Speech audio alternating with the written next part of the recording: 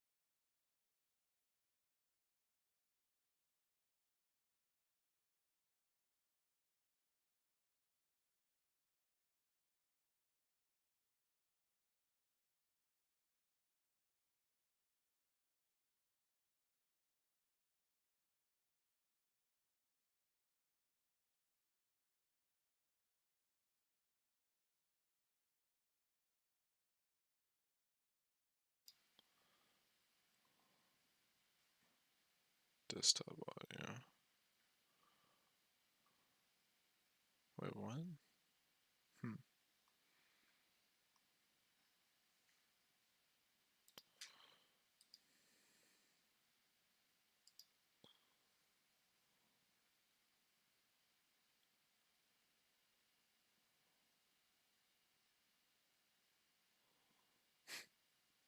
Okay. Looping.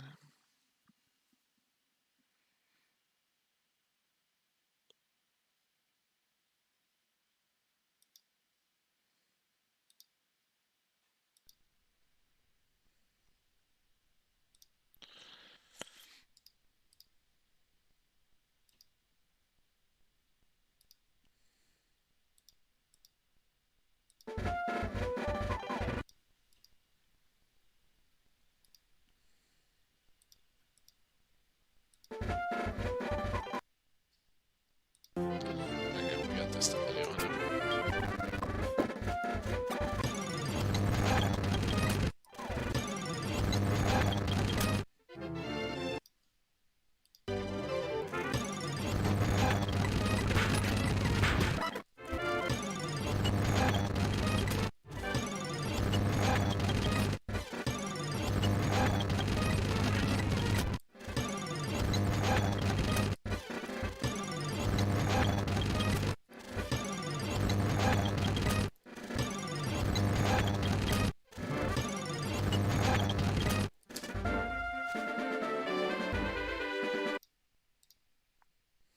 God, this sound sounds so bad.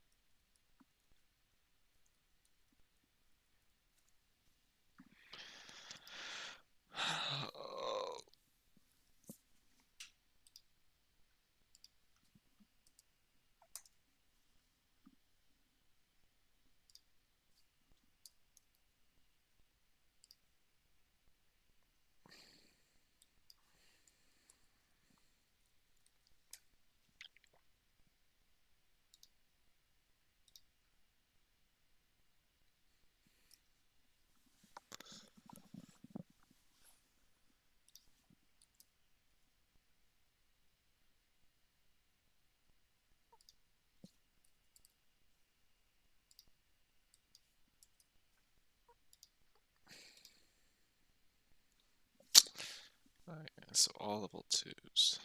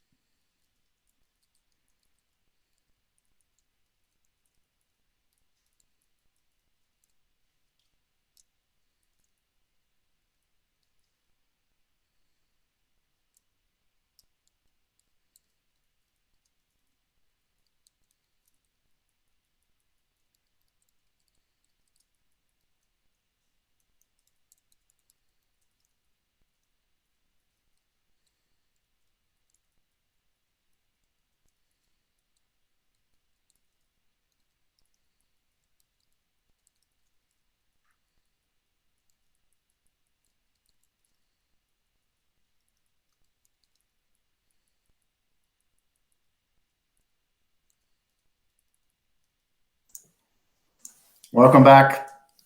We'll get this party started in 1 minute.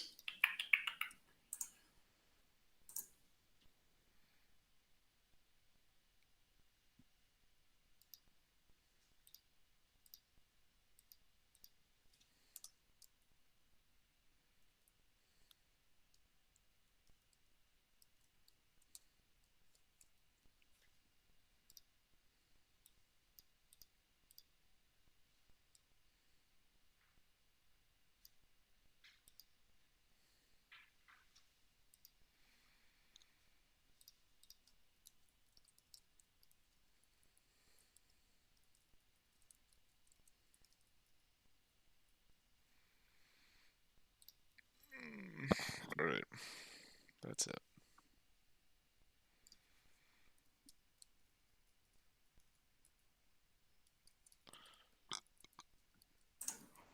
30 seconds.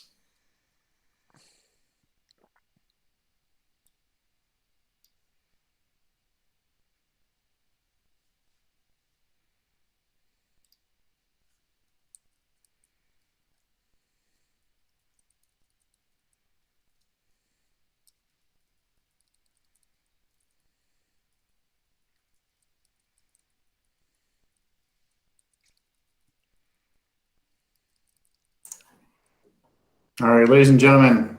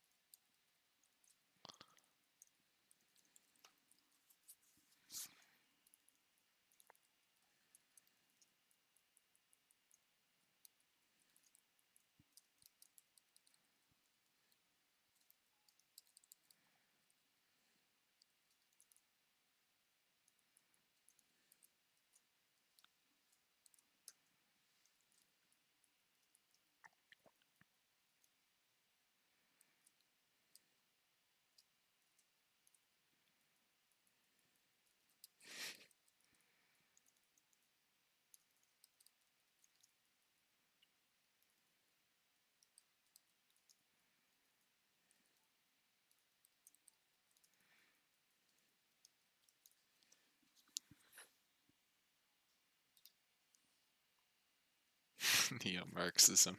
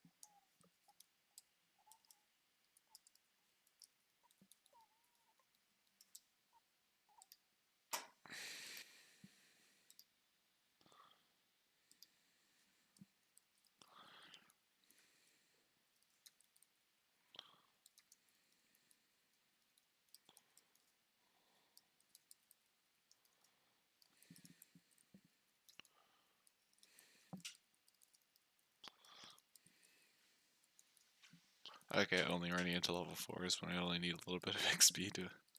It's cool.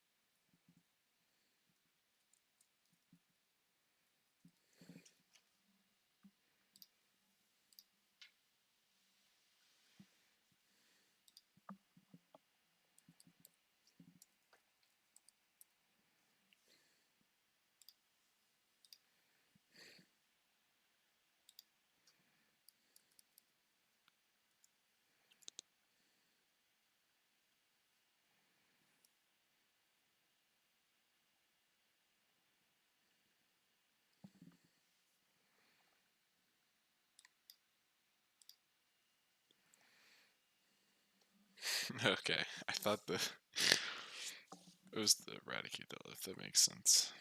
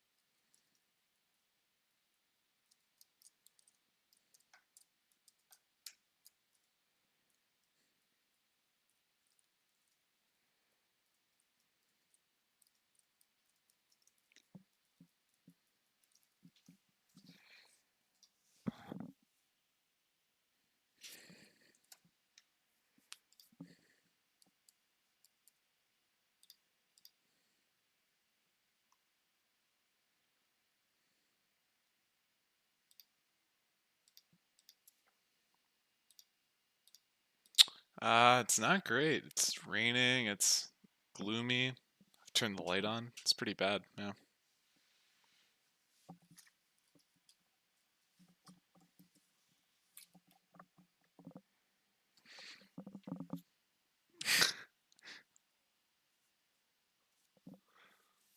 To weather. The best part is, and it's gonna be like this all day too, which is crummy.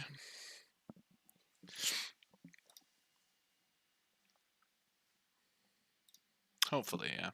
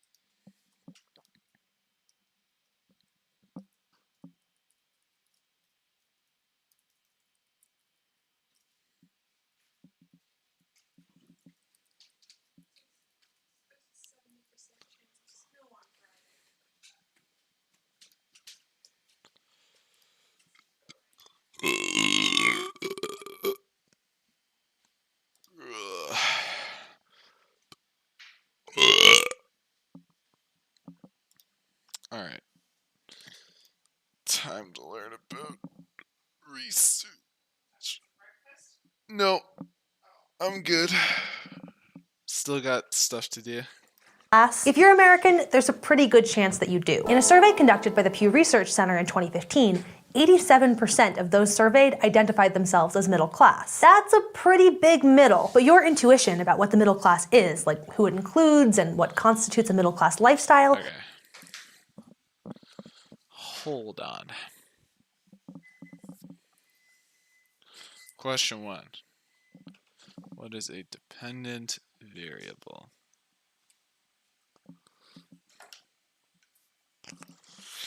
Probably isn't the full picture. And a lot of questions that sociologists try to answer are questions just like this, questions that you think you know the answer to already. Many a person has played the armchair sociologist at some point in their lives, spouting off about how they think society really works because of their own experience, or the experience of their friend's brother's roommate. We all do it, but having personal opinions about the world doesn't make you a sociologist. Sorry. This is where sociological research comes in. It helps us understand society's patterns even when they go against our intuitions. Rather than using our gut to answer questions, we use a research method, a systematic plan for gathering and analyzing observations about the world. This is where we're going to learn how to do sociology.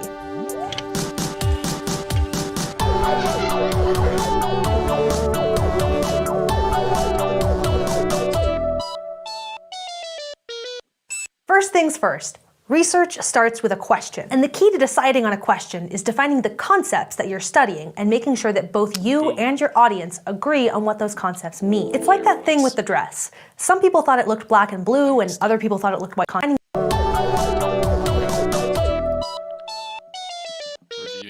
First things first. Research starts with a question, and the key to deciding on a question is defining the concepts that you're studying and making sure that both you and your audience agree on what those concepts mean. It's like that thing with the dress. Some people thought it looked black and blue, and other people thought it looked white and gold.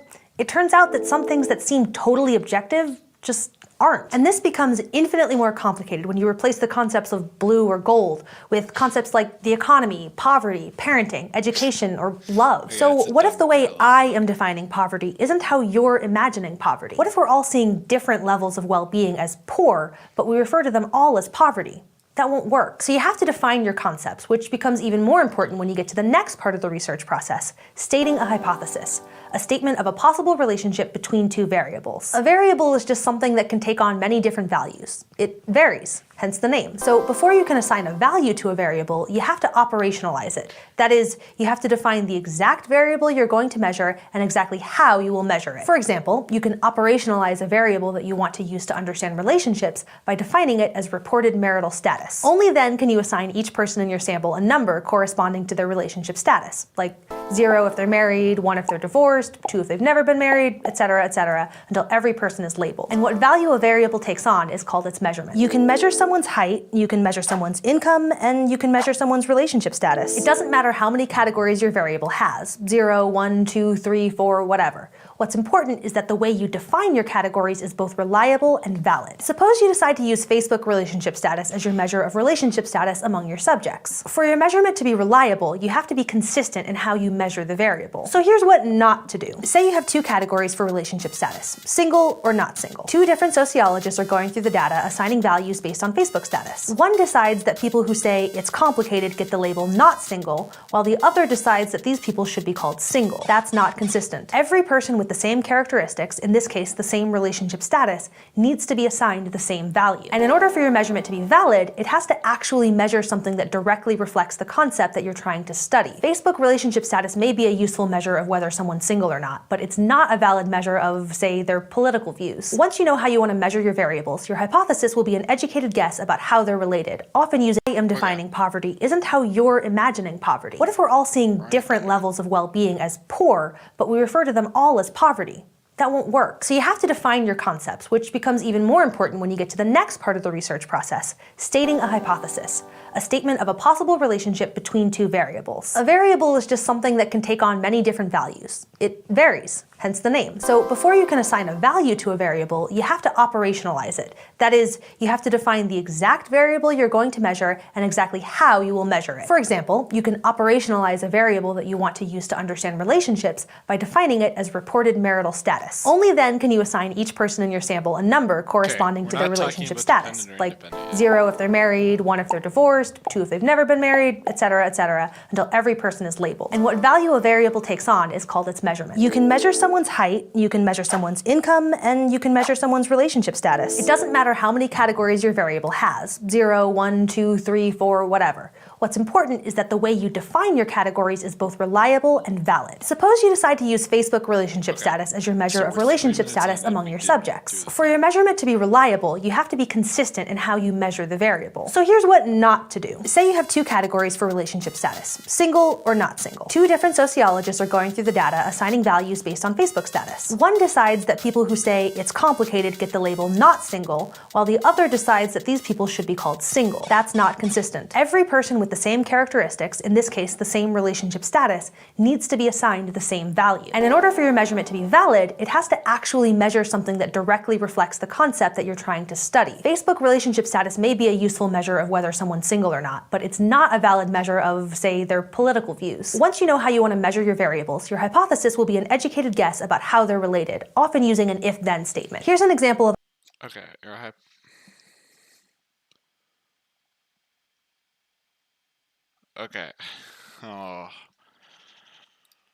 a hypothesis based on what I was talking about earlier. If someone lives in a city, then they are less likely to refer to themselves as middle class. In this case, geographic location is what we call the independent variable. It's the variable that we think is affecting the change in how people describe themselves. But you can... Okay, here we go.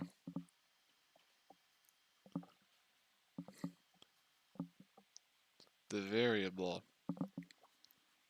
that we think is affecting the change in how people describe themselves. Cool. Hold up. Email check. Nope. Sag.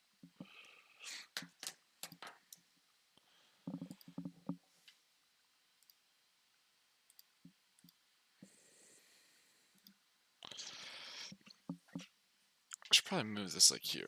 I should probably also open these. Let in a little bit of light. Wait, I don't like this. Do I? Nah, I think I should flip this back actually. Yeah, that's better. That's way better.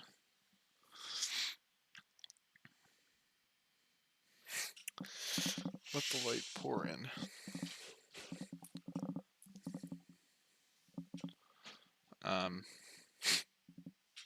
It's fine. Let's just leave it like that. delay can be set over such. You can also have variables that you believe are affected by changes in your independent variable. These are your dependent variables. Your hypothesis is that they change when the independent variable changes. But you have to be careful because correlation does not always equal causation. Correlation is what happens when two full variables. Your variables that you believe are we think is affecting the change in how people describe themselves. But you can also have variables that you believe are affected by changes in your independent variable. These are your dependent variables. Your hypothesis is that they change when the independent variable changes. The dependent.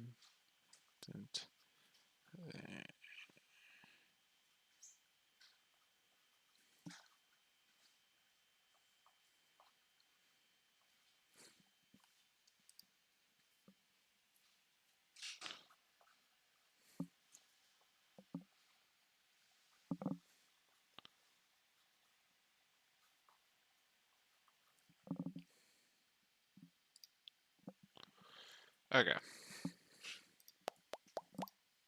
Changes. But you have to be careful because correlation does not always equal causation. Correlation is what happens when two variables move together. It can be easy to misinterpret a correlation to conclude that one thing causes the other when it really doesn't. For example, murder rates tend to be high when ice cream sales are high, but it's ridiculous to think that more ice cream causes more violence or vice versa. What's missing is a third variable. Actually, the reason that ice cream sales cause more murder is because they're actually directly related, alright? It's a huge issue. Because the ice cream trucks will run over the children. That's actually why it happens, you know? Heat. More people commit crimes during hot months, and more people buy ice cream then too. Okay, once you have your hypothesis and you know what types of variables you need to test it, you're at your next step, collecting your data. There are four main ways that sociologists collect data: experiments, surveys, participant observation, and existing resources. Experiments in sociology work much as they do in the natural sciences, just with humans as subjects instead of mice or atoms of beryllium. Let's go to the thought bubble to see a real-life example of how a sociology experiment works. In the 1990s, the US Department of Housing and Urban Development conducted an experiment known as the Moving to Opportunity Study. In it, social scientists randomly assigned low-income families into a control group or one of two experimental groups. One group was a control group, which means nothing was changed in their environments. This allowed for a comparison between them and the experimental groups. They received a housing voucher that allowed them to move to cheaper housing, often in a better neighborhood than they were currently in, if they wanted to. Then, a whole bunch of data was collected and is still being collected on many different short and long-term outcomes, including earnings, children's educations, and health outcomes. These outcomes are the experiment's dependent variables. So we have one independent variable, receiving the voucher or not, and a bunch of possible dependent variables like earnings, education, and health outcomes. In an experiment, if the change you predicted occurs for the experimental group but not for the control group, then your experiment supports your hypothesis. And in the HUD experiment, sociologists compared how the measures of well-being changed for the control group compared to those for the experimental group. One of the findings, those who received a voucher had better mental health outcomes,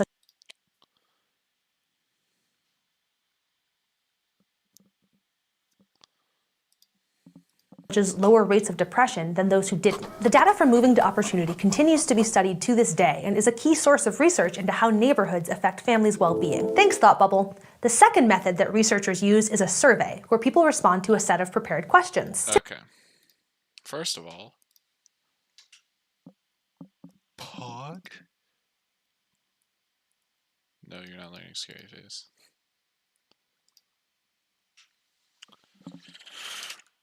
But we didn't define what a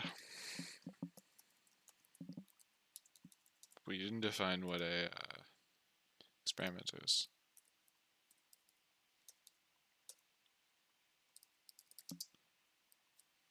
Experiment, no. Wait, why is it?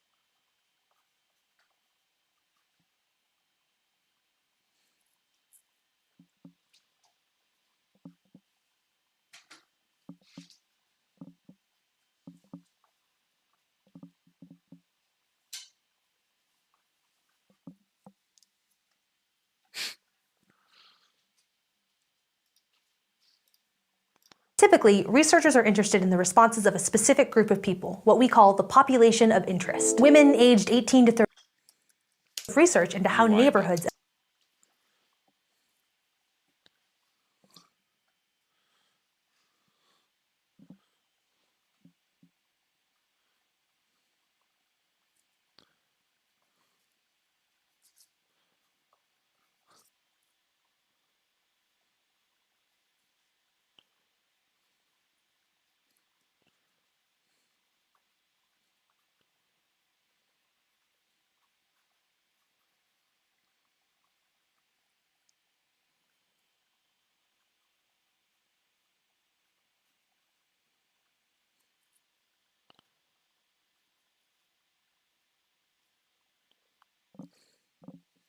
affect families' well-being. Thanks, Thought Bubble. The second method that researchers use is a survey, where people respond to a set of prepared questions. Typically, researchers are interested in the responses of a specific group of people, what we call the population of interest. Women aged 18 to 35, veterans, left-handed people, YouTubers.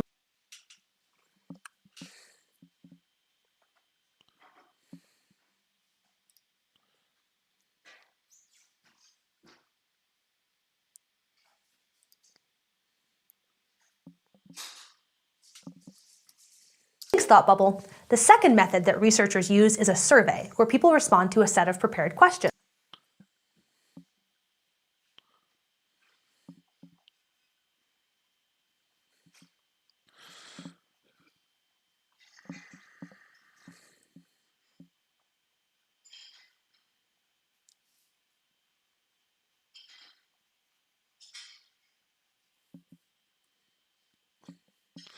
People responding to a set of prepared questions.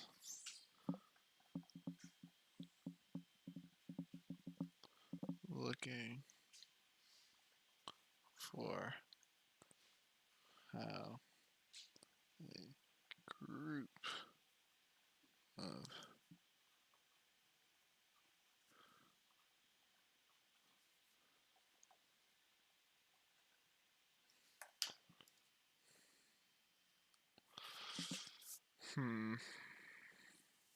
Man, the whole squad's just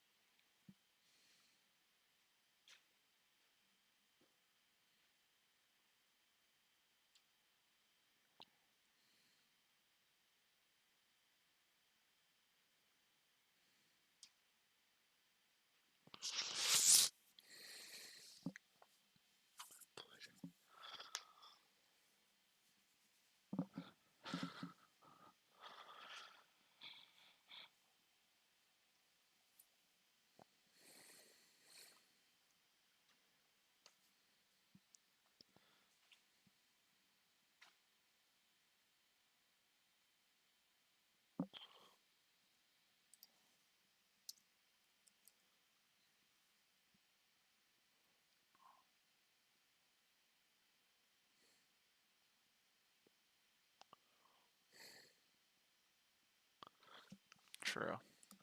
Okay. Typically, researchers are interested in the responses of a specific group of people, what we call the population of interest. Women aged 18 to 35, veterans, left-handed people, YouTubers, whoever your research question is about, this is your population. But it's unlikely you'll be able to of interest. Women aged 18 to 35, a specific group of people, what we call the population of interest. Women aged 18 to 35.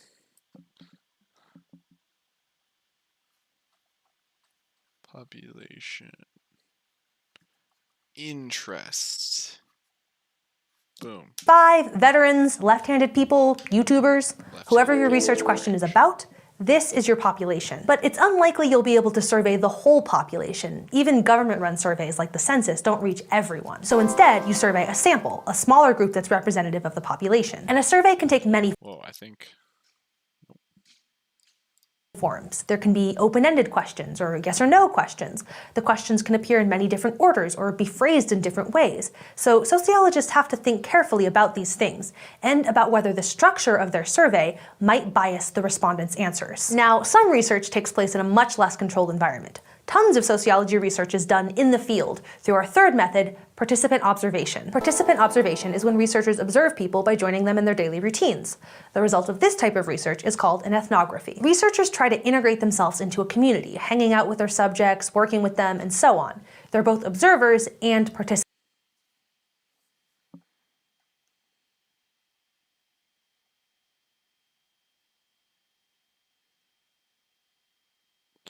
I'm not even gonna.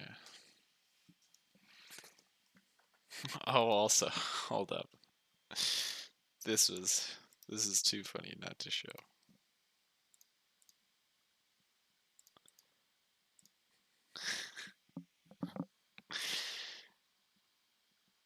Stream still. Oh wait, hold on.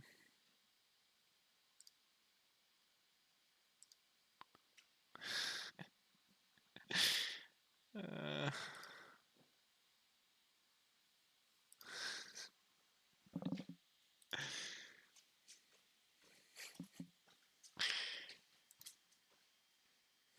Look at the comment. Here we go. Here's where it starts.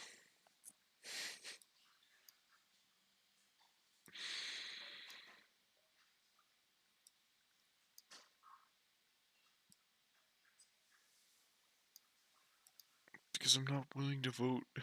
Because not willing to vote is voting in and of itself. If your counter is going to be the one can always void the ballot. Some who vote out of compulsory might vote for a party or person they knew nothing about that might win by a small margin. If you don't want to vote, you don't have to. That's all I'm saying. And then I hit him with, wait, I thought I posted the study. Wait, did I not?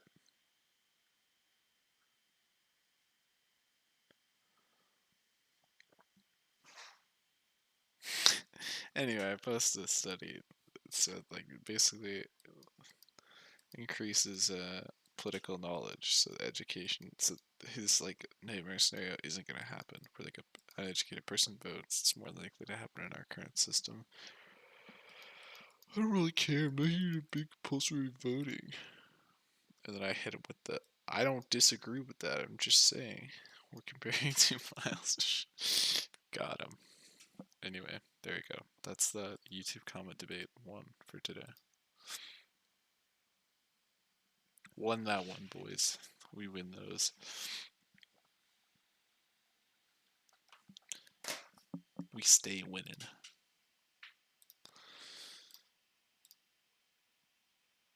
Back to the video. Participants. This type of data collection tends to be exploratory and descriptive. You're not trying to prove a specificity, hanging out with their subjects, working with them, and so on. They're both observers, and the takes place in a much less controlled environment. Tons of sociology research is done in the field through our third method, participant observation. Participant observation is when researchers observe people by joining them in their daily routine. When researchers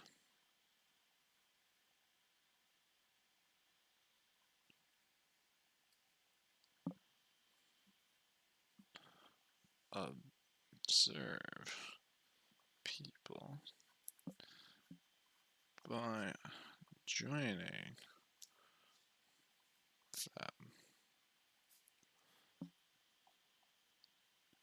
in their daily routine. Man, I feel like this wouldn't work at all. Like knowing someone's watching you, and like I feel like you would pretty quickly change your how you reacted. I feel like this is a pretty terrible way. There's no way people actually do this, right?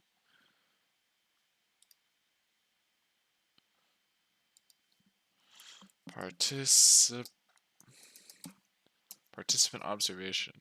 Like this can't be. Nobody actually does this, right?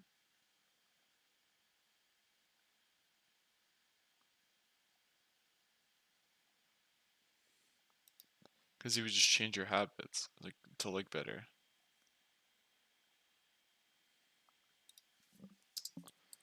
effectiveness. Like this can't be taken seriously, right?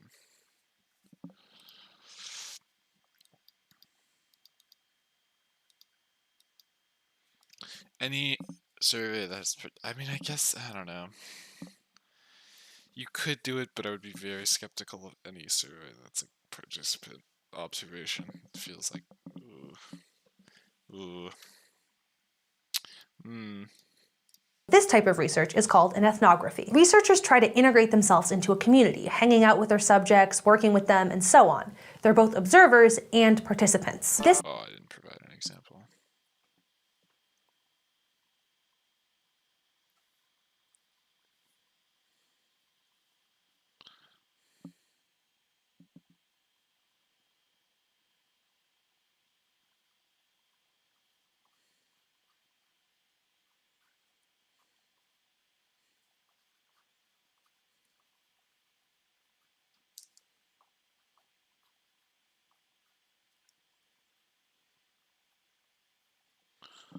This type of data collection tends to be exploratory. Researchers try to integrate themselves into a community, hanging out with their subjects, working with them, and so on. They're both observers and participants. This type of data collection tends to be exploratory and descriptive.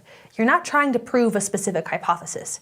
Instead, you're trying to understand the lifestyle of your subject. Some say that this type of research is too subjective, but a major benefit of doing fieldwork is that it lets you gain insights into people's behavior in the real world in a way that experiments won't. Take, for example, sociologist Alice Goffman's fieldwork in Philadelphia. She spent 6 years living in a low-income, crime-ridden neighborhood in West Philadelphia, where she befriended and lived with 2 young African-American men and documented the ways in which the criminal justice system intersected and disrupted the lives of them, their families, and other members of the neighborhood. The documentation of lived experience like that can provide insights that you just couldn't. Okay.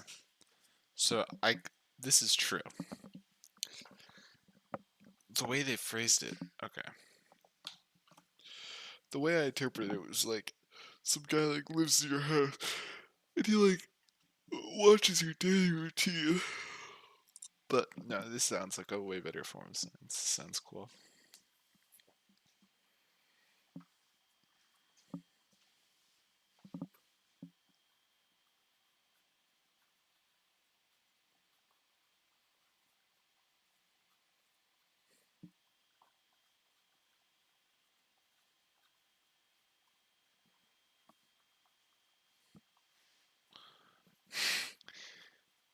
Also, 6 years. Oh my god.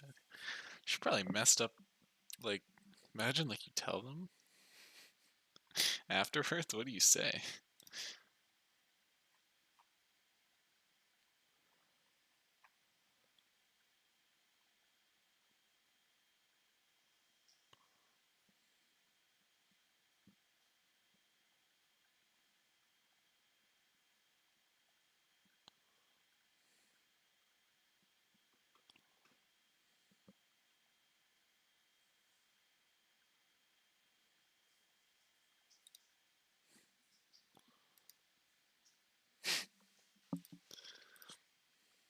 Get simply from looking at statistics. Now, there's one thing that's important to note about these 3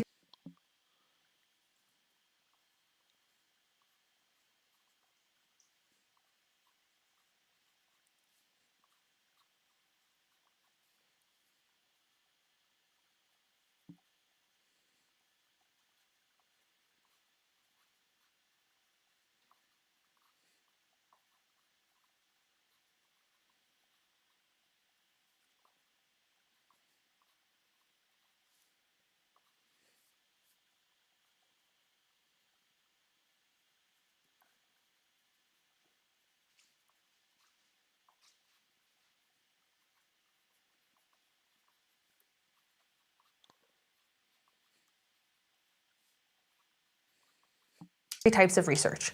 When researchers interact with their subjects, whether it's through an experiment, an interview, or participant observation, they have to take seriously the ethics of their research. Sociologists are answerable to an institutional review board, which ensures that all researchers take the privacy and well-being of their subjects into consideration when they design their research methods. For example, informed consent of the subject is a must. This means that your subjects must know you're observing them and must be made aware of any risks that they take by being a part of your study. Not all research methods require you to interact with your subjects, though, or even collect your own data. Many sociologists analyze existing sources of data collected by others. The most common of these sources is government agencies, which collect statistics on income, health, education, employment, marriage, fertility. Hold on.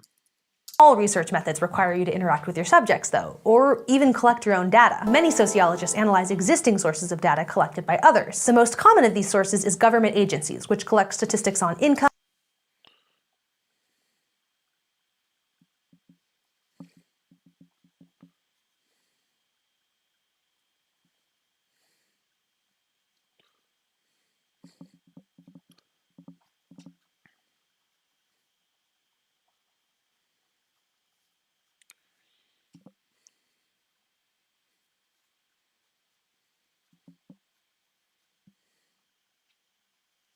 Health, education, employment, marriage.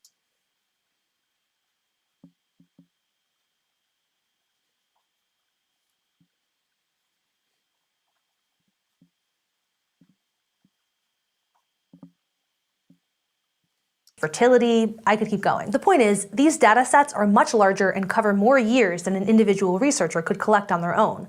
Plus, it saves time and money for the researcher. Once you've collected your data using one of these methods, the final step is turning that data into information that helps answer your question of interest. You can do this in two ways, through inductive or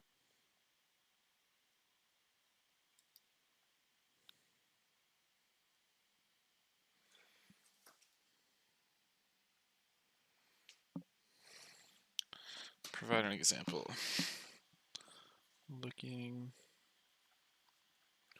through already.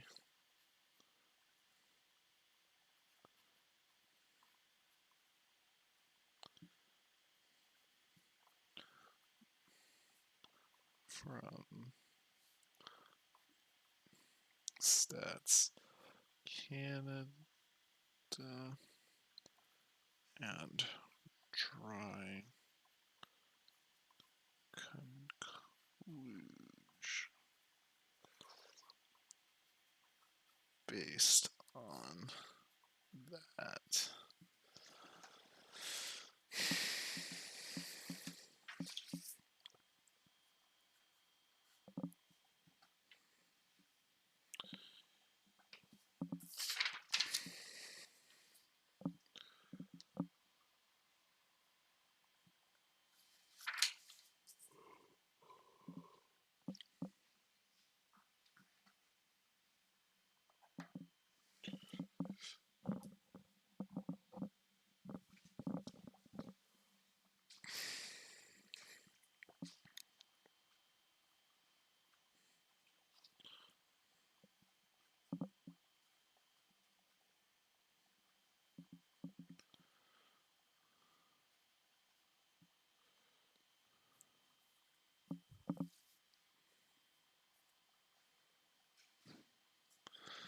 So a probe an experiment would be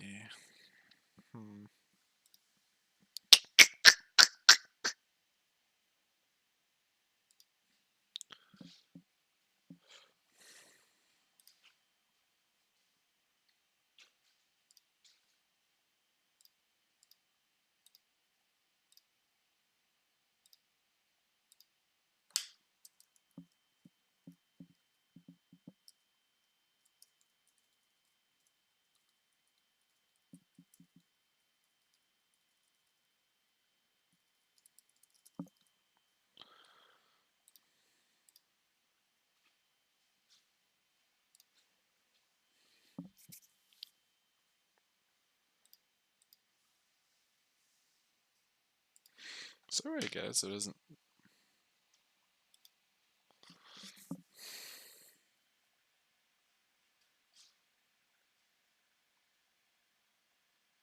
Oh, pause in background. There you go.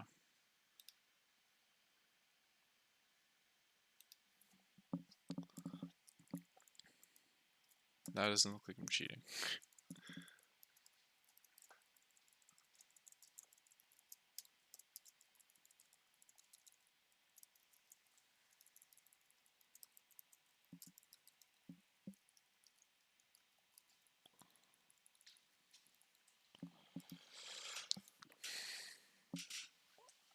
pros and cons of each research method. So I guess a good pro experiment is it's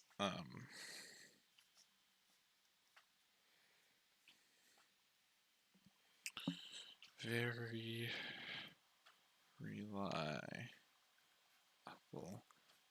data that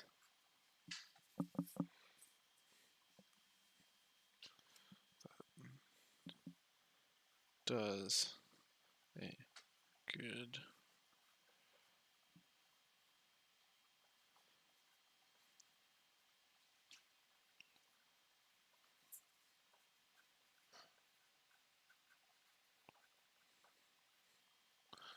and then a con would be that very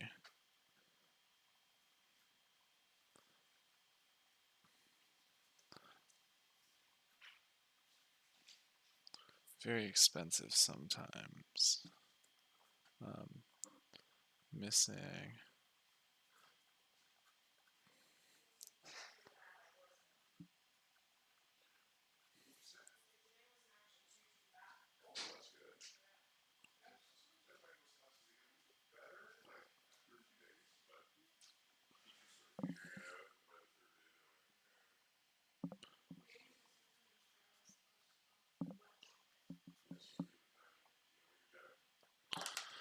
wake up in the morning, I got murder on my mind.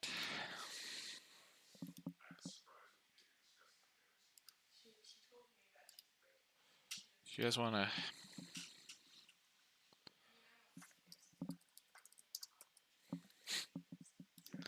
We gotta do it.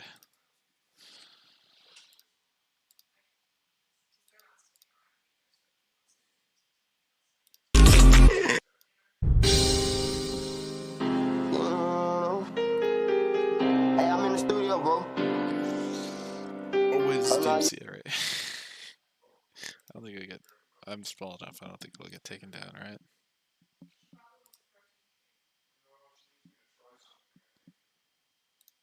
Fine, we'll do this. This is the safe method.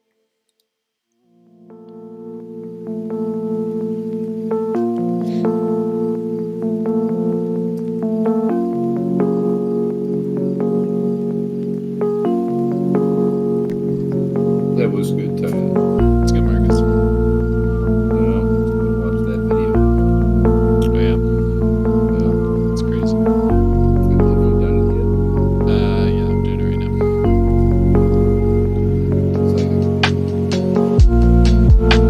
I ain't gonna lie. I woke up at like 8:10 because we were playing Jackbox, and then I was like, I don't know if I could do another one. Leaves like, one more Jackbox round. I'm like, come on, just another one. Yeah, I know. We were playing Jackbox, and he like, wait, so he hit you with one more after we did the one more?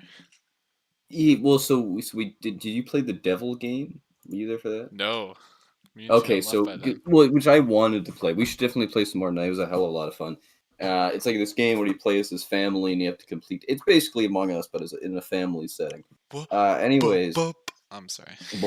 yeah. So Liam's like one more. So we played the Dell game, which I wanted to, and then Liam's like one more, and then I was sitting there like debating for a little bit. I was like, Run it back, Turbo. Anyways, I woke up like kind of right on time, joined class. I was a few minutes late, whatever, and then at like 8:40, I just took it. I just fell asleep. I took it. I don't know what happened from like 8:40 to like 9:05. It was a Nothing. quick power nap. Don't worry. Yeah, I woke up at like 8:20. I was late. Yeah, no, I was like, oh wait, Brandon's not here. Hold I on. was like, these darn people in my house that are always on the internet. Darn them. I couldn't get on. The internet wasn't connecting. Hey, I believed you. Yeah. Well, I would have believed you, but I knew you were up like till like 12:30 last night playing Jackbox, so I don't know if I truly believe you, but Yeah. Yeah. it was worth it. Oh yeah, definitely worth it for sure.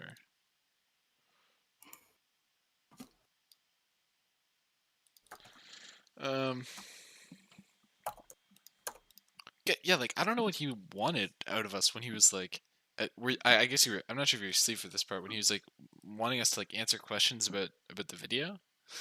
Yeah, Like which it was literally was just like it was a video about like something that was true, like or I guess it's like kind of a theory, but like not really. Like it's pretty well accepted. And he's like, so what did you think about that? Like I don't know. Like what's 2 + 2? Like what are my thoughts on that? I don't know. It's like it's correct, it's probably most correct. likely correct. Yeah. Yeah, like what do you want me to say? Like there's nothing left to say. What is sociology? Like you just gave us a definition of what sociology is. Like so, what are your thoughts on the video? Like I don't know, dog. It seems cool. I like. What do you want me to say? I don't know. It's whatever. Yeah. I don't know. I like Torley's class, but at the same time, like, yeah, you know what? I like Twilight. I don't know. He's a cool guy. I like Torley as a dude. He's a Oh great guy. yeah.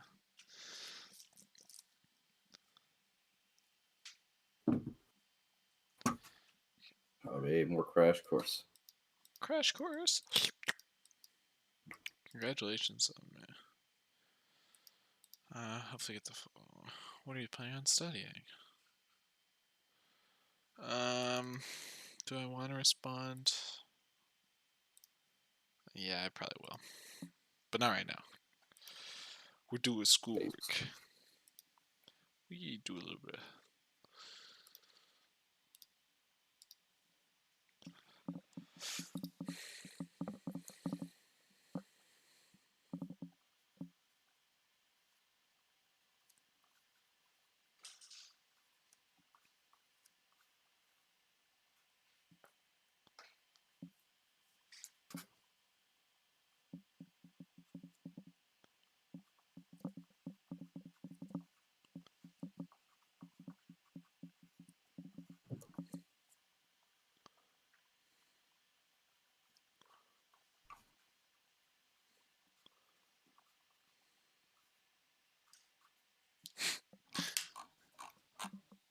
There's one part of the video that's really good. It's like they're talking about I think it's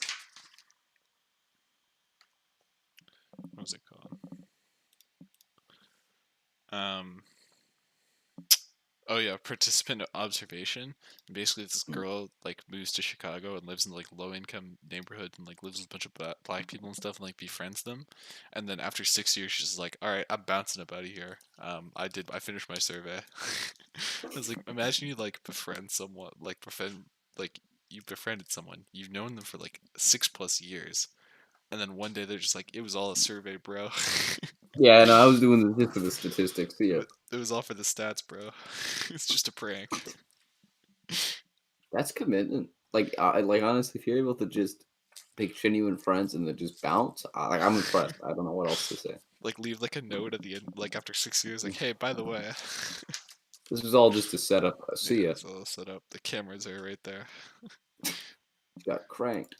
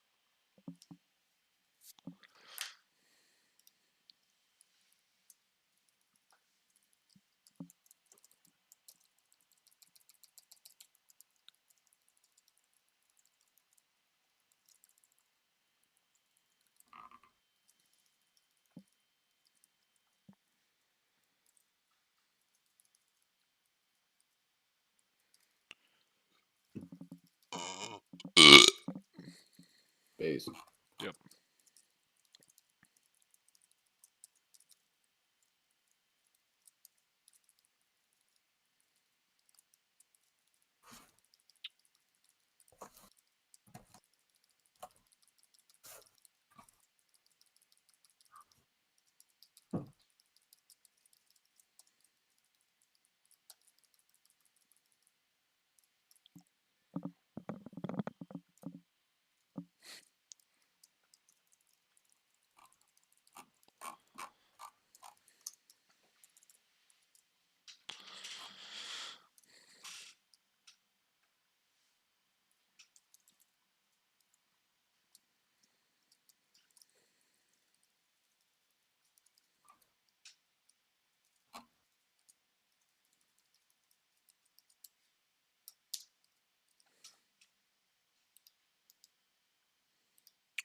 Alright.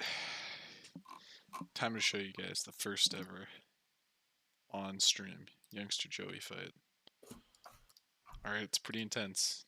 You're gonna have to hold your hats for this one, right? It's pretty wild. I guess it's not Youngster. Youngster Mikey is his name. Very intense fight. Not sure if he would be able to.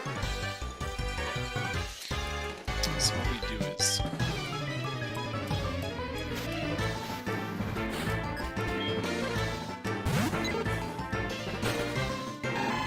out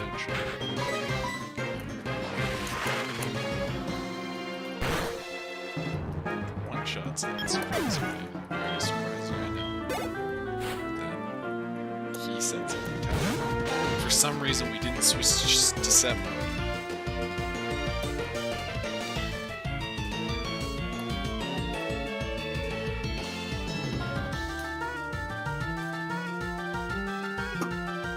Why is it not in switch mode?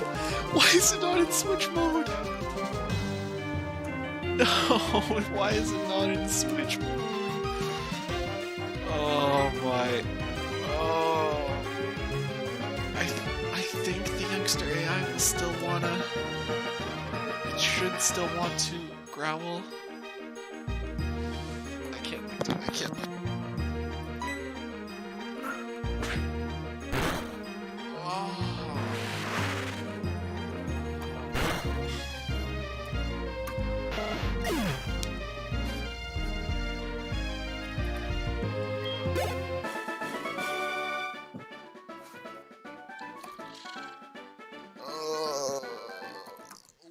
Why was it in switch mode?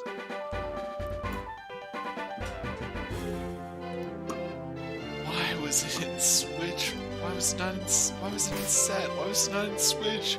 Why did I even lead Chomper? I thought it was I was trying to be funny. I was trying to. How did I just lose to the Youngster? I don't even know what to say right now. I'm lost for words. Well, I actually do know what to say. It's called load the save. Go down here. Apparently. Changes the set. Shift, confirm it. Then actually save the state. Then save the game. Then reset the game. Then change your BST info. I can't do this, dude. This is such a garbage game.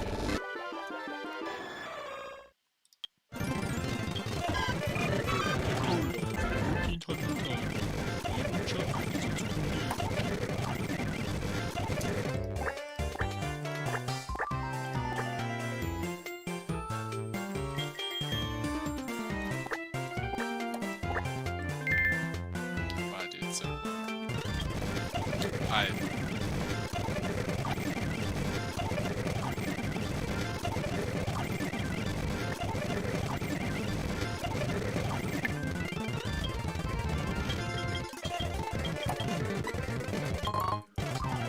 wow, those pushes are so helpful.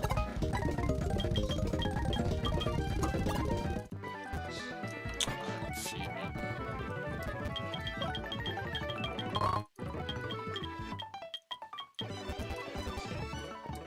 It's like, man, attempt 4. We're already getting a good attempt. This is crazy, dude.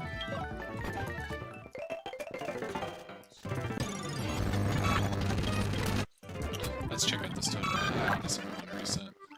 Speed, don't care. That's fine. That's whatever. Worse things.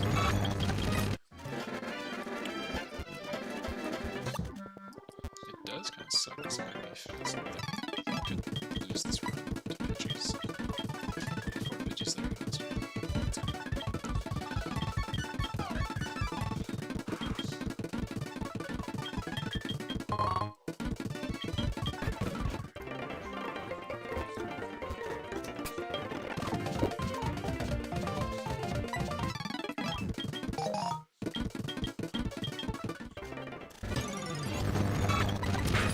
help.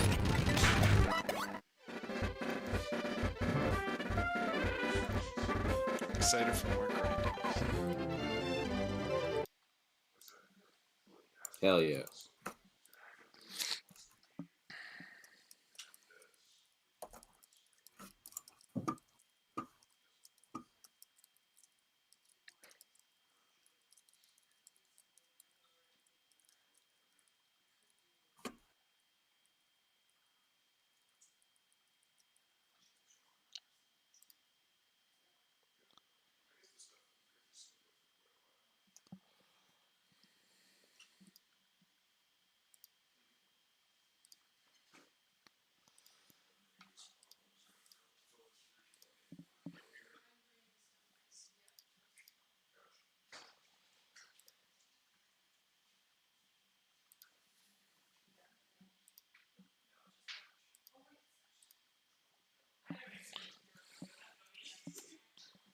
Just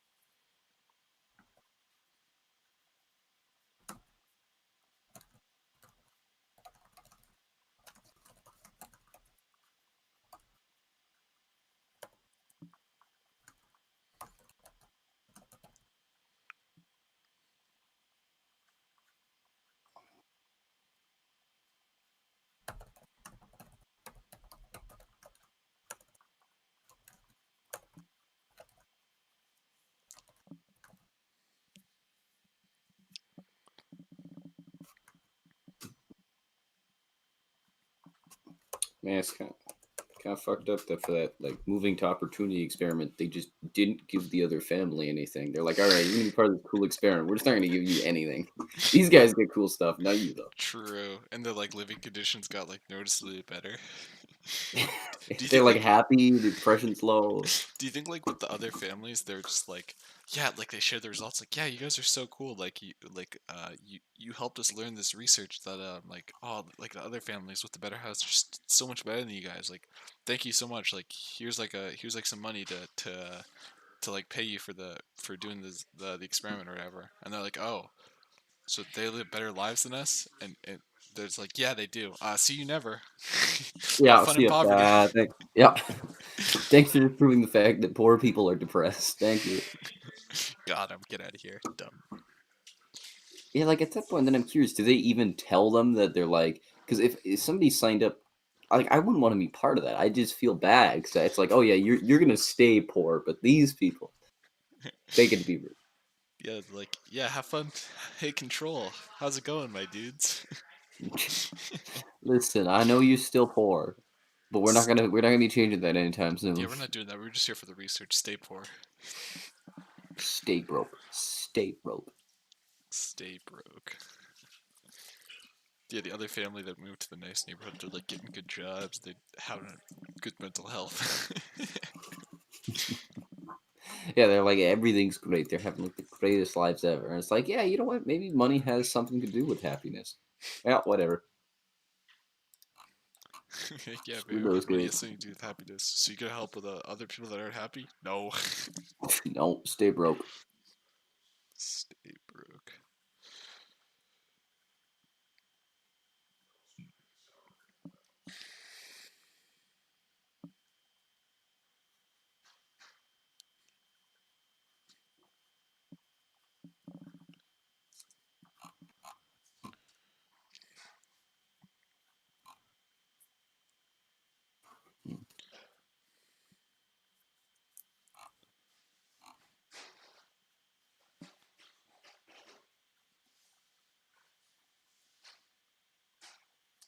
Man, the issue with my Steam is now I only get recommended like very low quality porn games. And I'm just, God, I love your Steam.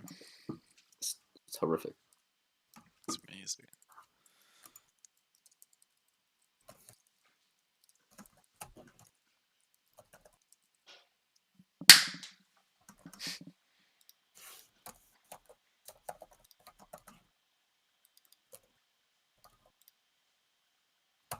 Oh, I knew that would mess it up too.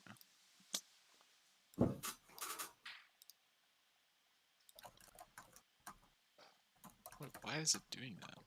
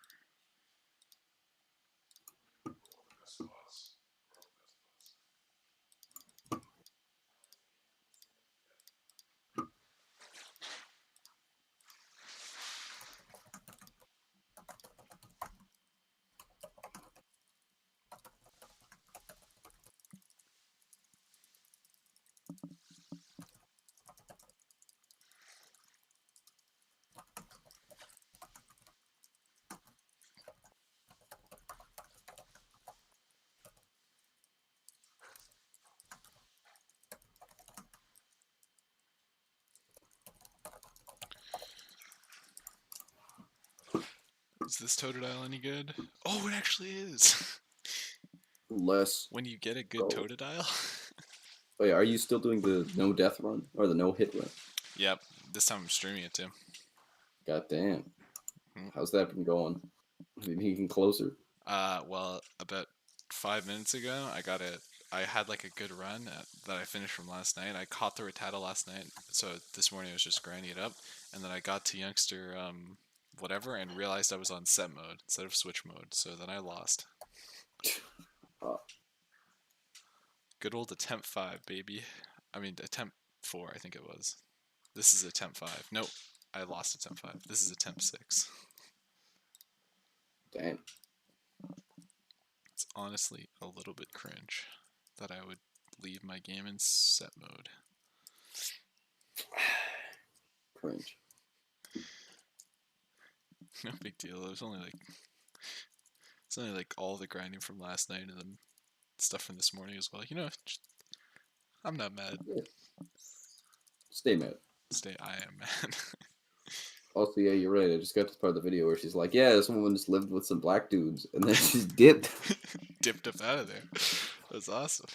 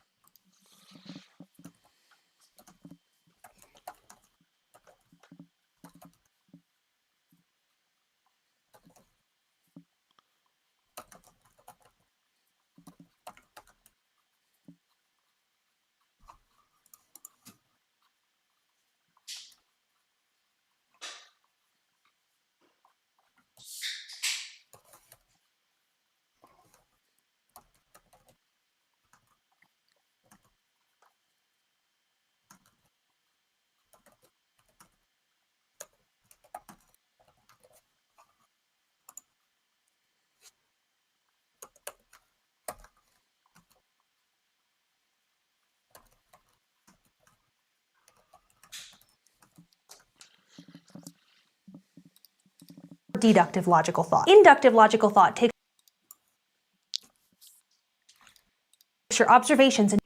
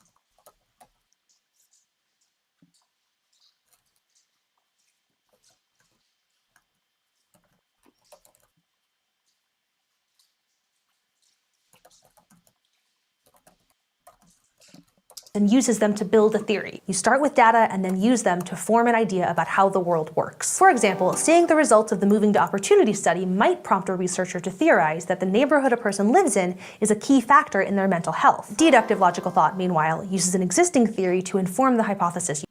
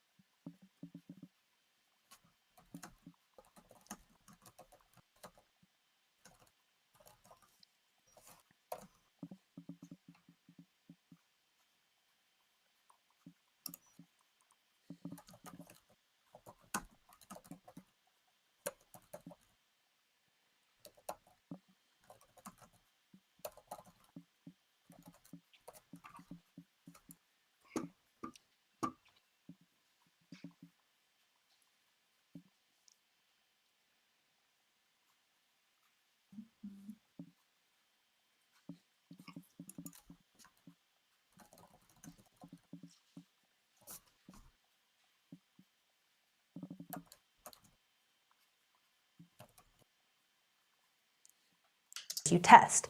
In this case, you start with a theory and you collect data that allows you to test the theory. Theories about the relationship between where you live and your child's well-being is part of what prompted the government to not just collect data on the heads of household in the HUD study, but also on their children. And these two types of reasoning are... Okay, you know what that means. Bouncing up out of here. Boop. And text channel back on. Whoop. Oh, and would you look at this? Desktop audio. That's muted. Get it out of here. I'll let you listen to me though. You can keep that. Keep that and be happy.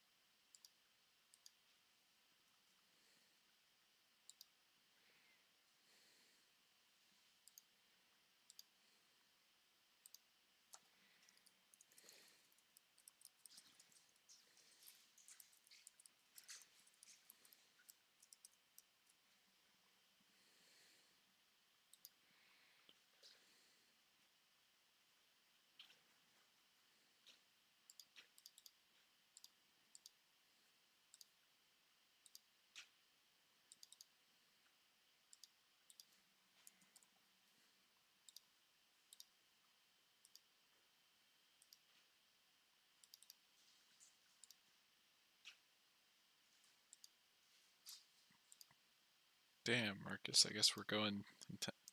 I guess we're going in 10 minutes. Swag. We do the.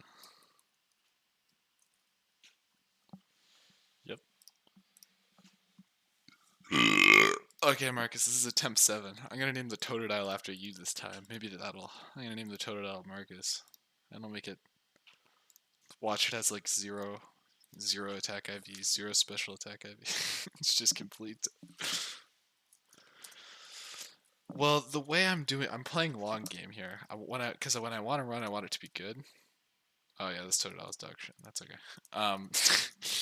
So like, I Cynic has quick attack, which would mean I wouldn't have to catch the Rattata at the start, but it means I would have to catch a Pokemon to use Surf at some point, which is a gamble. So I'd rather take the gamble like early on and have like a lower chance and just keep resetting than I would like take a gamble like midway through the game and potentially lose it all. Yeah, exactly. Which there's going to be a lot of attempts, but at least, it'll be over quickly. Like I won't lose many runs like midway through the game. That's like not really that's like luck based. It should all be my fault if I mess up. That's sort of the goal.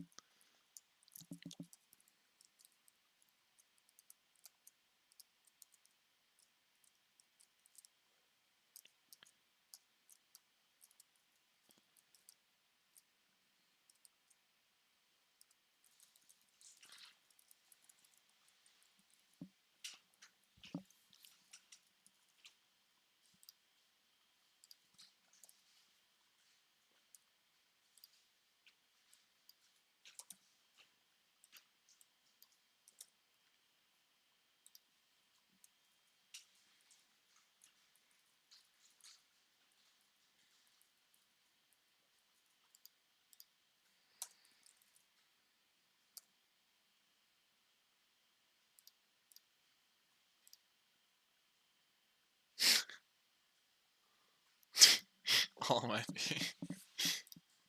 Yeah, good point.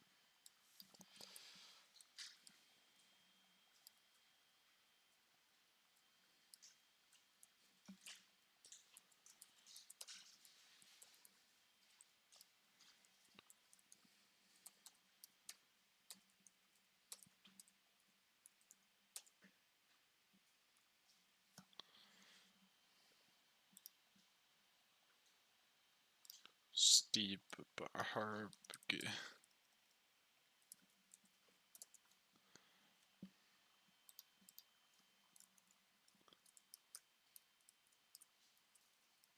Thumb down.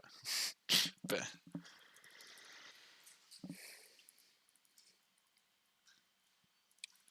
They're getting dapped. They are getting slapped up.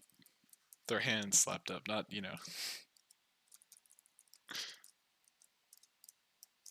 get.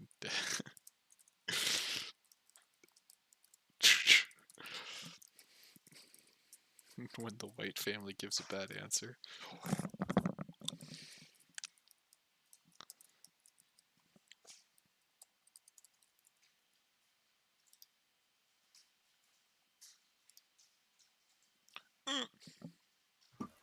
How far in the video are you?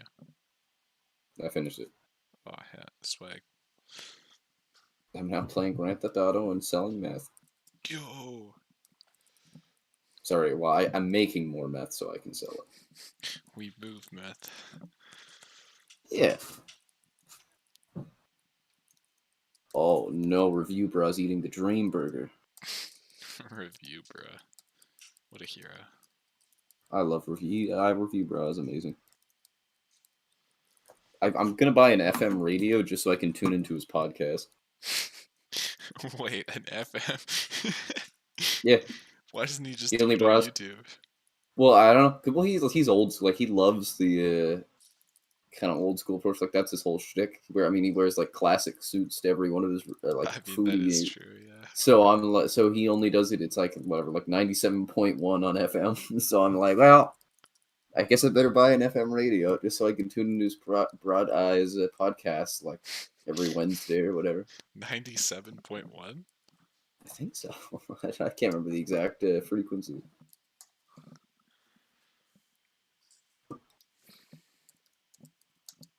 Where does he live? I don't know. I don't really know. I'm sure I could find it because he was. I remember he was stalked for a while. Oh, he lives in the U.S. I hope he doesn't live. Oh, he lives in Florida. Yeah, you're not picking up his radio anytime soon. Nah, I'll get it. I, I, Trust me. I don't think you will. I'm pretty sure you're just gonna get some random station in like Belleville. I'll get it. I will get it. I just need a really big tower. It'll pick up all the signals, so you'll just get blasted. I'm from sure here there's to the somewhere Mississippi. that I can get some. Yeah, I can get like some Mississippi frequencies. I don't know if there's any like radio towers nearby that I can borrow, but every Wednesday. But I'm sure I can pick up for something. Or maybe people just record them and I can just, That's true. listen to it online. But I want to be there when I want to listen to them on the shitty radio quality.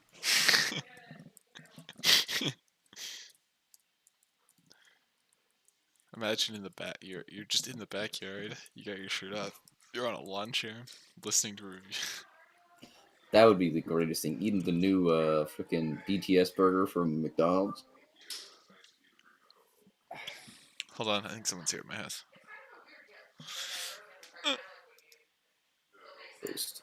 Okay, give me a sec. I'm gonna go check this up.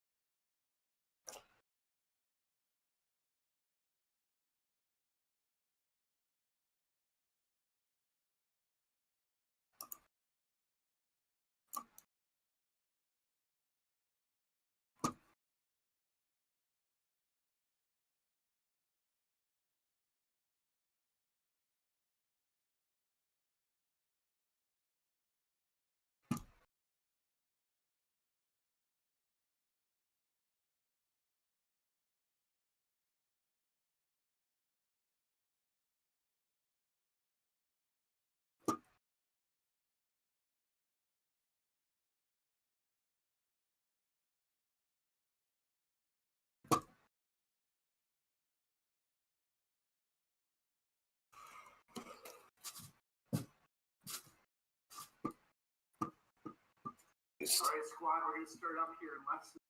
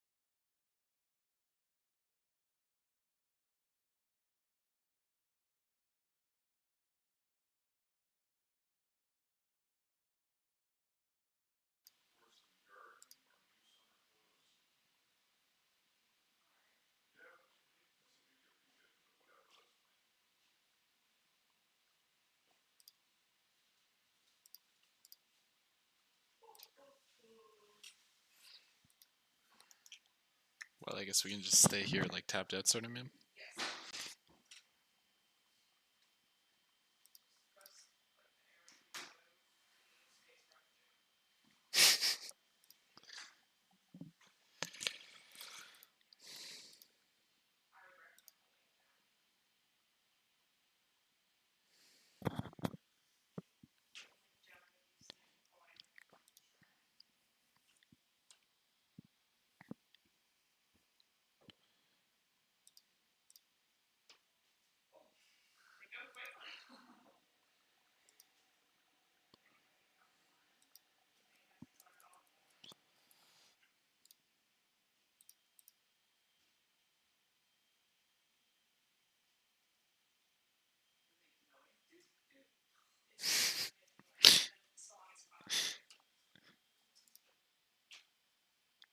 Twilicht's gonna mute himself. He's being cringe.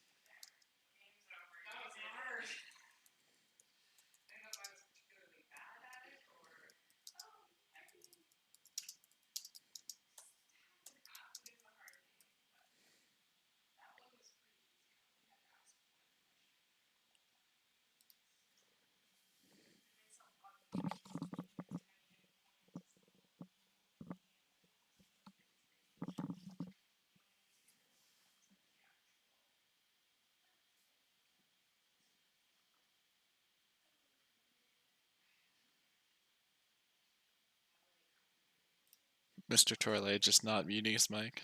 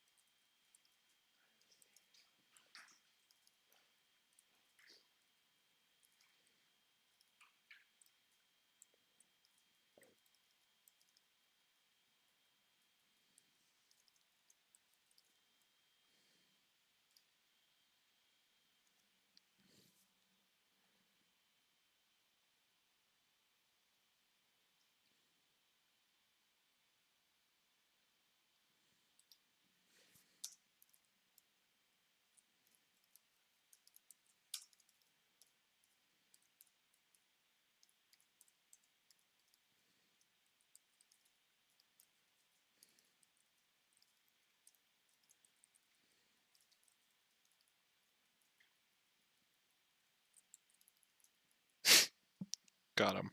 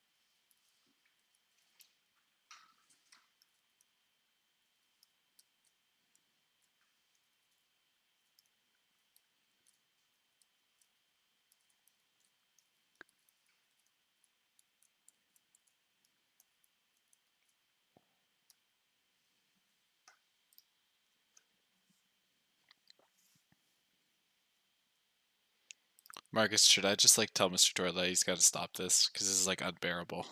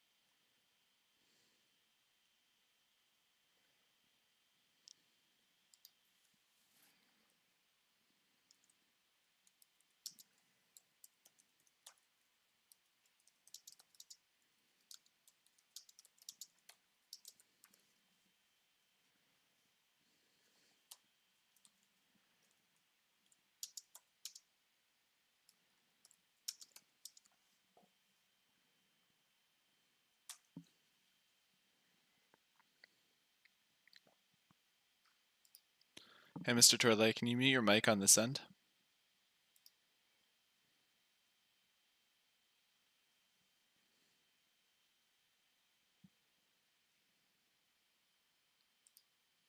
I got him, Marcus. Got him.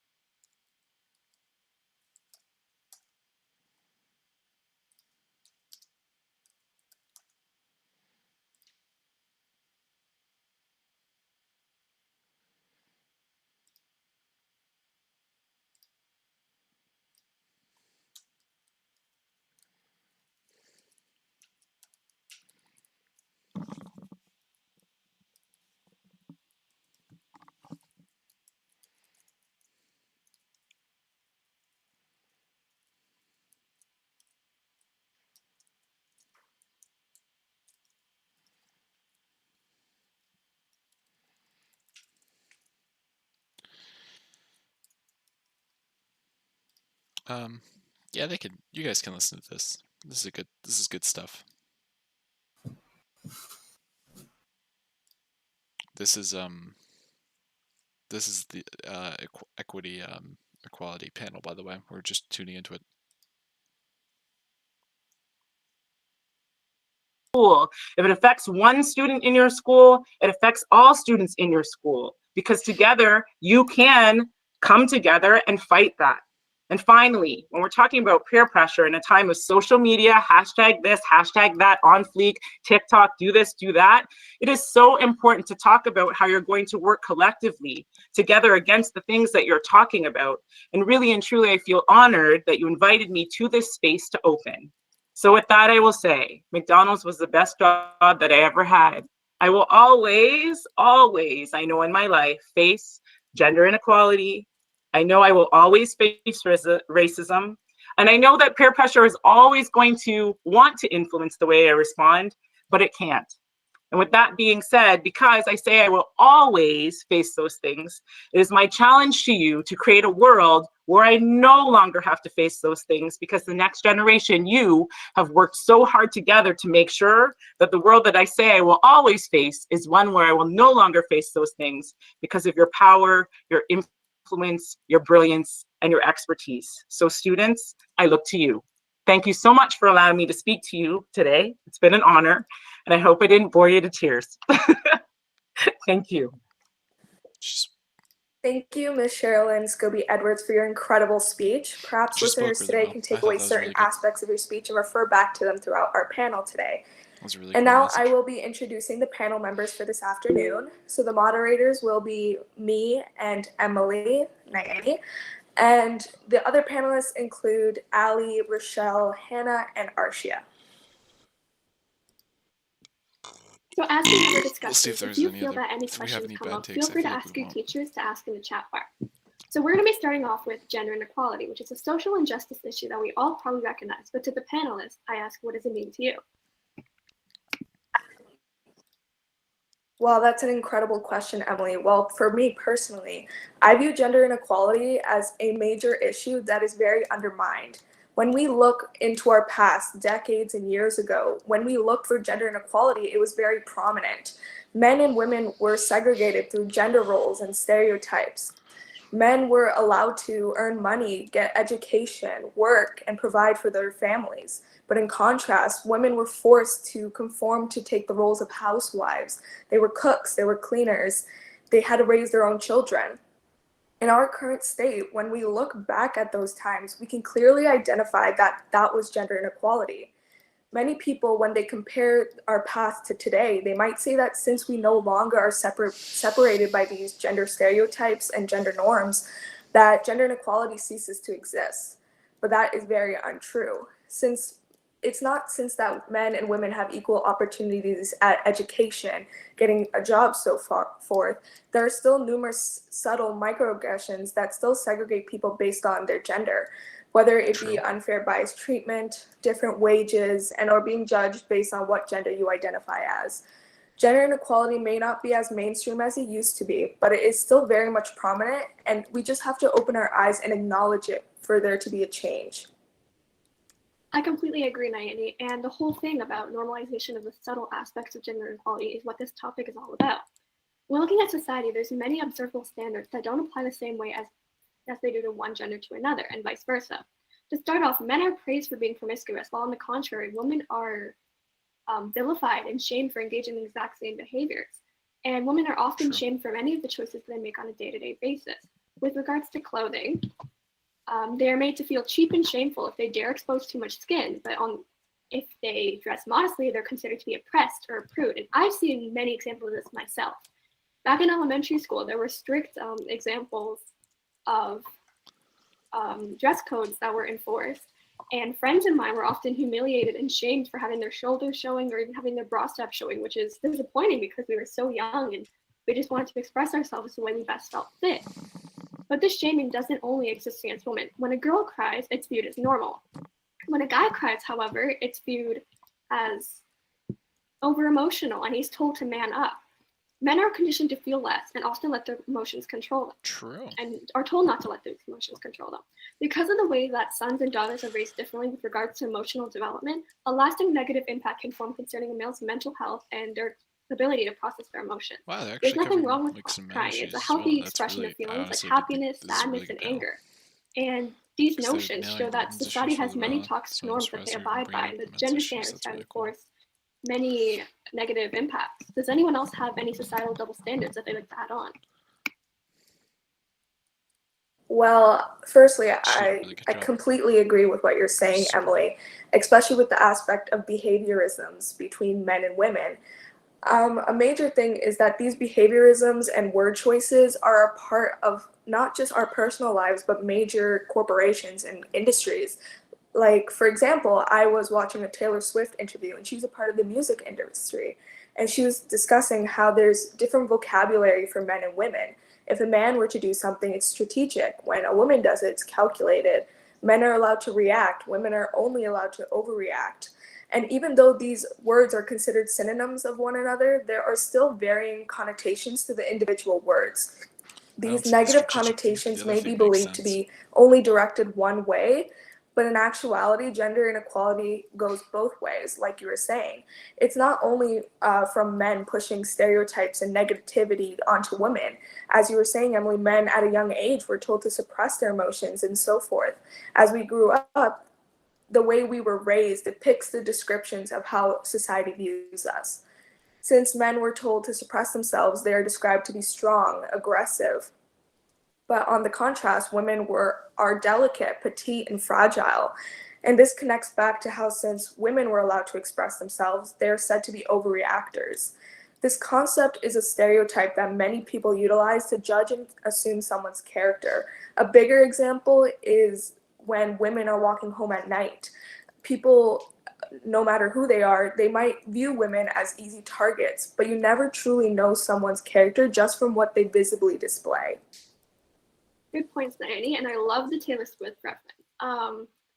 It's true what you were saying, that synonyms and alternate words have such different meanings Which is and fine. can be portrayed so differently according to different people and what it is they stand for. I like your examples. These preconceived standards are incredibly prominent in society today. And to add to this even further, people tend to embarrass a person or group by degrading them and drawing attention to what their supposed flaw is. Individuals are often shamed for who they identify as, their gender identity, pronoun choice, and sexual orientation, or essentially what makes them them and what makes them happy. This judgment is further seen in cases of abortion, which I know is one of the most disputable topics discussed globally. Women are shamed for getting abortions or being pro-choice, which I see many misconceptions about. Being pro-choice is not being pro-abortion, but instead being pro-freedom to choose. It's supporting It's supporting a woman's right to do whatever she sees fit for her body, regardless of the reason why. It's important to consider that what might work for one individual may not work for another, and that's completely okay, and anything is valid. Absolute So hero. moving on, gender inequality is also visible through the wage gap. What exactly is that? Well, the gender wage gap is the average difference between the payment for men and women who are working. Women are generally, and in most cases, considered to be paid less than men. Many people believe that we're all paid equally, especially in the society that we live in currently, and that this gender wage gap is a thing of the past. Yeah, exactly. I agree. And contrary to popular belief, the gender pay gap isn't a myth, and it affects so many women worldwide. To expand on what you were saying, I mean, according to Statistics Canada, the average full-time working woman earns 75 cents for every dollar earned by her male counterpart, which indicates a 25% gap. And I often hear the counter-arguments putting experience and education into consideration, but even after accounting for these factors, the gender gap continues to persist. I mean, one of my best friends, she works at Starbucks with one of her cousins, and they've worked for the same amount of time. They are the same age, they have the same experience, but he earns more than her. And this is very disheartening to hear. When my friend told me about this, I was disappointed because no matter how hard you work and how hard you try, fundamentally you are viewed as lesser than because of the systemic discrimination. From a statistical viewpoint, experience and education-wise, women who graduate with a bachelor's degree earn an average of $69,000 annually, while men who graduate with the same bachelor's degree earn an average of $90,000 annually. Knowing this, it shouldn't be surprising at all that the highest paid 10% of women in Ontario still earn 37% less than the highest 10% of men. I've also seen the argument that the pay gap exists because of women's personal choices. However, the reality is the wage gap exists because of systemic discrimination against women. Many people aren't even aware of their unconscious biases that form these decisions in the workplace. Because of caregiving absences and pregnancy, women do not get as many promotions or salary increases as their counterparts. In fact, I've heard that earnings are even reported to drop after childbirth, which becomes a very big barrier because of the lack of workplace flexibility. I myself, it's very shocking to me that one day I might choose to have a family of my own, and I would not want all my education, everything I work towards, be treated as if it is not as much because I'm taking an absence for the sake of a family, something that many women go through. It's simply disappointing to hear about, and I really hope that change can be induced. I completely connect with what you're saying, Emily, knowing that in the future I will potentially not be receiving the same compensation and respect for my dedication and hard work as my male colleagues and peers may receive is very disappointing.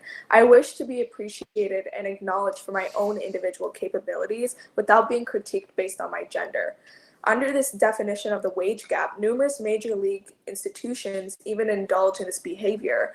Like, for example, between the NBA and WNBA, these major league sport industries that many people support and watch on a daily basis. They play the same sport and show off similar techniques, skills, and hard work, but yet NBA players reached up to $7.32 million in compensation, while the WNBA get paid less than $80,000 averagely. It is clear that gender inequality affects all of our lives. It may be discrete at the moment, but potentially may be a huge factor of our lives in the future. And so one may ask, how can this wage gap be eliminated? Well, I mean, there are many ways that we can push for this wage gap to be eliminated. We can make closing the gap a human rights priority. We can also help push for the need to provide affordable but good quality healthcare and universal childcare for women. Passing better paid sick day leaves and medical leave legislation would definitely be a big help for expecting mothers. True. And also, we should implement fair scheduling practices so that these demotions and salary decreases don't suffer because of pregnancies and child-giving necessities.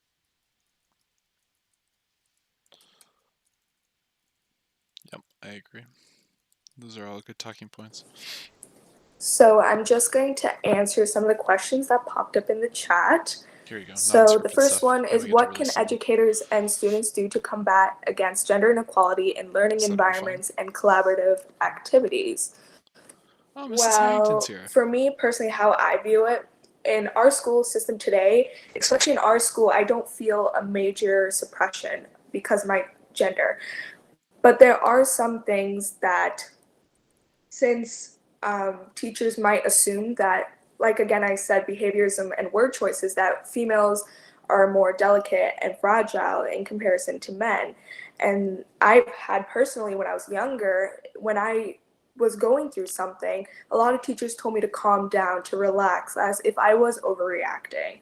And it's more just taking things with a lighter note and trying to make sure that if you're treating a male student, you're treating the same for the female student. You're giving same opportunities and treating them equally. Do the other panelists have anything on to add? I can answer the next question. The next question posed was, if women are able to be paid less, why don't they only hire women to save on labor costs? And honestly, many companies do hire based on who they think suits the qualifications best. Able to. But there's also this preconceived notion that men are who pay for their family. Men go to work and they go through their job and do their daily activities to provide for their family and to support them. And women are kind of seen as the second fund, not as primary. So people will probably hire men so that they can do this for their families without even realizing that they're doing so.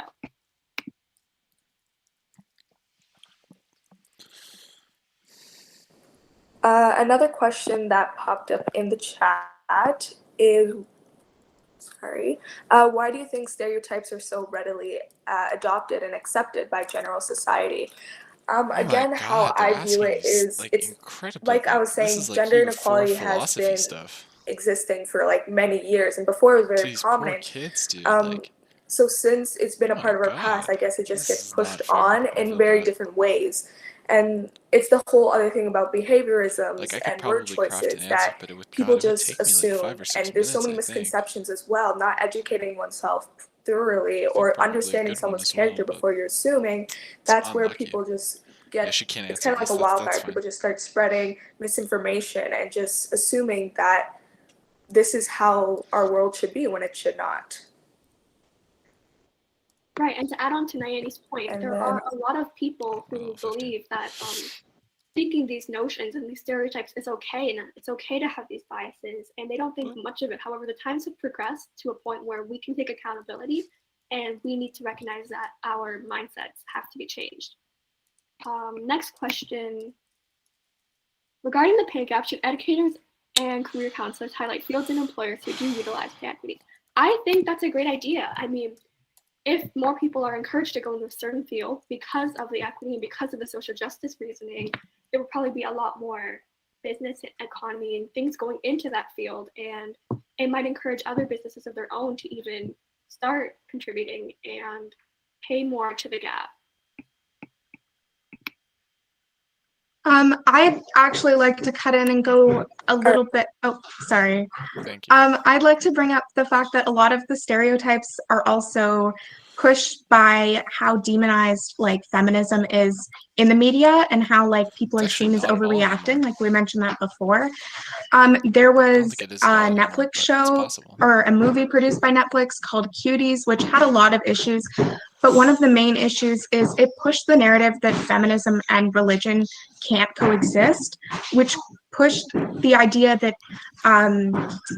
anybody who is trying to avoid issues like the wage gap and general like injustices between men and women they're pushing the stereotype that there is like a certain kind of person who wants to be a feminist or wants to change those ideas, and they kind of make it radical. And not saying that radical feminism isn't a good thing, but it definitely is portrayed wrong in the media, which also spreads more of those like rumors and stereotypes. Okay, let's go get our tab. Yeah, I completely agree with what you were saying, Ali and Emily. So we will now be moving on. If you guys have any other questions, feel free to keep on asking them throughout the panel, and we'll try addressing a lot more at the end of the panel. I just wanted to say that, like Emily, you were saying earlier, those factors and the ways we could potentially stop the wage gap, is by like pushing those factors, and if we prioritize and focus on them, we will be able to change an issue that affects the majority of the world's population. We will be able to provide opportunities for future generations to strive and so forth, impact their world and their future. Having this conversation of gender inequality and double standards, we can understand the unfair treatment many women undergo and how there are numerous misconceptions of why we wish to stop this inequality. One big factor is feminism, like you were saying, Ali, and the support from both women and men in hopes to uplift both genders equally.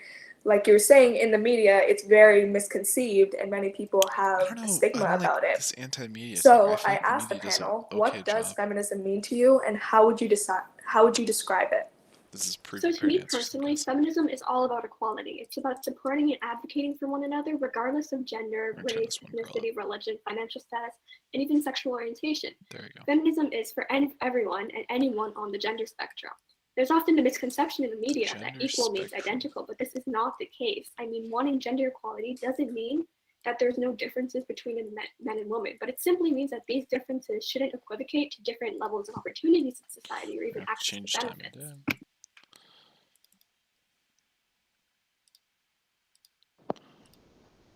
I completely agree. And for me personally, how I see feminism being presented in our society and in the media is that it is very misunderstood and misused. People use feminism inappropriately and use it as a negative way to bring down anyone who doesn't identify as female or feministic. Many people assume feminism is pro-women only and trying to bring down men and other genders. This is not what feminism stands to be. Feminism is to uplift women who have been suppressed and bring them up to an equal level to other people. To me personally, I view feminism as an empowering message that allows people to be acknowledge the injustice of gender inequality and begin to start that process of equalizing the playing field for all types of people. In our generation specifically, the media is a huge platform and technology is a major thing that we use that allows for the message to be spread of positivity and allows for the advocacy of feminism. Many people are supported for exploring their feministic sides, whether they identify female or male or don't identify as a gender at all. But this does not come without hate and those who believe feminism is trying to strip men of their rights and freedom. And that's where the conversation of, and bringing back to the questions from the chat, we as people misunderstand what feminism and gender inequality is. And if we educate ourselves and take the time to teach students and future generations and educate people who hate on our society, we'll be able to change a major issue that affects many women and other people globally. I completely agree with you, Naomi, and feminism is portrayed, like you guys were saying, horribly in the media. I've heard so many friends of mine even say, oh, well, she's such a feminist, as if wanting equality is such a bad thing. And there's many misconceptions, and I'm glad that we're able to clarify it up through this panel, that it's simply equality and opportunity. It's not about one woman, one person, one gender over another person or gender. It's about everyone being on the same playing field. And before we move on, I just wanted to ask if any of the other panelists wanted to jump in, have anything left to add? Yeah, actually, feminism. Oh, we have we got a question, or should I go? Go ahead first. We'll answer the question. Alrighty, so you can go, Hannah. Okay, so I think, in my opinion, that feminism is a movement, not a movement, but feminism, which is the effort to achieve equality for women. The best way for it to succeed is if women have the support of men, of other people, who might not identify with the binary genders, but men should not be wary of being a feminist, which simply means supporting women and lifting women up so that they can be on the same pedestal as men, that they can have an equal chance, have equal opportunities as men. So feminism should be something that's embraced and not demonized, because it's a positive thing. It's just, all it is a fight for equality for women. So, yeah. And just to address the question that was in the chat, I believe it said, how does social media influence gender equality and inequality? Well, for me, how I see it, it's both ways, especially with media nowadays. There are many people who support, and there's many people who choose to hate and try to cancel people and bring them down. How I see social media influencing gender equality is that there are bigger platforms where people are able to show their artwork and express themselves, and other people are able to view that and take away from that. So that spreads the message of positivity, but it also goes both ways, where there can be hate that can be spread. And if someone who has power or many followers or something along the lines, but they follow something that they spread a negative message, many young children and many young followers might view that as a trend, like, oh, since someone I look up to is viewing this topic a certain way, I should do the same, because we don't know better. So that's the whole conversation of trying to educate children in the classroom and educate family members and friends that what is considered to be okay in our society and what is not. But just to conclude this whole conversation of gender inequality, like I was saying, it's the whole process of taking accountability for our mistakes, acknowledging what we have done in the past, and trying to move forward with what we have learned. Trying to educate ourselves to one day hopefully help future generations, give them an equal opportunity to strive and grow, allowing young females in the future and young males as well to work together collectively to change their world. And now on to Emily. How are we escaping? As I said previously, I completely agree with your points, and all of them were really strong. And thank you to all the panelists who completed this part of the conversation. It is very important to address how normalized the subtle aspects of gender equality are. And on the topic of systemic discrimination, our next topic will be racism. So I pose a question to the panelists. What does racism mean to you? Well, I'll go ahead and start off by saying what racism means to me. So racism to me means waking up every day with automatic feelings of fatigue and anxiety. And it means internalizing the baseless stereotypes and tropes that are cycled, for example, on social media. So racism it's something that's built around centuries old policies and attitudes that are meant to keep other groups of people down. And so for Black people and for Asian communities and Indigenous peoples, it means anticipating the stereotypes that will be placed on you as soon as you're seen. It means wondering if you might have slurs yelled at you on the street, or if you might get attacked in broad daylight for no reason other than your ethnicity. Racism is based on really factless principles. However, that doesn't stop it from being commonplace. And so for me personally, something that other people don't have to worry about, that I have to worry about, is just simply anticipating that the job I'm applying to is going to toss out my application because they've seen that I'm Black. It means worrying about the fact that me and my family might possibly be humiliated in a public place, for example, a restaurant, and refuse service just because we're Black.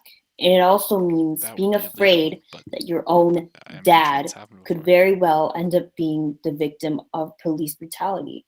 It means wanting to disappear at school when people make N-word jokes in front of you. It means seeing your own mother, whom you know to be infinitely intelligent and skilled and amazing, constantly shortlisted for job after job, knowing that it's because she is Black. That's what racism means to me, and it's not okay. It's something that people who are comfortable with their privilege like to see as normal and just another facet of society, but that's not what it is. It's not okay. It's not normal. Hannah, that was amazing to hear you speak about your experience with racism. I really relate to that personally myself. But to me, racism is a system that's always been around to tear down people of color. It limits opportunities, success, happiness, It leaves our youth and our young wishing that they weren't who they are and wanting to fit into a culture that's not theirs. For the past hundreds of years, it's allowed the majority to be in power and leave people of color with the scraps. And today, it still affects us by putting the majority in front with a head start. Racism can be defined as prejudice or discrimination or antagonism directed upon a person or a group of people solely based on their race or their ethnic group, typically one that is the minority or marginalized. It's a growing system put in place by those in power, centered around racist ideas, and spawns from the idea that some races are superior to others. It begins to affect our healthcare, our jobs, our education, real estate, and so much more. It's not so much a physical barrier that everyone can see nor understands and goes through, which is why sometimes it's hard for people to identify and understand. And on top of that, it's such a packed word and leads to so many other forms of discrimination, like stereotyping, police brutality, colorism, and more. Most recently, we see racism affecting the Asian community with the COVID-19 pandemic. We have always seen Indigenous racism continuously throughout Canadian history, and through the media, we continue to see anti-Black racism through police brutality. To me, racism was unclear until I moved to Bradford and came to high school in grade 9. And when I started to see prejudice among my peers and my teachers, and when I started to see an overall divide in our high school and my education, it's not fair to us and to me. Racism in Canadian school systems is all different, but they all have a common link. Indigenous racism, Black racism, Asian racism, they all have a way of pulling students down and limiting them to opportunity, not putting them on the right path to success. We have students of color being the odd one out and failing at a much higher rate compared to other students. In multiple schools across Canada for the past year, we've seen Asian kids being the main target of racism. Think of how that has affected them for the past year straight.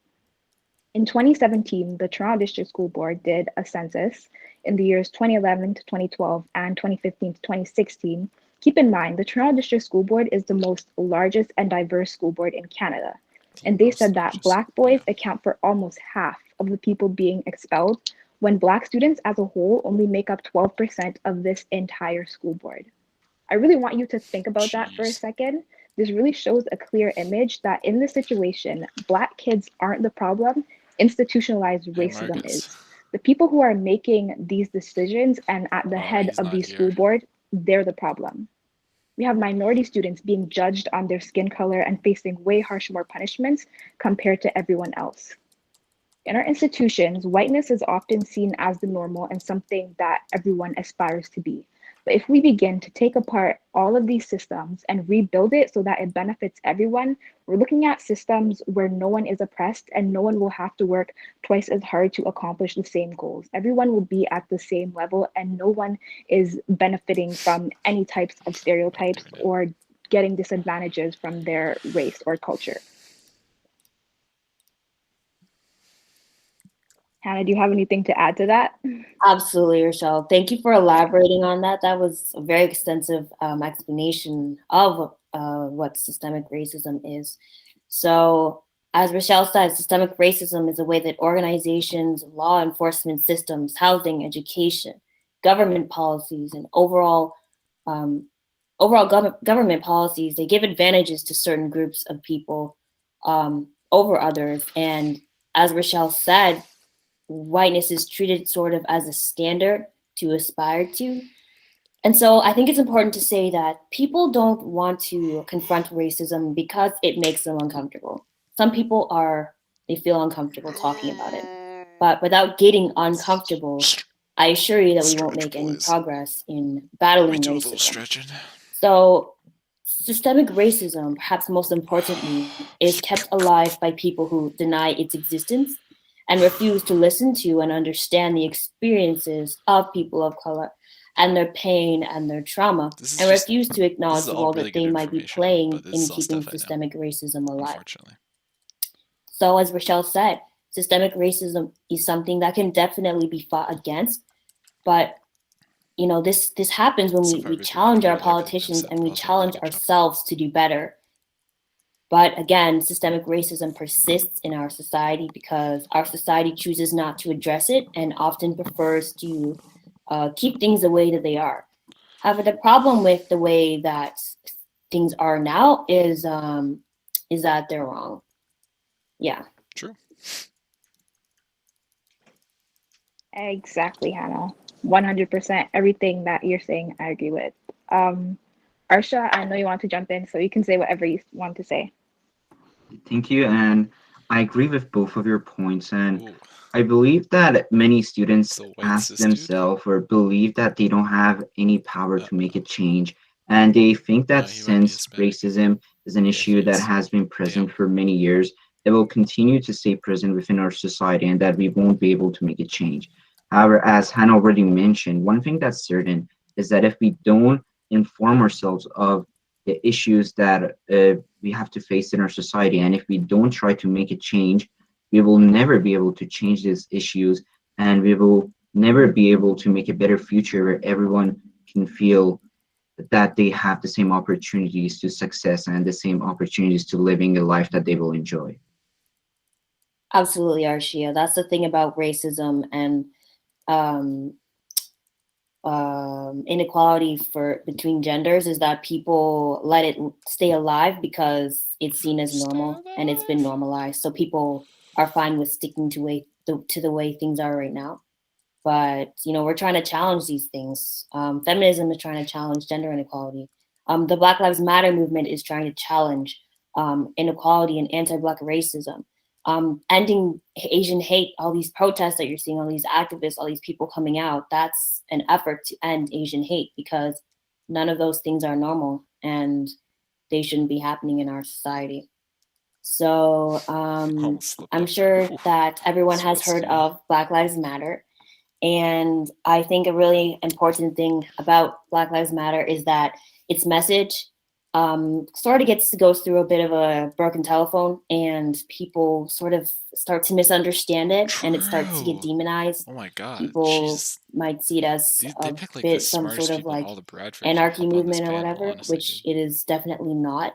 So I'm going to share what Black Lives Matter is and what it isn't.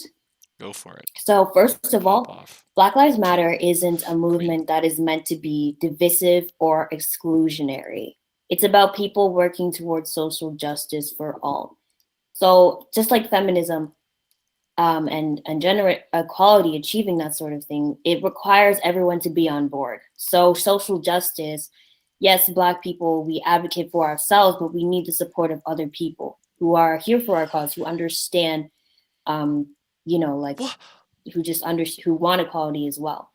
And also, Black Lives Matter is not a trendy hashtag, nor is it a declaration that Blacks are more important than other groups of people, which is, something extremists have been, is an idea that extremists have been pushing, that Black Lives Matter is somehow a declaration of supremacy, which it is not. It's simply a movement to achieve equality for Black people, because equality is something that we have been denied for far too long.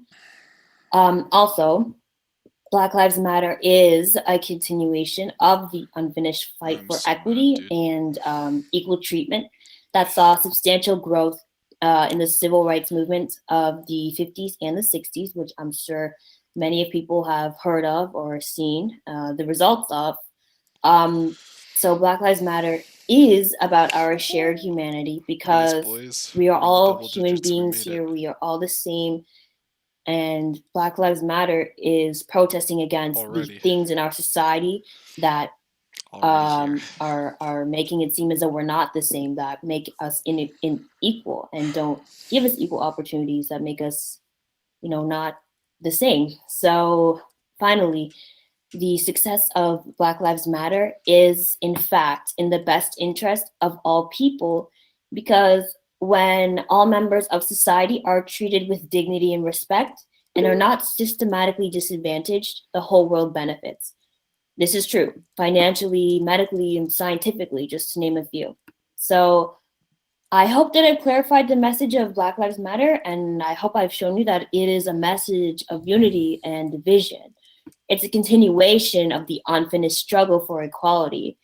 And so just like ending anti-Black racism, ending anti-Asian hate and anti-Indigenous racism requires a unified front. And so the fight, it becomes so much easier, and our successes, they come so much faster when we support each other and put in the work to end racism. So yeah, I mean, Rochelle, what are your thoughts on Black Lives Matter? Thank you for bringing up the topic of Black Lives Matter. I think that it's so important that we talk about it. I think everyone was aware of the protests in 2020. That's been the largest point of the movement. Hope everyone knows that Black Lives Matter didn't start in 2020. It started a couple of years before that. So we now have this great resource called technology and social media. We're able to hold people accountable through hard facts and video proof. We're able to turn the what ifs and the uncertainty again into hard facts. From the Black Lives Matter movement, people are now starting to realize and understand why Black people living in Toronto are 20% more likely to be shot by police than a white person, and why again 8.8 of the population are involved in 25% of police shootings in general in total. The Black Lives Matter movement, it sparked a large push on the government to actually make real change and legislations. If you haven't already seen, a lot of our government figures are being asked about systemic racism, and they're often starting to now have an answer. And although I haven't faced any type of police brutality, thankfully, and I hope that that never happens to me, I think that now would be a really good time to bring up the experiences that I've had with racism. So, like I said, I hadn't really experienced racism until I had moved to Bradford and started high school here. But it started in grade 9, and since then to grade 11, it's just been building and building and building. The situations and the microaggressions just keep coming. At first, when I started, I was hearing microaggressions. People would assume and insinuate that I was dirty, that I was poor. They asked me if I had a dad. And I think that a really hard one was hearing my best friend be called a slave at school. That was really hard for me to grasp. Till today, it's hard for me to grasp, and I'll never understand that.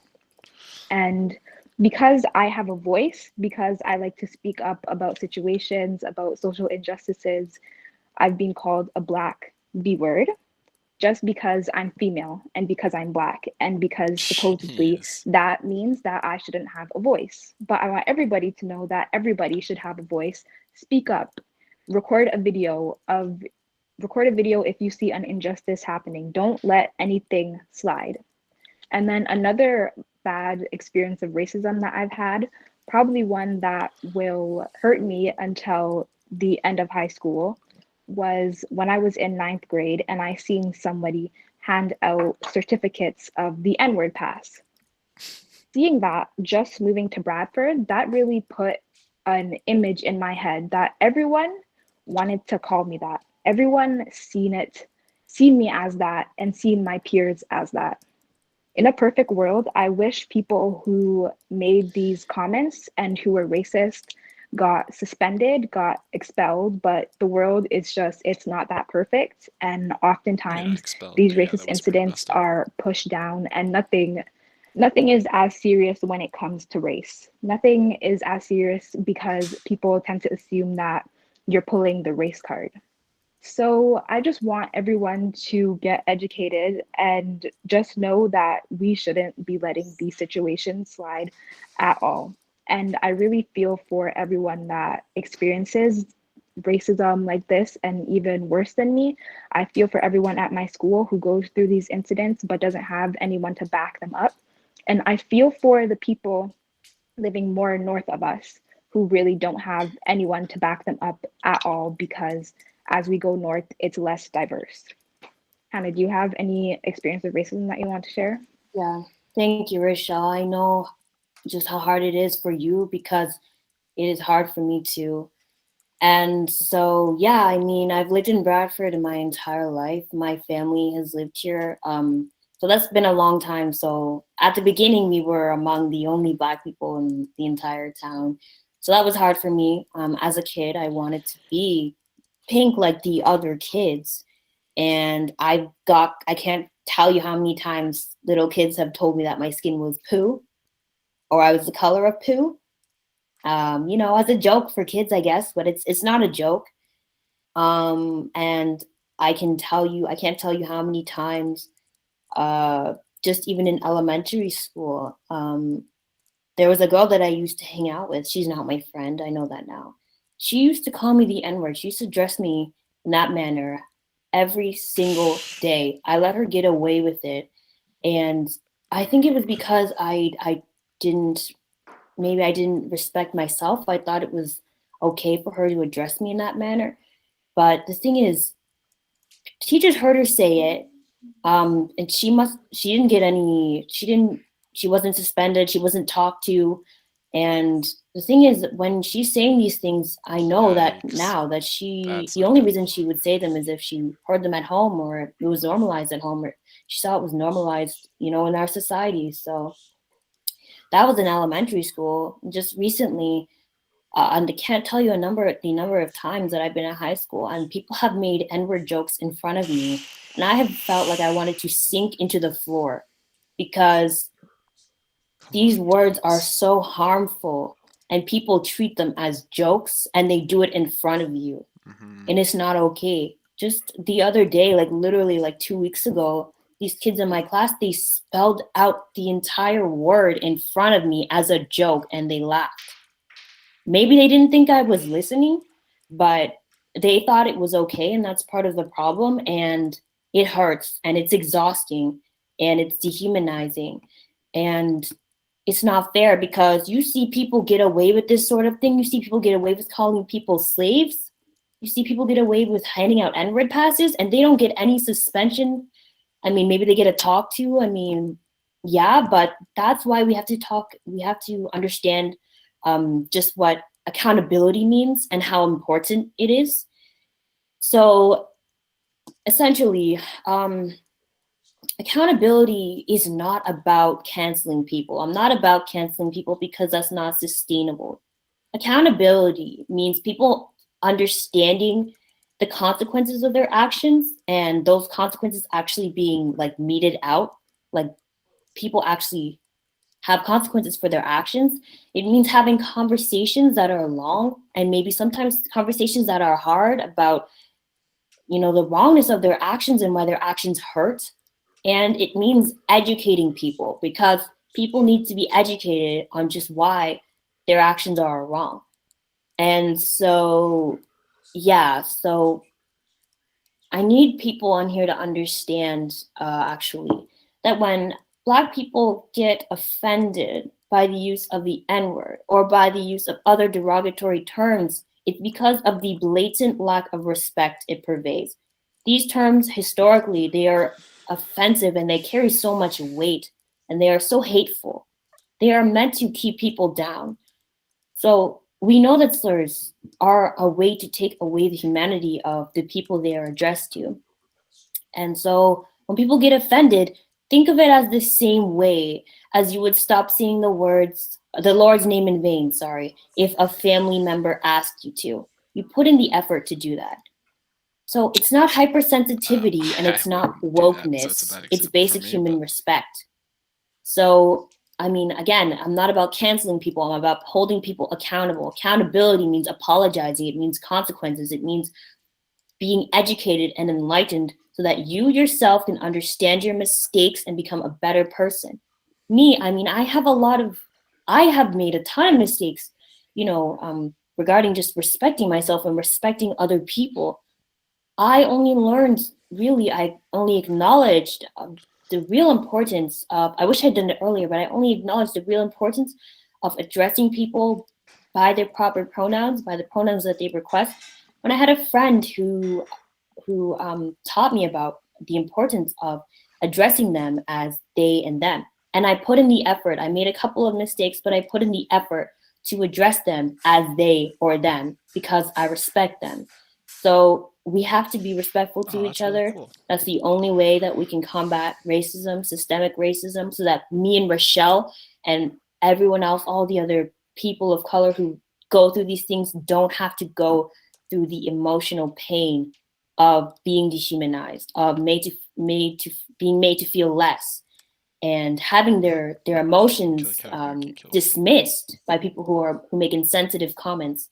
So there's a lot that we can do, and that starts with holding people accountable, which is one of the most important things, in my opinion. So yeah, Rochelle, what do you think? I think that everything you said again is so true, and it needs to be about holding people accountable.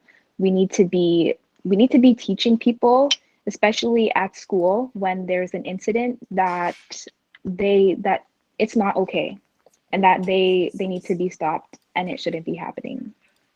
Nayani, I see that you want to say something. Go ahead. Or that might have been Emily. Yeah. Yeah, I just wanted to say that I completely agree with what Rochelle, you and Hannah were saying. You guys really nailed the head of the nail about addressing that. It's many people in power, like our government, our educational board, that are the problem, that they're dismissing the racial injustices that are happening in our very school. And for me personally, I've seen many of my fellow students who get in trouble, or a lot of other students who, like you were saying, were saying the N-word, saying so many inappropriate things in our school. And if I ever overheard the conversation they got, what teachers may have addressed, since it's such a heavy topic and such something that not a lot of us are educated on, they're dismissed. They're not sternly talked to. I don't feel like they receive enough punishment for what they actually just did. No one knows what many other people in the Black community and people who overhear those things and get this hate towards, you don't know how much pain they're suffering and how much that impacts them and their lives. And it's the whole conversation of the people in power, like with what you're saying, police brutality and the government. A lot of people in power, they're not educated as well. They don't take accountability for what they say and what they decide to act on. And that's what we should focus on. Of course, we all have individual power, and we all should start small by educating ourselves and reaching out and telling your peers, even if it's your best friend, if they make a mistake, if they say something out of line, don't suppress yourself. If you feel uncomfortable and if you feel like you're being judged and you don't feel safe in your own school, in your own community, that you should say something. And I feel like that's another message of taking accountability if you made a mistake and addressing if someone else makes a mistake. And that's the whole conversation of educating ourselves for the better of the future. And I see that we have a lot of questions in the chat. So Emily, would you like to ask those? Yes, completely. And before I start off, I just wanted to say, Rochelle, I remember that instance of the passes being handed out, and I'm so sorry to hear about that. And it's crazy how things just kind of slide by. And that brings me to one of the first questions, which is, what advice do you have for your peers that for collectively addressing racism in the hallways? Well, I'm just gonna say that for peers, so my friends, ideally, what I would want for my friends is that if they're on social media, they're in the hallways and they hear people making jokes or making comments, that they say something, that they say, even if it's like, you shouldn't say that, that's not okay, that's offensive.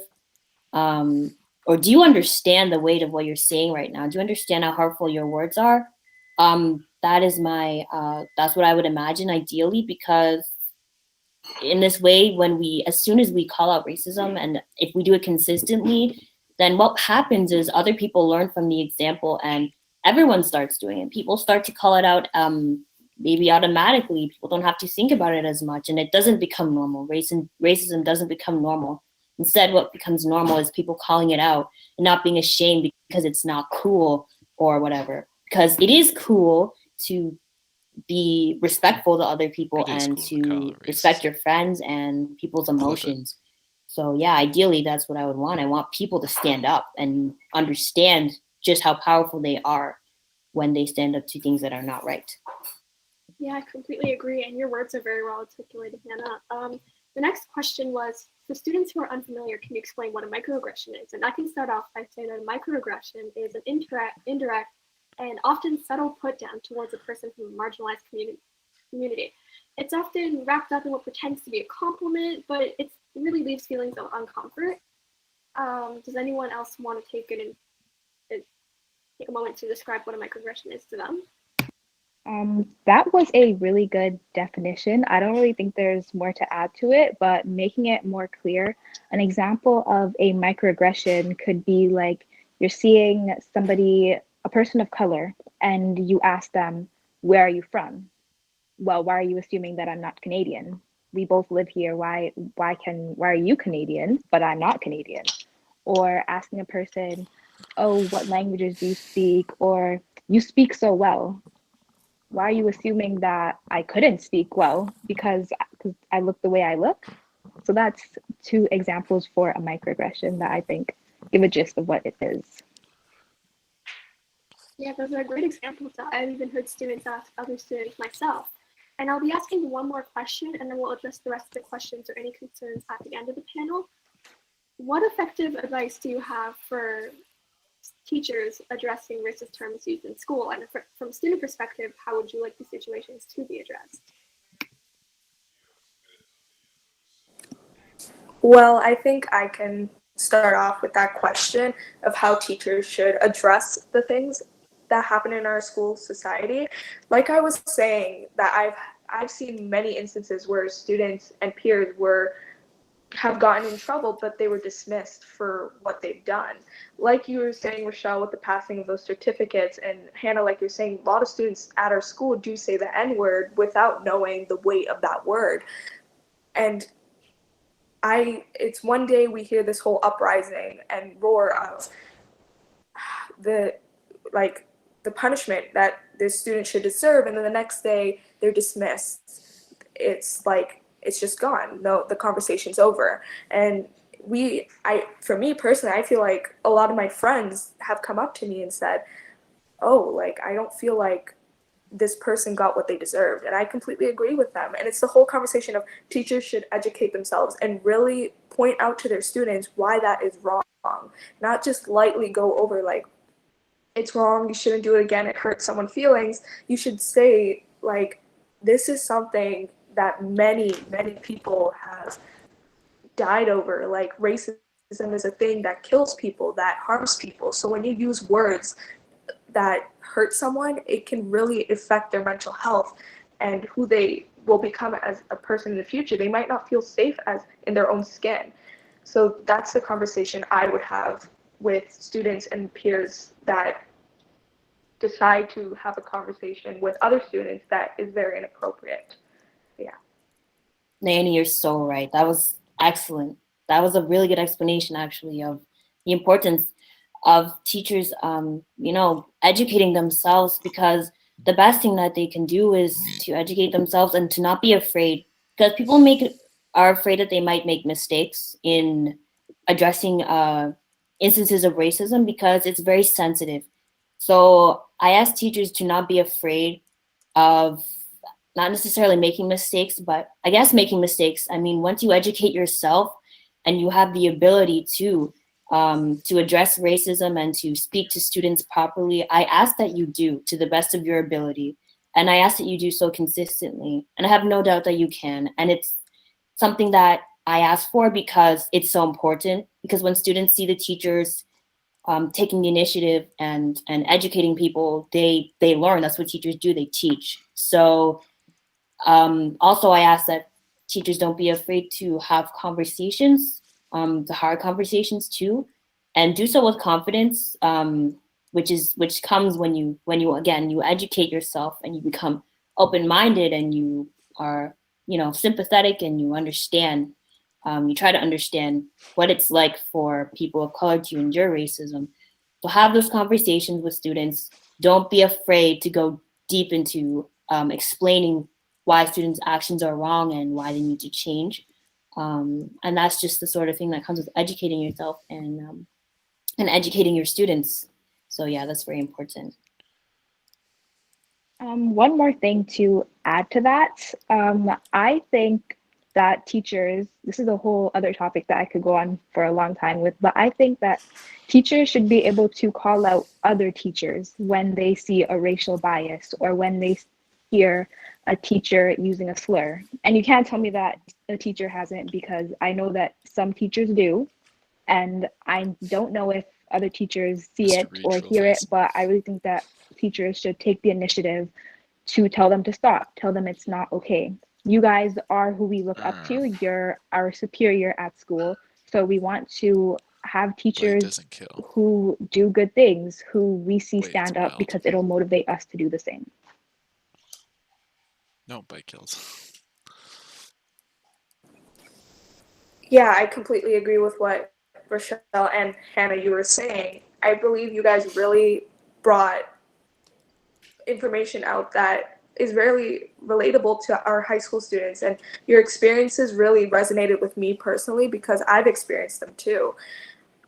I would just like to conclude what you guys were saying, that it all was brought back to being accountable, and us as students, we need to own up to our own mistakes and own up to the fact that racism exists. And even in our own school, we need to be able to stand up, not just wait for the teachers to intervene, but us individually, if we feel like we're being suppressed, whether it's based off race, gender, whatever it may be, we need to be able to stand up for oneself. And that's where the change will start. And now I'll hand it off to Emily to move on into our next topic. And right before I do so, once again, big thank you to all the people who participated in this part of the conversation. Your words were very well articulated. I'm very impressed by the way you were able to convey your feelings and convey it in such a professional tone. And like Hannah was mentioning, it's all about effort. It's about taking the effort and initiative to be better every day, to make mistakes and to learn from them. And these efforts are often found in groups. And on the topic of group conformity, our next topic is peer pressure. And I posed the question, what exactly is peer pressure and how does it lead to other challenges? Well, for me, peer pressure describes how individuals, such as a teenager, is influenced or pressured by their friends, by family members, or by people they see into doing an activity that they wouldn't normally do under normal circumstances. And as Ms. Edwards mentioned at the start of the panel, peer pressure is something that stays with us as we grow older. So it's not just with students, it's also with adults. I believe that there are many different forms of peer pressure. Some people fall victim to it because they're ridiculed or humiliated by their friends for not doing an activity. Some people feel influenced by how their family member acts, so they want to act the same way. And some people simply don't want to feel left out of their social group of their friends. There are many consequences of peer pressure, which includes bad habits, drugs and alcohols, gaming addiction, use of improper languages, and many more. I would like to ask the members of the panel if they would like to share a personal experience that they have with peer pressure.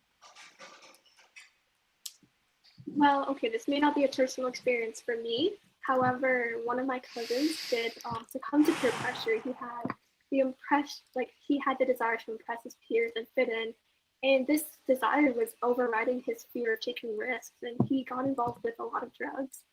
And it really brought him down a bad path. He was a high-earning, overachieving university student who now is in rehab, and he overdosed a few times. And thankfully he's okay, but it really damaged who he was as a person and his relationships with other people. Yes.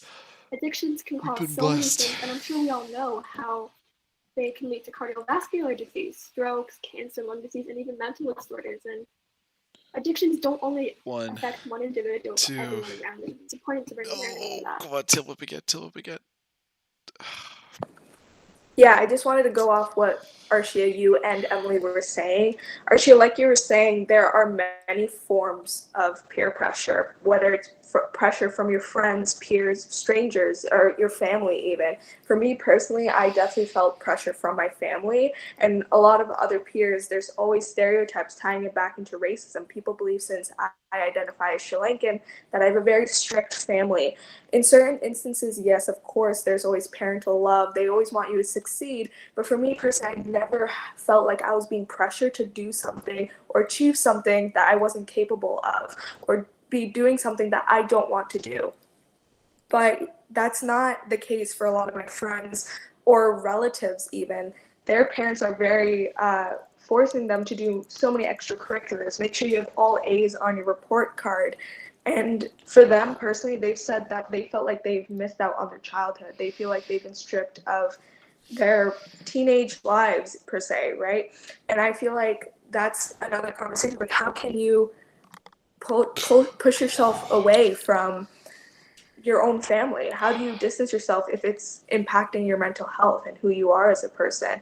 And like another experience I've had is with friends. In high school, many people believe that since we're in high school, we believe that this is going to be who we're going to be surrounded with for the rest of our lives. This is a major time in our lives. So the people we're with, we see them every day in a normal instance when we're going to school, and the teachers we see, we feel like we're going to see these people for the rest of our lives. That's why we might believe that we have a say in someone else's life. Like your best friend, they might be your best friend at the moment. So you believe like you have a say into telling them what to do and vice versa. But that's not the case. And that's the other question I ask. How much say do you have in someone's life? Like, when do you feel like you should push away? Well, thank you, Emily and Nayani, for sharing your thoughts.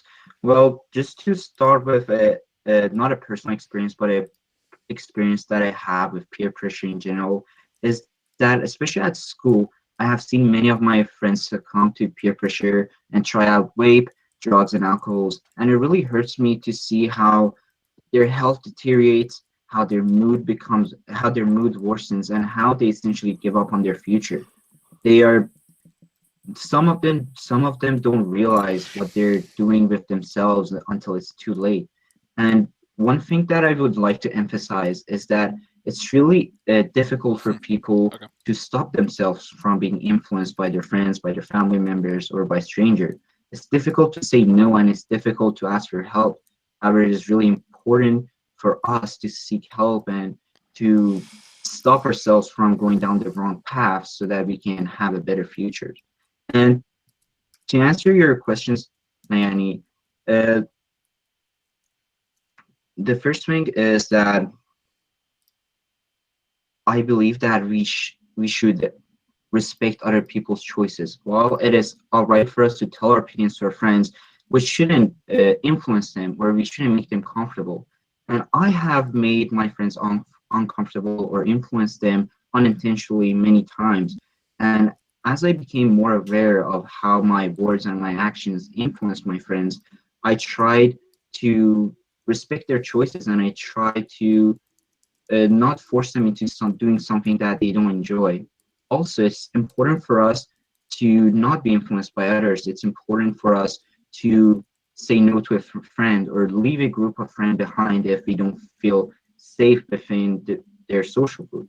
And uh, I have had to leave one of my friends behind because he got into a group that were really a bad influence on him. And he started with vape at school, which led on to alcohol and drugs.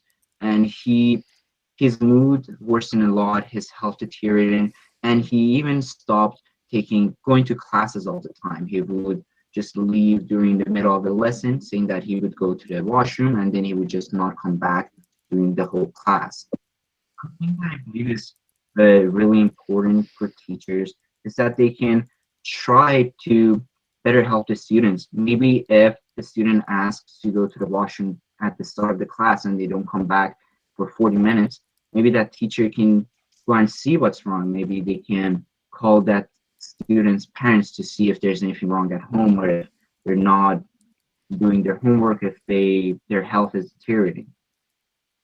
And to continue, as we already mentioned, there are many different consequences of peer pressure. Some are more concerning than others, such as drugs and alcohols. However, I believe that one consequence of peer pressure that is really important is gaming addiction. Many people dismiss it, saying that it's not important, it's just people playing games.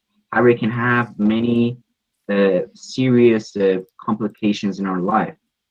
I know many of my friends who are addicted to games, who play games with their friends during class, who stay up late at night to play games, and who do not do their homeworks or go outside just to play games, and this worsens their this is mood, their adamant. marks drop, and it's really taking away the opportunity that they have right now at school to prepare themselves for the future and to choose a path that they will be successful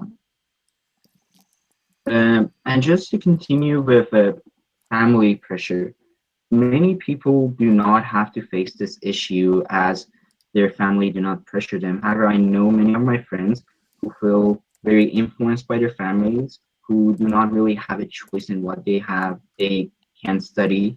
Many people, because many people who I know who come from Iran to Canada have strict parents who tell them that you either can become a doctor, an engineer, or a lawyer, and that's it. You have no other choice. Because of that, I believe it's really important for us to be informed about all of the choices that we do have when we enter high school. We should talk with our parents or with people who are trying to influence us into taking a certain career and tell them that we do not like that career or tell them that we are not passionate about it. Because at the end of the day, when we grow up and after we go to post-secondary, it's going to be really important to us to follow something that we enjoy doing. And I can see that Emily and Ali have something to say. So uh, I don't know which one raised their hand first. So yeah. I'll go ahead. I can proceed afterwards. So to touch on many things that you mentioned so far, with vaping being one of them, vaping is so prominent, I feel like, right now and at our school. And despite popular belief, like vaping is more difficult to quit than traditional cigarettes. It's definitely leading to a lot of health issues in our generation. And I've seen the effects. I've seen childhood friends of mine succumb to vaping and weed and other drugs, and their health has deteriorated. It's sad to watch. And someone asked the question of, is it your place to tell other people what to do in their life? And definitely not. It is definitely important to always respect people's choices and decisions. However, if they come to you for advice, you should do what is right. You should tell them what they need to hear, but don't push it on anyone. Family pressures was also mentioned. Arshia, you mentioned how immigrant parents can kind of push their beliefs and their goals onto you, and I completely agree. My parents are immigrants, and I feel I feel very pressured to take on their dreams, and I've just kind of accepted like their wants for me as where I'm gonna go. I don't want to disappoint them, right? Because they've worked so hard, and that's where the whole pressure factor comes in. Like they've worked so hard to give us everything we could possibly need, things they didn't have. They came to a whole other country to guarantee us these opportunities, which is very difficult, learning a whole new language and everything. But a lot of people do succumb to their parents' wishes and dreams for them, and it's important for them to know that at the end of the day, like their parents do wish for them to be happy. And while you do want to go for a career that will get you, the high profit and the good pay leave, like you want to be happy at the end of the day, and as much as there is pressure, you should choose what is best for you. I was going to chime in and say that it is a good idea to maybe talk to your parents about that kind of stuff, but I understand that not everybody has that option. Not everybody feels comfortable enough with them or has a situation where they can address a guardian. But it's still definitely a thing that you don't have to go through alone. So you can always go to a guidance office and talk to the guidance counselors, or you can talk to maybe a friend that you trust, a more mature friend, or just a friend that has your best, they have good intentions and they want to see the best for you. I just want to add on with what Emily and Ali, you guys were saying, and Arshia as well. You were mentioning how you had to personally distance yourself from a friend that was making decisions that didn't really meet what you wanted to do in your life.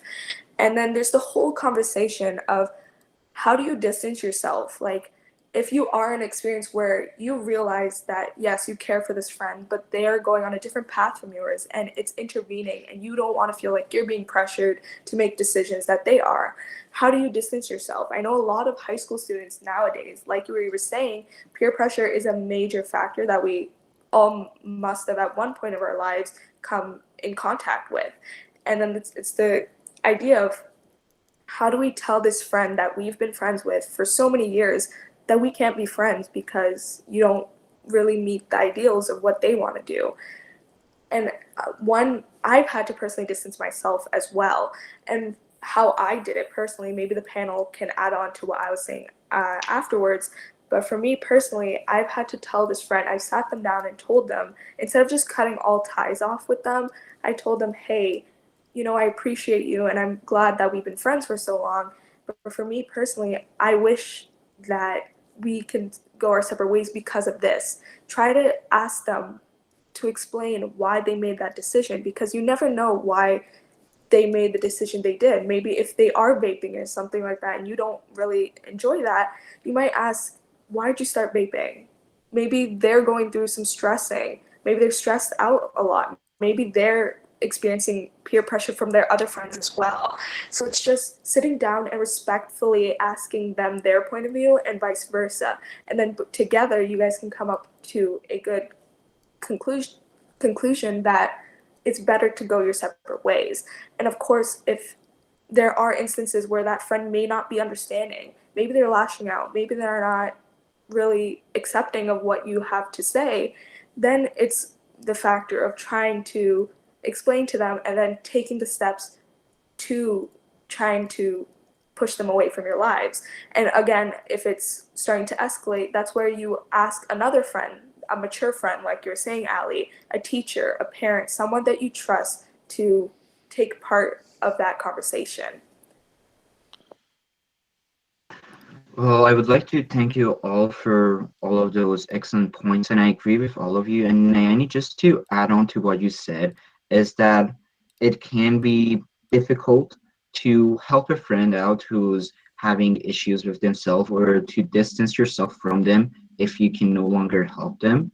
And I want to emphasize that taking accountability is not something that is easy. It's not something that that will leave a good experience for us. However, it is important for us to take those steps to help our friends or to help ourselves so that we can have a better future.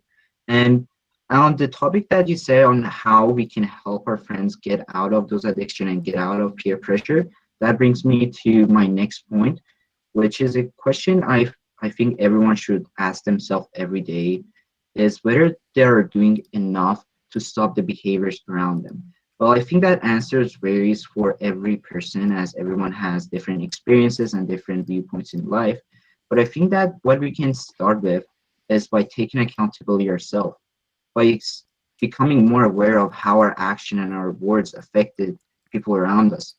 And this can tie into the other topics as well. Maybe if we're using words that make other people uncomfortable or that hurts them, we should stop using the words. We should apologize, and we should try to become a better person.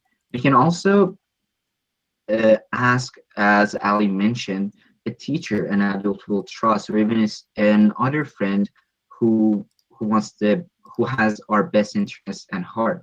And we can ask them to see if they think what we're doing is wrong, if they think that what we're doing is damaging our future, our mental and our physical health, as well as how we can get out of those situations. Because at the start of this topic, Emily mentioned how she knows someone who's became a victim of peer pressure and started uh, abusing drugs. However, he ended up getting help, and he's in rehabilitation and he's doing a lot better. Therefore, even if he succumbed to peer pressure or our friends succumb to peer pressure, we and them can still get help, and we can still uh, save our future by doing what's right now.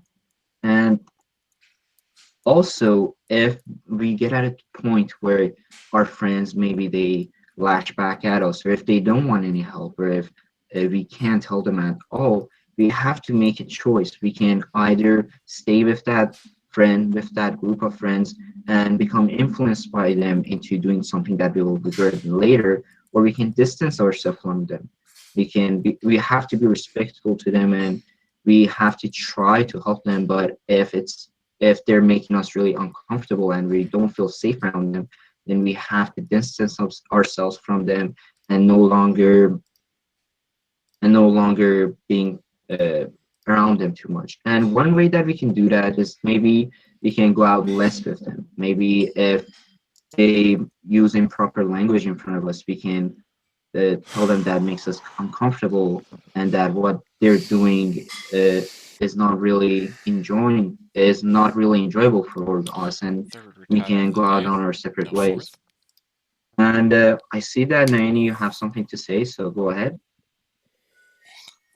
I just wanted to really emphasize on the points you were saying about how distancing oneself and trying to, reach out to mature friends and all of those things. I just kind of wanted to emphasize on the other point that you were mentioning about how being accountable and how peer pressure, it does relate to back to our gender inequality and racism topics. They kind of flow within one another. You might be pressured to hate on a certain group of people. You might be pressured to join something just because it's a trend, just because you feel like if you don't, you're an outcast. And that's the whole conversation of accountability as well.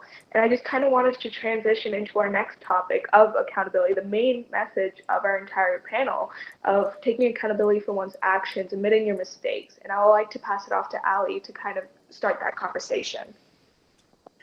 Yeah, so our last topic that we wanted to shine some light on is accountability. I feel like accountability is a very broad term. And we mentioned this earlier underneath the topic of racism. It's not about canceling people. I want to help to answer some questions for everybody who might be watching, and you can share those messages with your friends. So the questions I want to help answer are, how can you be more self-aware and make people feel more welcome, and why you should be considering your impact, whether it be intentional or not. Our school, I have noticed a lot of flaws in it, and I know that some people say that they're doing their best, but I feel like a lot of the issues are overlooked. We went over the topic of slurs during the racism topic, but I feel like what also is ignored a lot is the blatant homophobia of a lot of the students. True. So the overuse of slurs is the main focus I want to look at right now. Bring it up. Especially blindly defending the use of them, saying that you can use it because it was in context, or it was for educational purposes, or because it was a joke. But in reality, hearing slurs used, even in context or as a joke, can be incredibly triggering and uncomfortable for anybody in those communities, even if they aren't in those communities. And I know that that word, like triggered, has been used and joked about a lot in the media. It's seen as funny to make fun of people who start to call out like blatant homophobia or racism, and they say they're triggered, or they say all these things about them. But in reality, the way that anxiety and trauma works is your brain compartmentalizes parts of situations where you felt unsafe or threatened or invalidated or anxious, and it stores these pieces of those events in your head. And then if you're going and you're walking on the street and you hear those words, even if it isn't directed at you, even if it isn't directed in a harmful or intentionally harmful manner, it can still bring you back to that situation where you felt unsafe, which is why we need to be more considerate of what we're saying. I'm willing to listen. There's a lot of questions surrounding this topic, so if you have any, you're welcome to put them in the chat at any point. I made a survey for the school, and it was focused on members of the LGBTQ plus community and Black people, Indigenous people, and people of color in our school and around our school. And the main focus here was how it's impacted them personally. So a lot of people said that hearing the use of slurs in their school or in their home life makes them feel uncomfortable, unsafe, angry, upset, disappointed, or invalidated. People have said that they heard it from teachers, employers, friends, school classmates, family members, extended family, and siblings. I have one answer here where I specifically asked how they think that the use of these words has affected them. And this is one of the answers I wanted to share with everybody listening today. This is verbatim from the text. Self-acceptance has been a very big struggle in my life. In fact, I never came out until 2 years after I figured out my sexuality. Not in fear of what other people thought of me, but because of what I thought of myself. However, I believe that part of this was because the use of slurs against my community is what led me to feel that way about my sexuality and feel that it was wrong. In terms of relationships, my extended family is very racist and homophobic, and I often feel trapped and unsafe around them. So I want you to just take a second and think about what that means. This person is saying that even if they have never been targeted by the words themselves, there are so many negative connotations with this, and it's seen as wrong, and it's seen as shameful. And these words, specifically slurs, like you hear in our racism topic, the use of the N-word, also homophobic slurs like the F word, which I'm sure a lot of people know what it means, and I'm not going to say it even for educational purposes. Those words have centuries of hate and pain behind them, and they have been used to target communities and make them feel like nothing. And hearing them used in classrooms is incredibly painful. I'm sure a lot of panelists have stories. We've heard some in previous topics. I know for a fact that once I heard a teacher use one in a lesson, and I never looked at that teacher the same way, because every time I walked into that classroom, I felt on edge because I felt like this was something that was going to happen again. And I know that a lot of students at the school see me as abrasive because I have decided that I won't be silent about the things that make me uncomfortable. And I have left a decent amount of friend groups because I felt uncomfortable with the language they were using. And in the end, it's a conversation about how comfortable other people are willing to make you and how much they care about you. And I realized that even though I wanted to be friends with some of these people, they didn't care enough to make or educate themselves at all, even when I brought the resources right to them. And I see that Arshia has a hand up, so I'm pretty sure he wants to say something. Well, I agree with your opinion, and I believe that one major reason of why people use improper language, especially in high school, is because social media and social media has made these words normalized, and many people, as the other panelists discussed in their topics, don't really realize the weight of the words they use. They don't realize how those words can make someone feel unsafe in school or even unwanted. And they don't realize how these words can affect the life of a person, because they feel it's just a word, it's just a joke. I don't like, they think that they don't really mean like anything harmful. However, just the use of those words can affect someone in a negative way. And I think that it's our responsibility as teachers, as students, and as people to be considerate of other people and to not use language that has a really, and to not use words that have heavy history behind them and that can hurt people in many different ways. Yeah, I completely agree with what both of you are saying, and the whole thing about friend groups is incredibly important because we are surrounded by so many people and we think that, oh, we'll be friends forever, but in reality, that's not the case. And Ali mentioned accountability with regards to slurs, and I myself have been in many group chats where people will excuse things as jokes and say inappropriate things, and when I try to bring attention to it, all of a sudden I'm all of these cuss terms that I probably should never said out loud.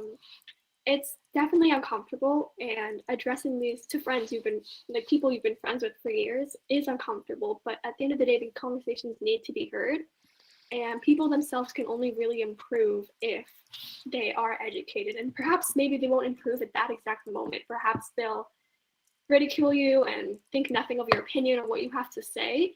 But maybe later in their life, they're going to take a moment to stop and think about it, and maybe they'll alter their behaviors. And it's important to even try, even if you know there may not be success, try to induce change with your friend groups and with people and peers in the hallway. There's a question from the chat, which is how should teachers educate students about the harm of language they are using or have historically used without using actual words themselves? Does anyone in the panel want to answer this? I'd like to answer that because I feel like there's definitely a conversation around wanting to use them for educational purposes in history class or maybe English, where the language in the book isn't brought up to speed with where we are in the world, which, just to clarify, it was never okay to use those words, but it was just so normalized. I think that it is important to acknowledge that you can teach your students about them. A lot of people know the words that you're going to be talking about because of how normalized they are in our school and especially around where we live. But I also feel like that is a perfect opportunity to start just bringing in more voices of people that have been discriminated against with these words.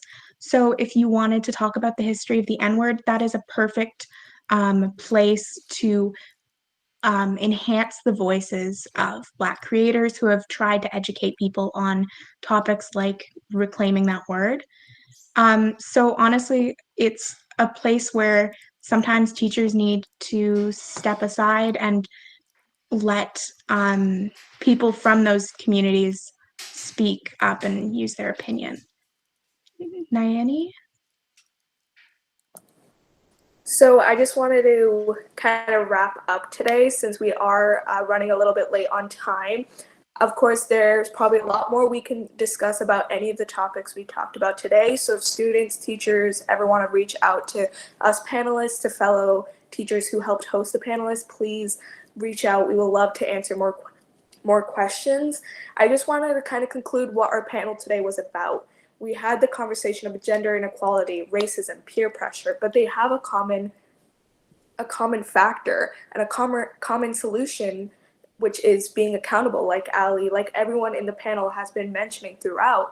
Accountability, if we acknowledge our mistakes, if we address when we have made a mistake, when others have made a mistake, stand up for oneself and stand up for others, we will be able to change our world as a whole and maybe be able to get rid of, potentially one day, be able to diminish gender inequality, be able to have everyone equal when it comes to racism, gender inequality, make sure that we're not pressuring fellow peers, family members, students, and just as a whole be able to help future generations have an equal opportunity to feel safe, to feel acknowledged, to feel like they have an opportunity in their lives in the future to change their world as well.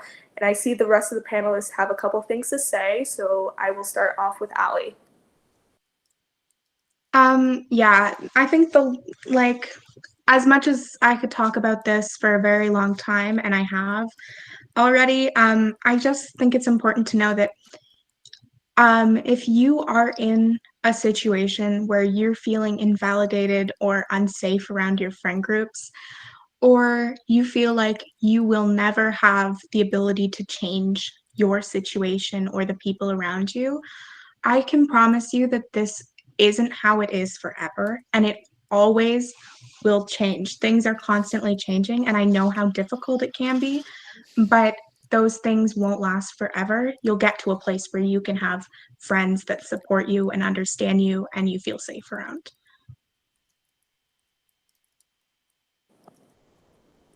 Arshia, would you like to mention something? So one important point I would like to make is that the issues we talked about today are really important. However, they are not the only issues that everyone throughout our community and throughout the world goes through every day. And I think that it's really important for everyone to take accountability for their actions and to try to make a change, because even though making a change will take a long time and will not be easy, we can be certain that by not taking action, we will never be able to make those changes. Well, thank you everyone who participated thus far. That was really well said, Arshia, that last line. And Nayani, it's really important how you connected and linked everything together at the end. So thank you to the people who discussed during peer pressure, who discussed during racism, gender inequality, and even accountability. Now I'd like to ask, are there any final last questions from the audience that you'd like us to address?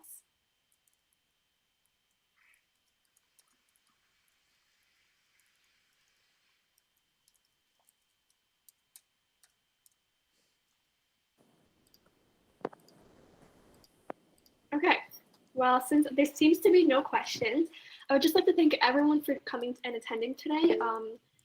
It's been a great thing to talk about, and I'm glad that we had the opportunity to speak on relatable issues and have people be impacted by the work we're saying and understand that they're not alone and that there's always someone out there that they can talk to. So once again, thank you to everyone who spoke. Thank you to the staff for attending, and hope everyone has a good day and has these difficult conversations with their classes, with their peers, and families. Thank you.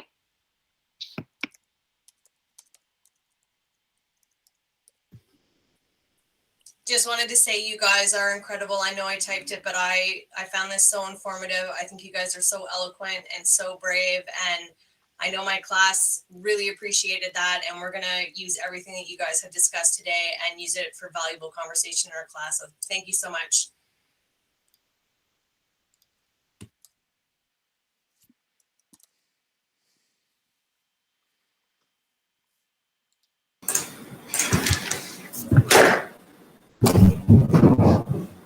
All right, folks.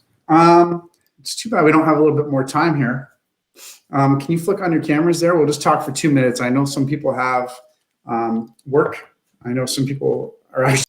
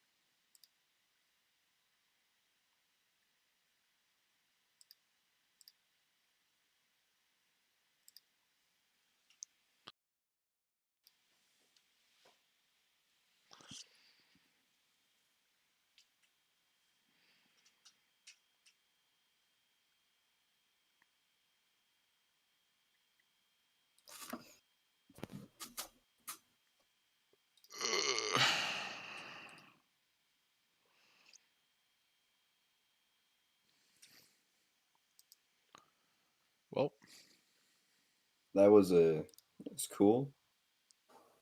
Yeah, they lost me in that second half. Not gonna lie. Yeah, no, I lady was good. She was I thought good they were all speaker. really well spoken. And they all Yeah, talked no, it about was stuff good. that was pretty agreeable. It's just they wouldn't shut up. No. But hey, still cool.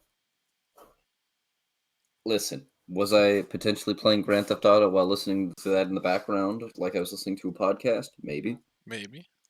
Still good though. Wait, you had the podcast too? That's based. Well, no, I was listening to it like it was a podcast. Okay, I was about to say that would be so Chad if you had it. And I got so much done in Grand Theft Auto. I felt so accomplished. It was great. Nice. Yeah, very good. Well, I think that was class. I mean, I officially had like 4 hours of stream done. Based. Yeah. I think just every day I'm just gonna leave it running pretty much all day. See if you can get to like a full year. Yeah. Yeah. Yeah.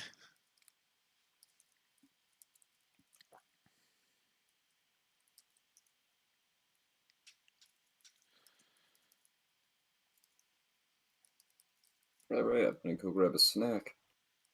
Nice.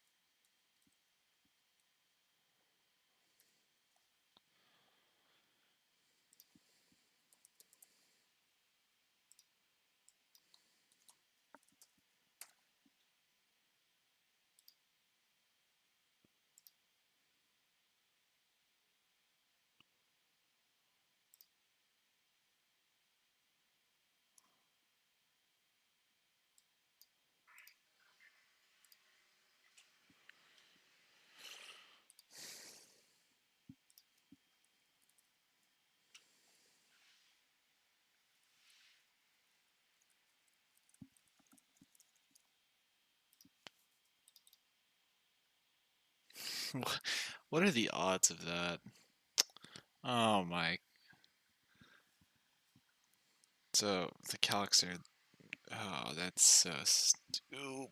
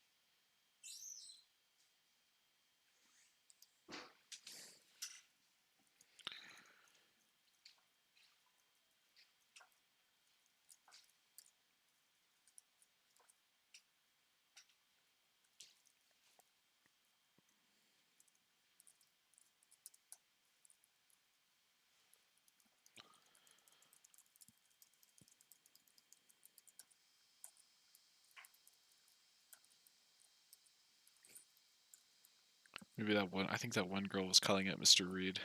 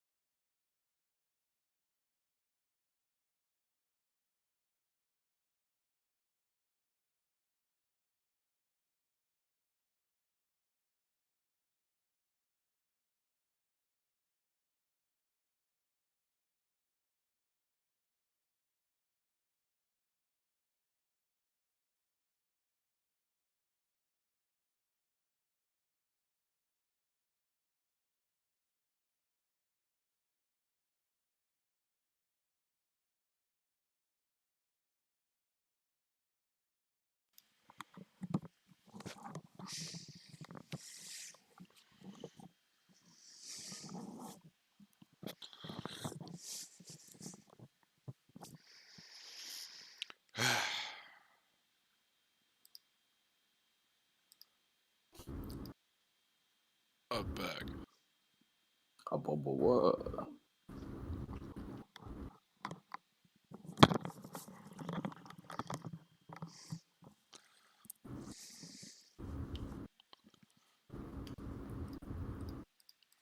Marcus, you not playing GTA anymore? Cringe. I hopped off. Yeah. I made some meth. I was happy. We do a little. We do a little meth. Just a little bit.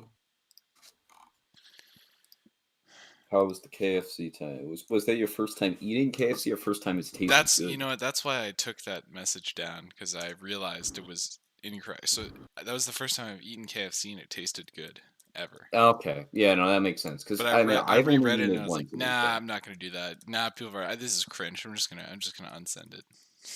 I've had KFC I think once in my life that I can remember. It's terrible. It was like a year and a half ago. I was it. What did you get there, Tynan? I actually got chicken. That was the problem. Yeah, if you eat. But like, chicken, what chicken? Because I got their chicken sandwich and it was fine. Well, yeah, that's the thing. Like anything with a bone in is pretty garbage. Yeah, just from KFC. fair. I don't know why. But then like I had it today, and I had one chicken tender and 2 like pieces of chicken, and it was actually pretty good. It was just really salty, which I enjoyed. Yeah, I don't know. Most of the time it's just grease and zero like actual like savoring, no spice on it. There's nothing. Yeah. But this time, you know what? There's actually my tongue was moving a little bit. You know, it wasn't just 80% grease. That guy's probably gonna get fired.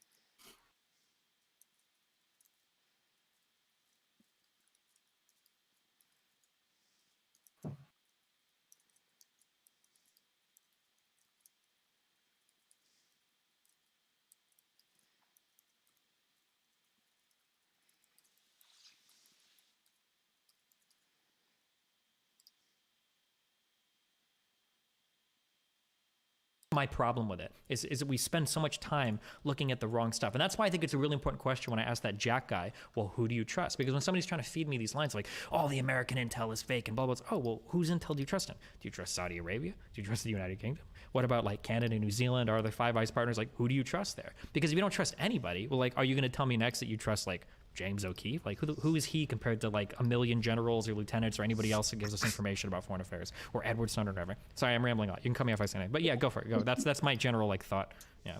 Yeah, no, that, I mean, once again, that I can understand where you're coming from. I just think that I would rather trust an individual than like a corporation or the government, just because I'm just more prone to trusting an individual, like especially like James O'Keefe. Like I was interviewing with Project Veritas. I know them pretty closely. So Can you tell me why? Why do you trust an individual more than like a larger organized entity?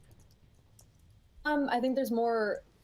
It's more susceptible to corruption. I mean, I think that we've seen that throughout history. I think like corporate America right now is insane. I think that it's part of the like huge culture issues that are happening right now in our country, and that's like my main concern is culture. And I know that you mentioned that earlier in your stream talking about culture, so I want to get into that later. But that's my main issue is that. And well, so I feel like listening when I to talk right now about some trusting mean. individuals, like that's why, because I think they're less likely to falsify information because there's more on the line. You can't really hide behind much. It's like it's you that's you know your character that is being put on display. Otherwise, it's like YouTube's you know Google. There's a shit ton of people behind that, and you know people can kind of hide behind other people and hide behind big names. So that's why I personally do. So, have you? What's your like approximate age? You don't have to just turn it off. It's precise. Do it for Ween. Okay, I don't care. Okay, I'm 32. I just don't want the whole. You've probably gotten to the point in your life though where you realize like when you're in a group of friends and somebody's like, "Hey, like I'm gonna tell you something, but it's a secret."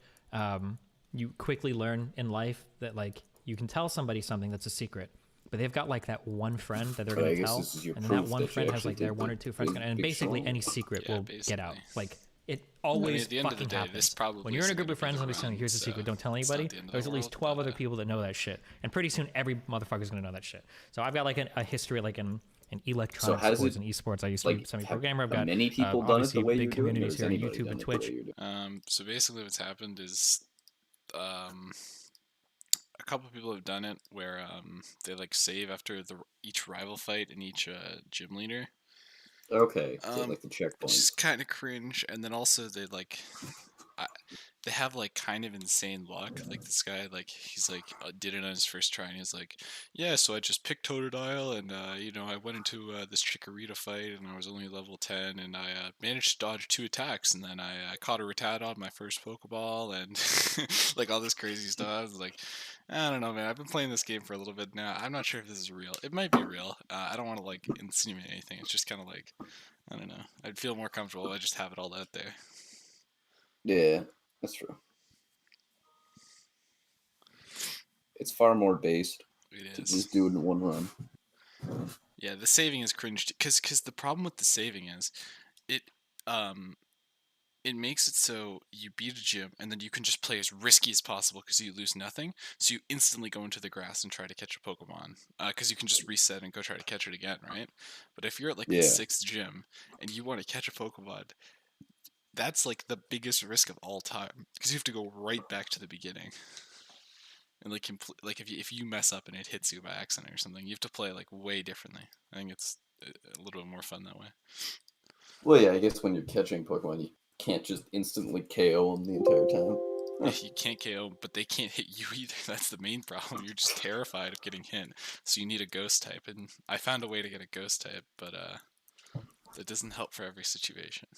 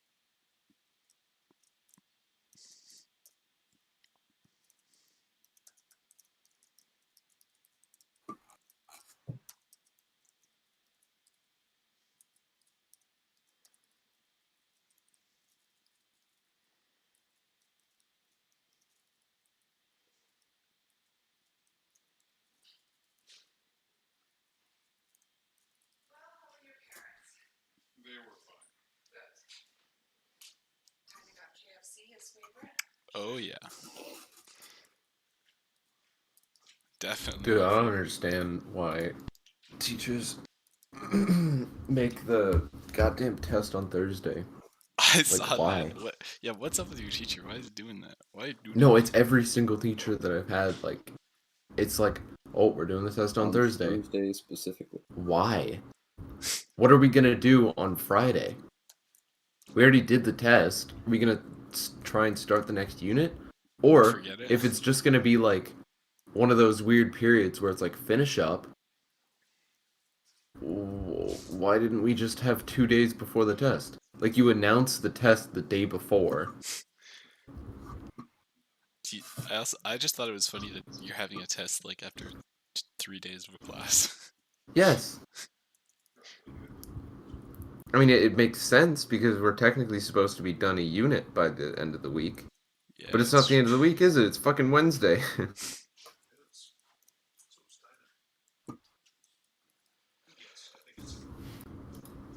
Speaking of which, I wonder if he marked my quizzes. How did this chicken eat it? Sorry, go. Which is pretty hilarious. What? 80%? What the fuck? What did I do wrong? Bitch didn't tell me. Alright. Now I'm mad. Now I'm... Guess I missed a step or something.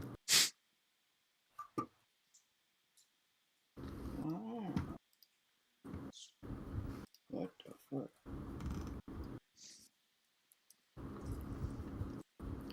Oh, the test for chapter 1 is Thursday after lunch. Oh, fuck yeah, it's not before lunch. Let's go. Let's wake up. So if I do all this shit. Go. Oh.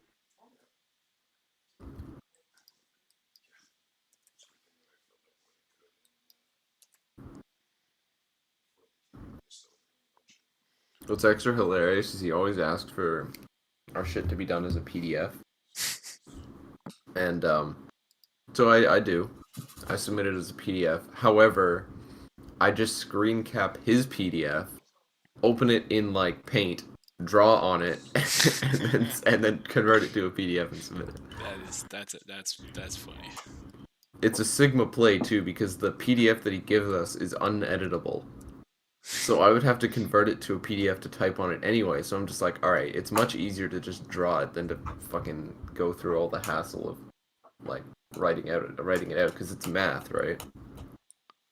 Yeah. The Sigma.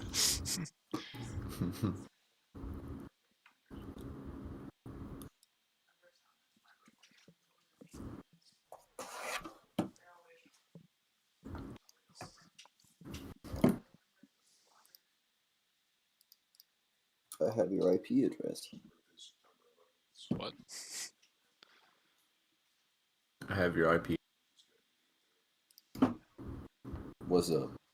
Kimbo posted, babe. Wake up, Kimbo posted. Oh, holy shit, Kimbo posted? Yeah! New Kimbo post. I like how they always are just like, what's up with that smiling cats? It's like, always the yeah, what's up, Kimbo? I love my son. I don't know why I lost that post. It's such a good post. I love my. He's holding. Is it a Kimbo post or it's like I love my son? Yeah, no, it's a Kimbo post, and he's like holding Kimbo's head, and the caption is just "I love my son." Yeah. So cute. He's sleep. Big Papa. Big Papa pose. It's so good. The Big Papa one's really good.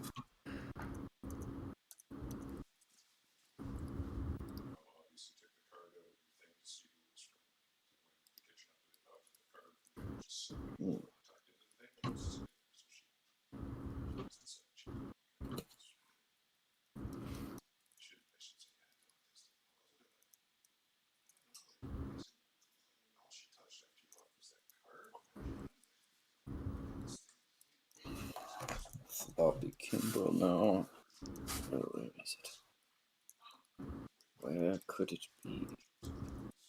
Oh, I found it. This is my favorite part. Yeah, I see it. Yep. I love my son. I love my son. So much power behind.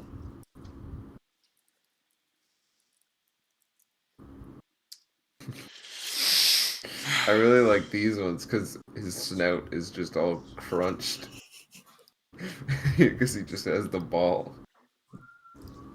He's playing with the ball. Yeah, oh god. Face been compressed. I love it so much. And it's really funny because he just will not let go of the ball. My man. Oh. Very Tailwood, good. tailwood. Yes.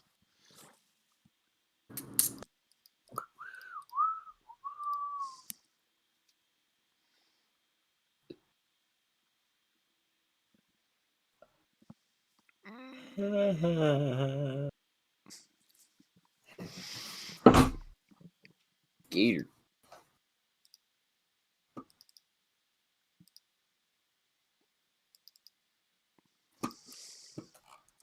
Last thing we go to do the Dark Brotherhood quest line. Dark Brotherhood, you know, the dark. It's Brotherhood. That's a good quest line. Yeah, it's better than goddamn companions. Anything's better than companions. Only good part about companions. Except for that one quest where you have to rescue Nazim from bandits. Yeah, that one's a little tough. Hey, you get to meet the gourmet. Gourmet's cool. We like the gourmet in this household. It's a gourmet household. Or you could leave the gourmet alive. He's kind of a cool dude. He is a cool dude. I do wish we could. That's the one thing that I think that was kind of the issue with Skyrim specifically. Is like if you wanted to make your character be like, hey, I don't want to kill people. If you want all the cool stuff, you have to kill people. Like you have to. You can't really like. Yeah, it's kind of strange because at the same time, I don't think you can be a pacifist in Skyrim. Oh no! Like if you want, let's say, I mean, if you like, even if you do the like kill the Dark Brotherhood quest, like you don't want to be a Dark Brotherhood member, which is a stupid decision. But if you don't, like, you still have to kill them. Yeah, so and if if you avoid them, whatever, but even if you kill them, you're still missing out on a whole bunch of rewards. Yeah. So, I don't know. I think that's why I might get Oblivion. Oblivion's kind of based. You can kind of do whatever the hell you want in Oblivion. Isn't Oblivion in the Game Pass? If it is, then I thought I heard you saying that. That's the only thing I'm getting this from. I thought I heard you say that. I think I did. I remember saying that. I feel like I remember saying that. It was either Oblivion or maybe Morrowind. Probably Oblivion, though. Nobody plays Morrowind. Yeah.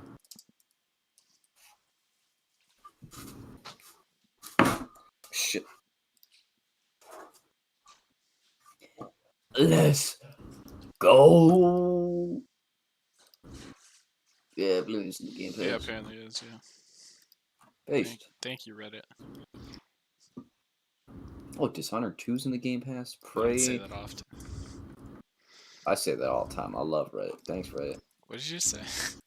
Take it back. What are you talking about? Huh? You know what teacher? I feel like Mr. Toilet uses Reddit. I imagine he's on r/like psychology / I could see it. Him and who's the Mr. Henson? Yeah, Mr. Henson. Mr. Henson definitely uses Reddit. Oh, for sure. Yeah, that's not Tynan, that's canonically confirmed. Oh, that's even confirmed? Wow. That's confirmed. Wow. I don't blame the man. I mean, what it is, he's a fellow who understands. I wish I got Mr. Henson. That guy seems really funny. Like, not intentionally. Oh, he's like both intentionally and unintentionally funny. Unintentionally, he's just a good guy. I'm a big Mr. Henson. I'm an average Henson enjoyer. Very good.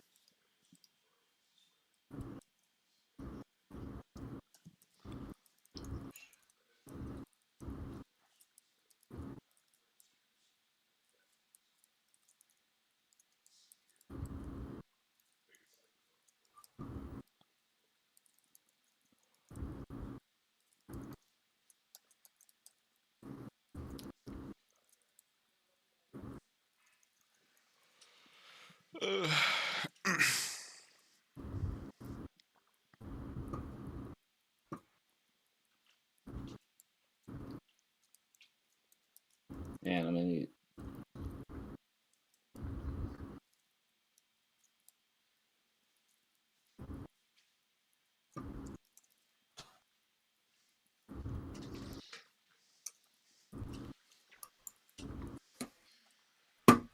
I took my splurge board.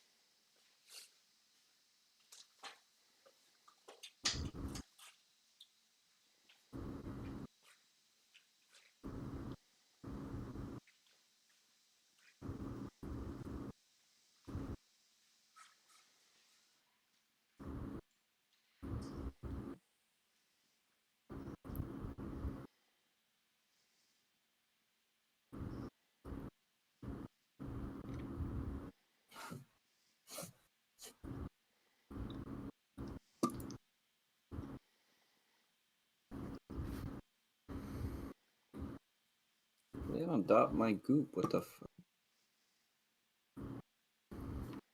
Shit. Shit.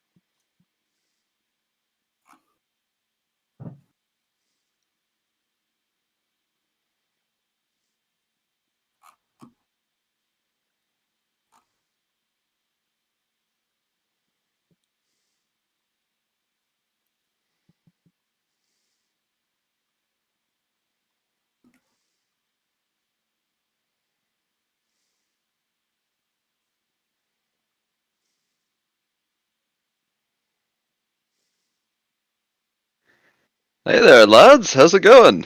Well, pretty damn good. I got a fucking ring pop. Holy shit. Grandma came in clutch. That fucking sounded like it, dog.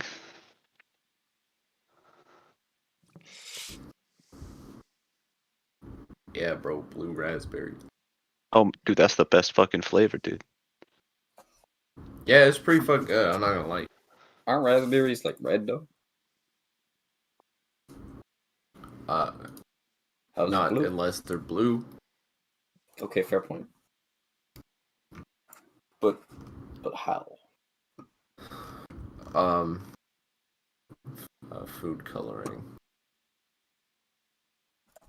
The Boognish says Neko waifu sad. Oh, it saves. That's lovely.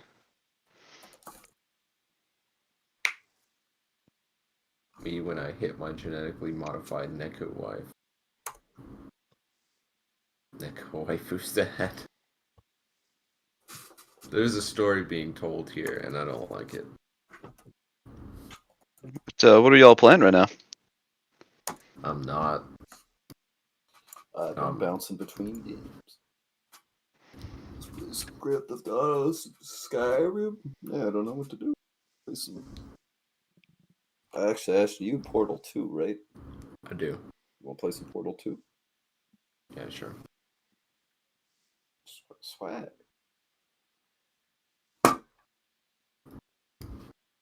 Also, today I might do some besieging. I think I should get back in the. Besieged? Holy shit, yeah, Marcus, start streaming that, like, right now. We need to start backseat gaming you. Yeah. I'll play a bit of Portal 2 and then I'll do some Besiege. Besiege? Play cooperative game. Standard co-op. Searching for friends. Have none. There. Oh no, you were showing up, but go vote yourself. I love my son. I love my son. Oh.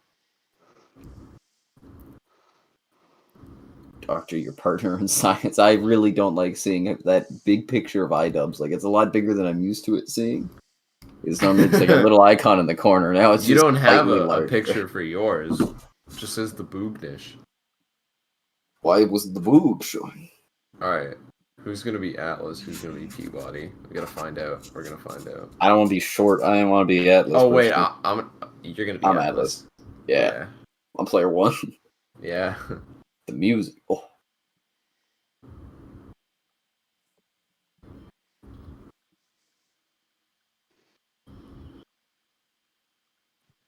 It's time to explore the bloop.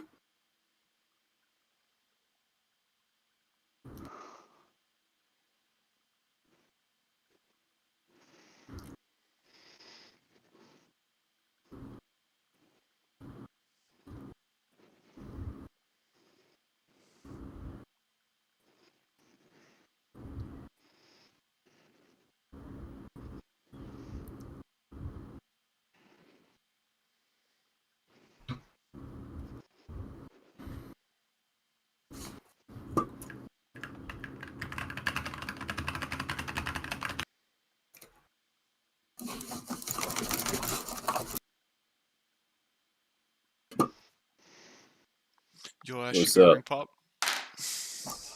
I got ring.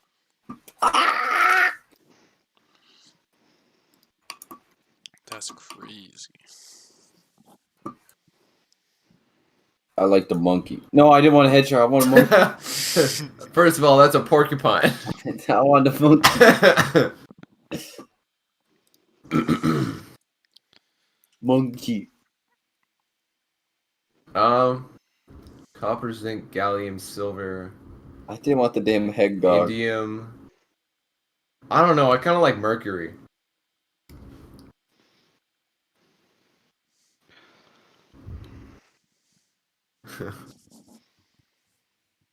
What's wrong with you, bro? It should have chosen the monkey. The monkey wasn't an element. What's that, Lee? This game's so loud, I gotta turn it down.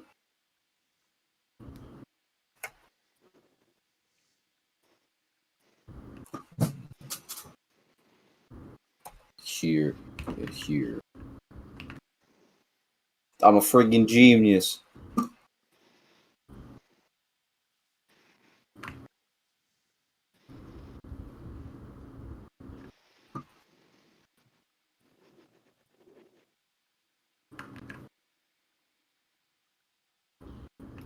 Go, bro. Move. Dog, get the fuck on the plate. I'm on it. Move your ass. God damn.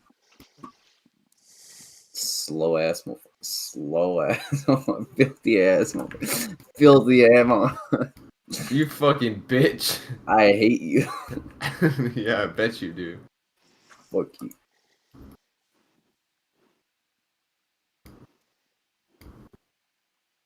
Go through your fucking portals, dipshit.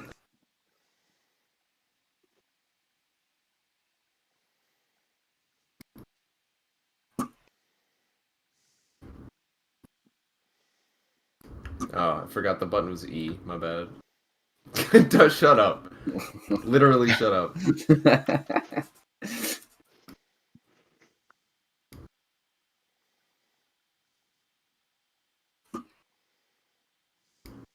Fucking shut up.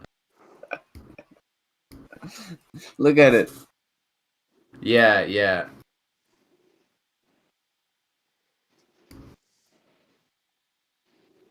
I don't want this. I'm fucking done. Where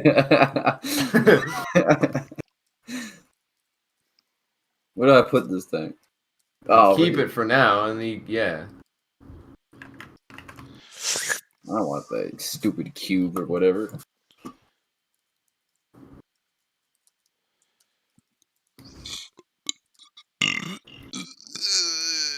Yeah, this is gonna be really helpful for me to get up there, Marcus. That portal's real great. There, that's your damn portal. Oh, hold on. For fuck's sakes. Alright, this. Go. Do not step in front of the fucking field again. Stinky wiener, shut up. Fuck, I keep forgetting my goddamn shit.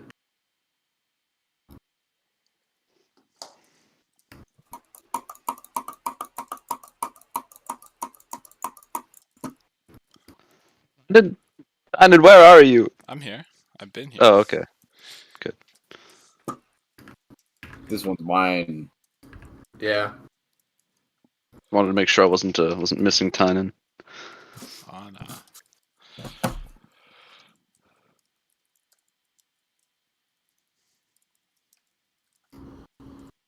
Oh, they don't kill us all.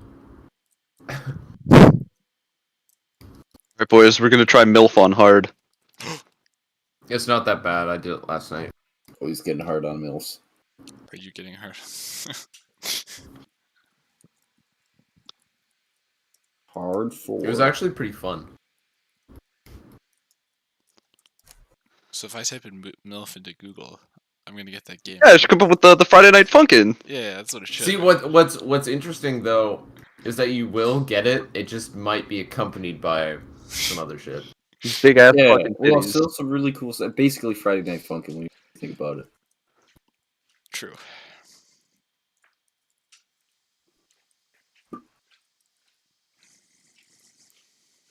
Actually, you know what? Let me look it up. I want to see what the first result that comes up. I mean, not what the first. I want to see what result it is.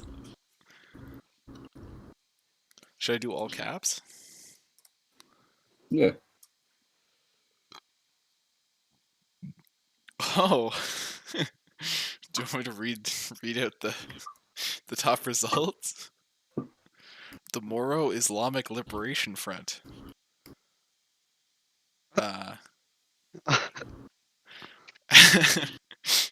Okay. All right. Okay. All right. Yeah. Stand on that one. I'll fucking. Yeah. You go in there.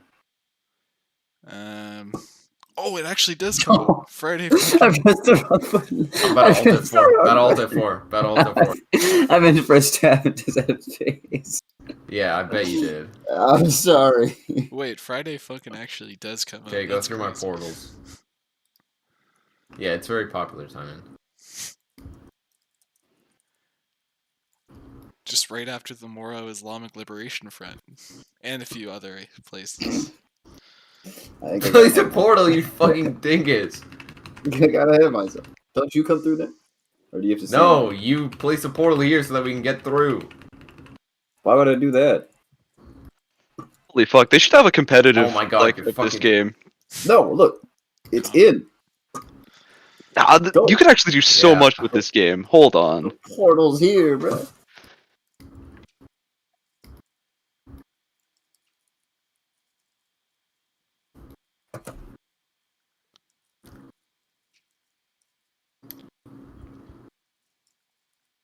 Rest in peace, his uncle, his cousin Kateri. Mm-hmm.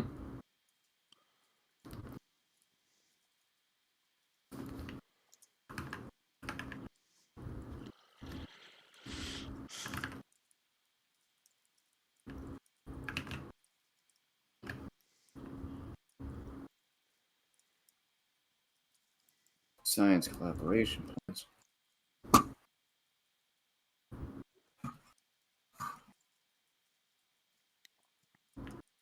Right.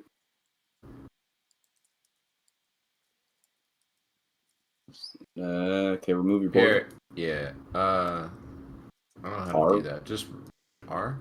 No, that's not it. R. Oh, okay, Yeah, I just can replace I the didn't know. portal, yeah. Yeah. Okay. So then, how you get your nasty ass over here? Oh, yeah. Hold on, I'm dumbass. There. All right, now you place. Yeah. Cool. Let's go. Let's go. Let's go. I'll get this side. You get the other side. We got to press all 4 buttons at the same time. You going down next? Yeah. Okay, ready? Yep.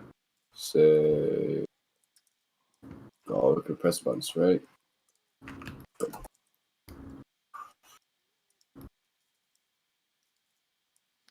Oh, I'm gonna be mad at that GHS Lee snitch from last night. Sorry, I'm trying myself. That's me.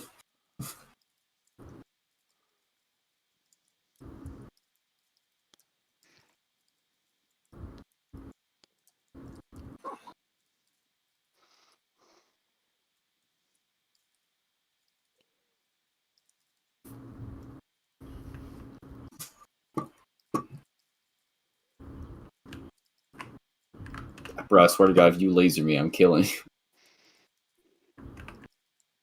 I'm not like you, okay? What's that supposed to mean? We can't do Yeah, it that way. We have to get the ones in the middle. Wait, too. what did you mean by that? National place before there. Yeah, place I got one it. there. Yeah, he's racist, is what he means, Tiny. Yeah. Because I'm short. Yeah. Yeah. I hate you. At least he's honest.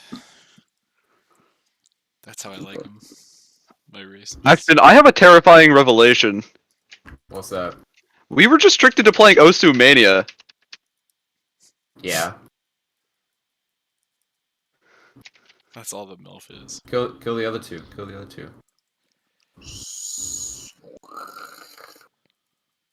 Alright. Why can't I get through the laser? Now you want to load up Osu Mania, don't you?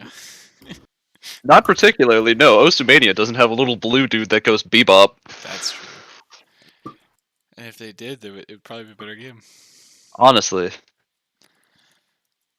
If they like completed this game, added like a multiplayer, added like a thing where you could create your own avatar and you could like go against your friends in the song, added more dude, you could go so far with this game.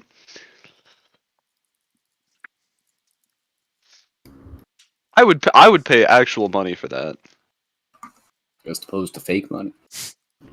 Yep. It's called Battleground points, Marcus. I'm gonna hurt you.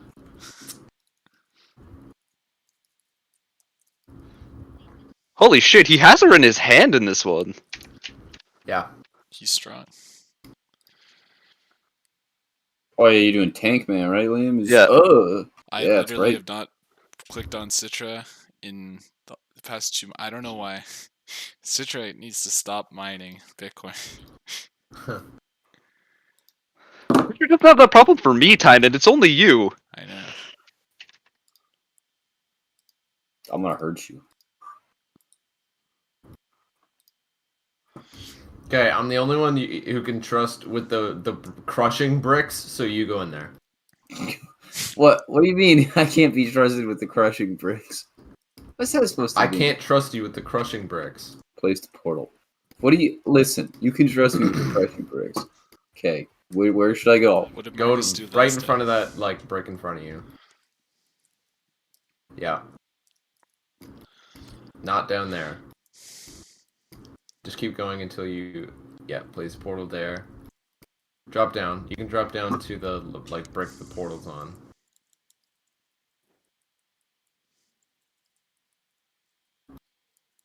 Nah, you want to place a portal up there now. I know. Alright. Yeah, don't drop down. Just go... Yeah, right there. Except for the... Yeah, there.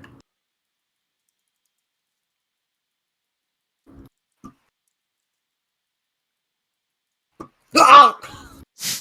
Why are you so indecisive? Just fucking move, dog. What the fuck? I was... You had the cube, and you fucking went backwards. What the fuck are you doing? Well, why was I gonna... There was a wall in front of me going forward. So I was gonna go back to my portal. Damn, Marcus, kind of cringe. Yeah. Yeah, you were going back to your portal, you fucking... You know, I can't be trusted with my damn crushers.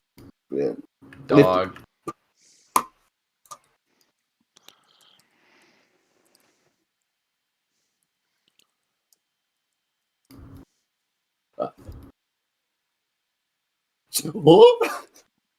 Alright, I gotta do it to lower it down. No. I went through my portal again while the blocks were moving.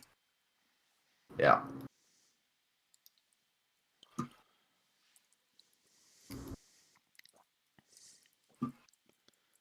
Killed me.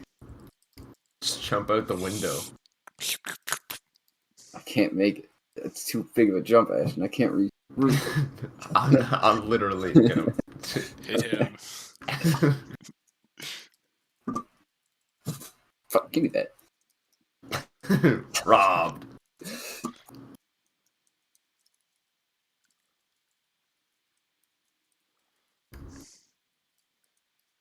What do you think Stunna Boy's up to right now? Touching harassing minorities. You might be doing and both minors at the same time, yeah. Yeah.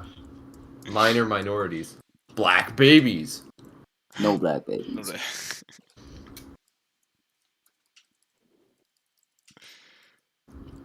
I love how he posts every DM.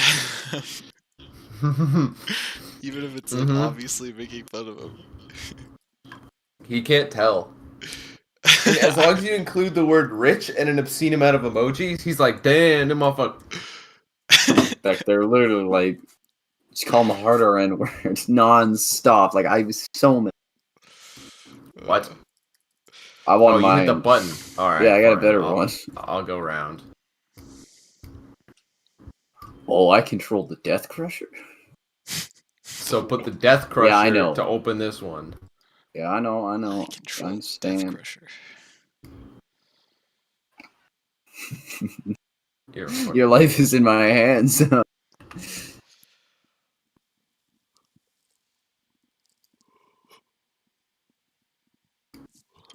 Okay. So then this.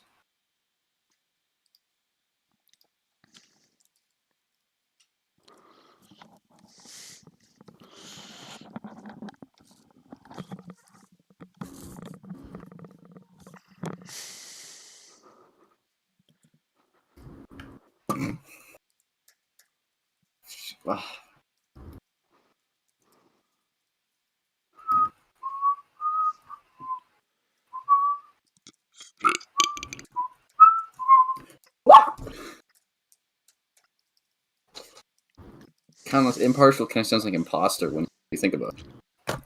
Hey Marcus, what did we say about the I word? I'm so sorry. Good point. Marcus, that's 10 minutes in the bench. No.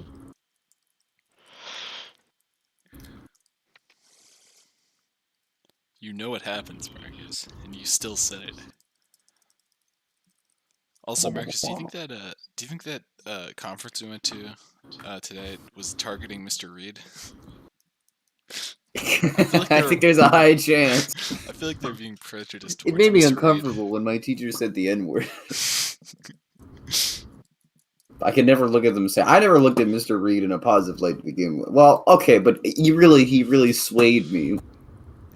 Just how he's surprisingly liberal with the N-word, considering how conservative he is. Yeah, that's Ash, what did you do? Nothing. What are you talking about? Why did you just die? I didn't. You just exploded. I'm literally right here. What are you talking about? I saw an icon that said you exploded. What? You exploded. I don't know what you're talking about. Yeah, I'm sure. I saw you dead. Marcus, I don't know what nonsense you're talking about. Yeah, why are we in hell right now? What is happening? Oh, Marcus. We've been in hell for a very long time. Not right now. Marcus, we've never left.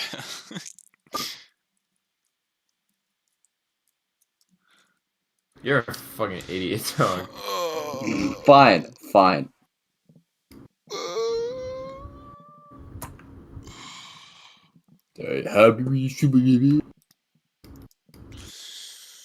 Where are you, bro? What?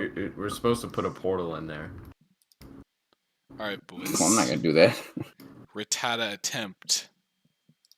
Numero 5. Is it the 5th Rattata attempt for today? What? There. Didn't even break out. Why should tackle me instantly? Frame 1. Yeah, I already did the thing. Stinker winker.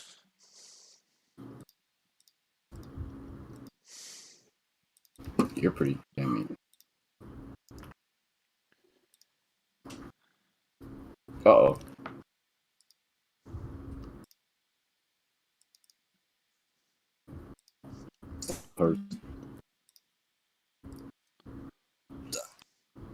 Why did you die? I don't know. What are you talking about? I just saw you explode. I don't know what you need. Holy fuck, you're gaslighting him. I literally just saw him explode.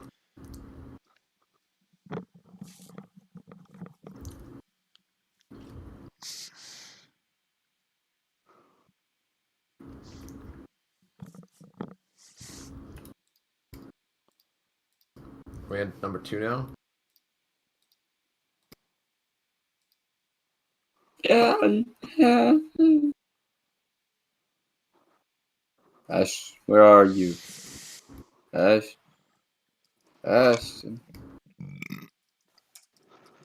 Hey bro, what's... Get over here, you sack of fucking potatoes. Got him.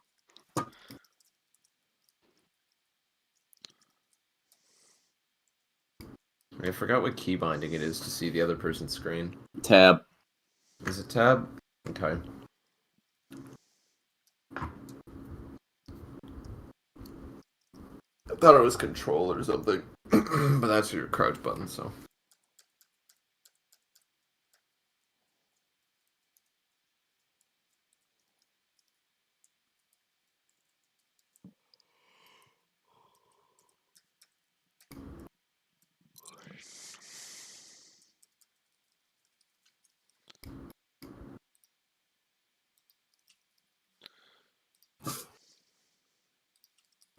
Got him.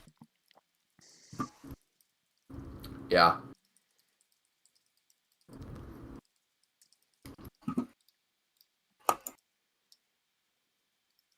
Man, aren't you a Sigma genius?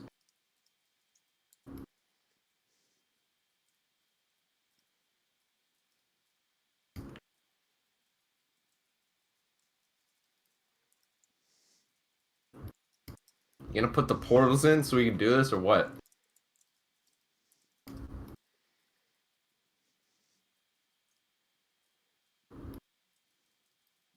When you're a fucking idiot? Go again.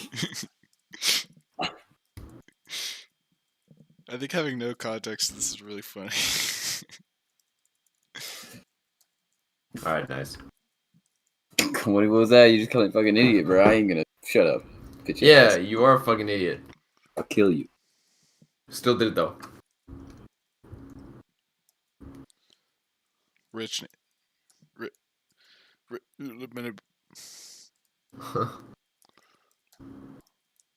Real.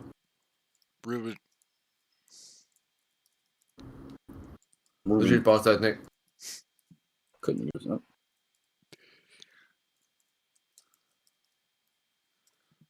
I'm about to go support Friday Night Funkin' on Kickstarter, dude. Ace.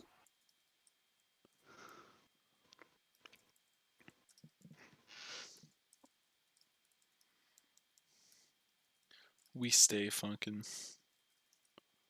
Nah, there's ridiculous potential here.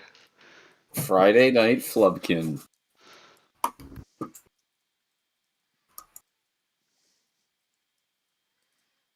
What's good, Ash? Yeah, what's up? Oh, you're doing another one? Yeah. Do you want to do it or do you want me to do it? I want to be launched.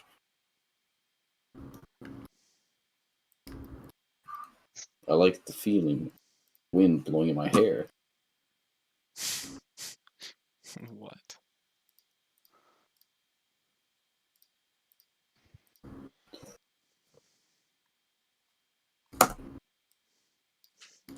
You better fucking not put it through that field.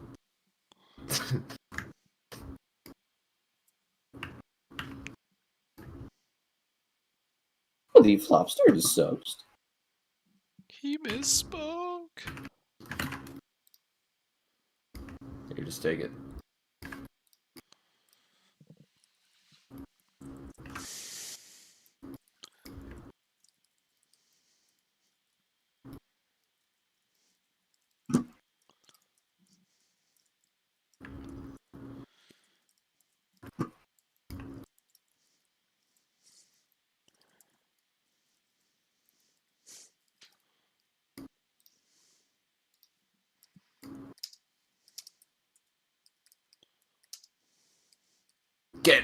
Wait, what? You won with paper? I won with rock. I just have weird hands.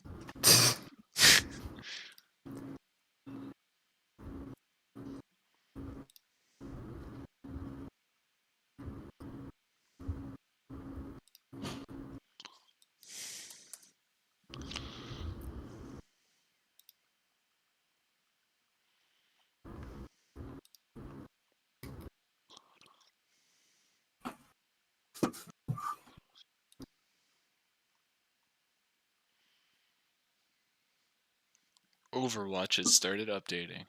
Oh no. I don't. Yeah, it probably just means they're removing the event. No, it probably just means Hey, they're buffing. you want to like get? If they are, I'm quitting the game. Kickstarter rewards are kind of funny. What's wrong? What's wrong, guys? What's wrong? Hop in the fuckinator. Listen, I was just having a bit of fun in the teeter-totter.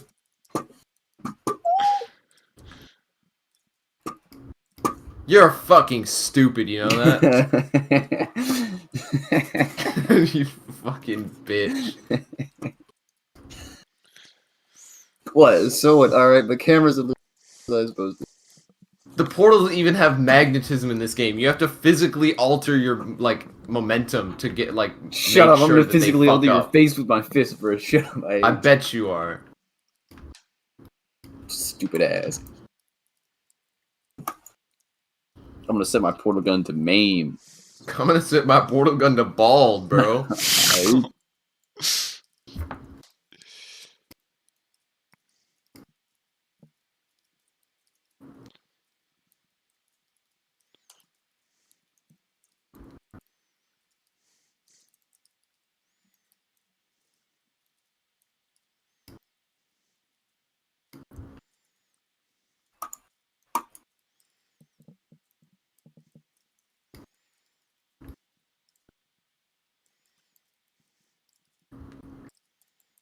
Took you so long. Literally here first. I'm gonna beat you to death. You fucking stupid.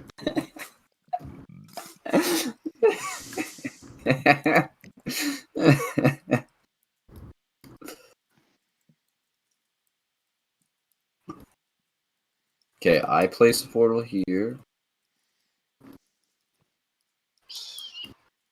Doug, just literally, did you get rid of my portal? You're a fucking idiot, you know that.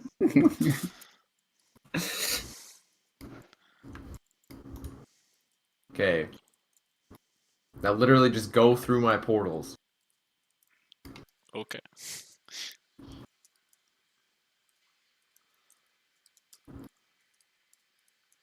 Did you die? I wish, bro, so I could escape you, dumbass.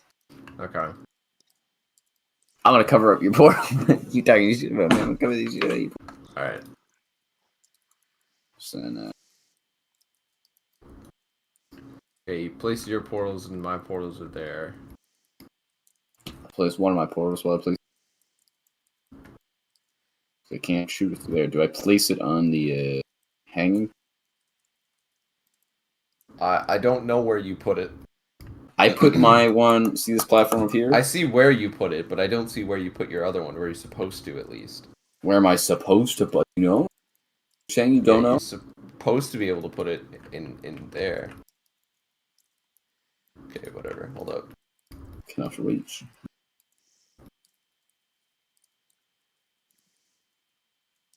Like on both sides. Just drop down. You'll be able to get up there fucking at some point. No, on the backside right there. I know. I hate you. God. So yeah, if you did know, you wouldn't be looking up there for it, you fucking dingus. There. You're the dingus. I hate that you. Literally did. What? Alright, you know what? I'm gonna try it. Yeah. Works just fine. Now place your portal. I get the idea. Now get rid of your red one, place it on. Get rid of my red one and place it here. Yep. There we go. See, what took you so long?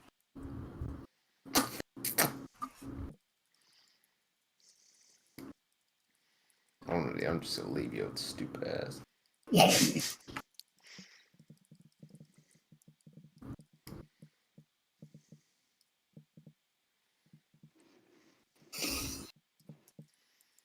My son. Oh, she gotta hand me the cue. Snake eater.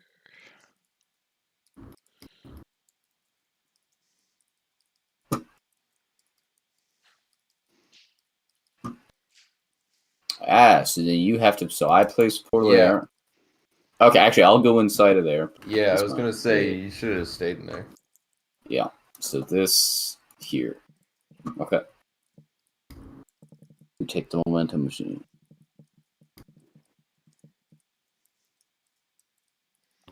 Okay, and then I can just put one here and like here. Just drop down.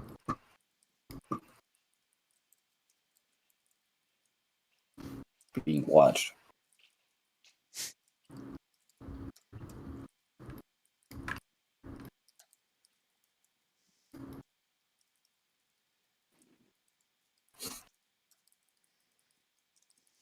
What took you so long?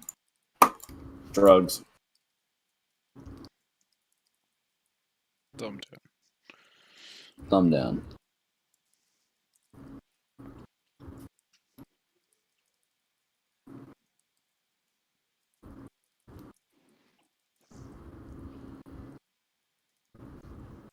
Come on,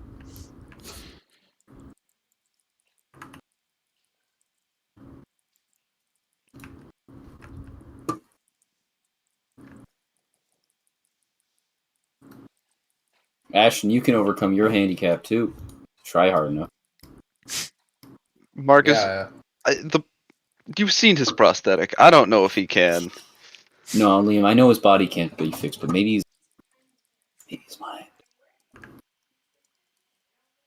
Ashton, the tortured soul. Yeah, they do fit me, Lily. Don't steal my pants. Yeah, what a fucking snake stealing your pants. Well, that's crazy, Lily, but I also have your Honey, pants in my where are closet. my So, you know, maybe we could pants? actually You have to trade. get that cube. Wouldn't that be crazy? What cube? The one that I dropped that you replaced your portal and then it died. You see Oh it? yes, please. I would. I don't know what. I actually also don't want those pants. So then what? I just have to bring it over to you. I was just making a joke. Yeah, you just have to bring it like. They don't fit me at all. They're all So I have to take the jumping puzzle. Do I have actually? Here, listen. If you take the jumping Yes, puzzle and then just like, I can literally place my portals like here. Yeah. Here. Place your.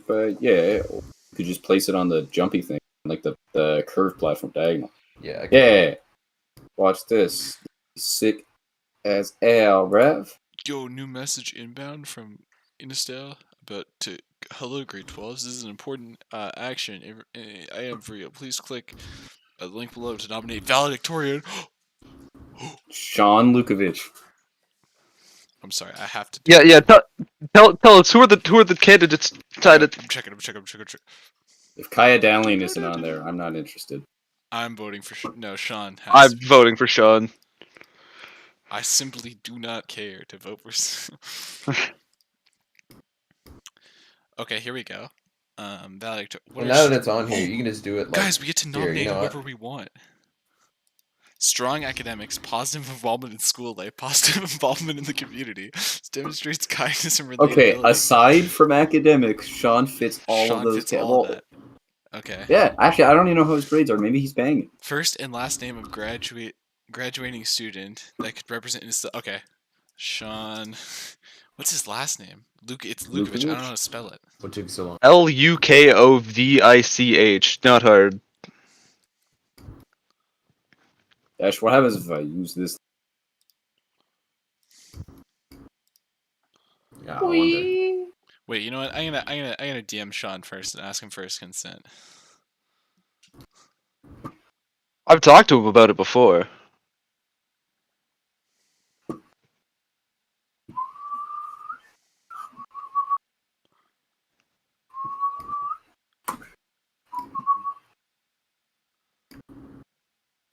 Going for another run. Oh.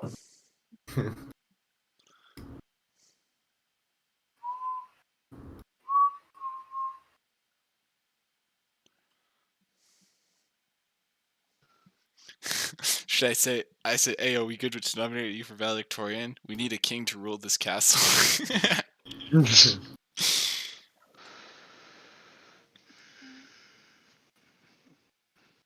What took you so long? You did, motherfucker. I hate you.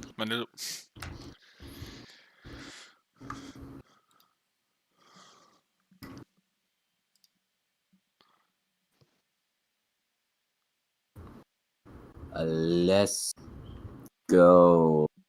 Oh, they make you submit 3 people's names, but you only have to do 1. So the Chad play is just to do Sean and then end it. I agree.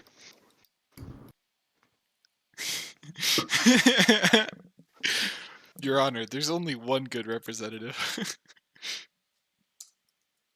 One Sean Lukovich.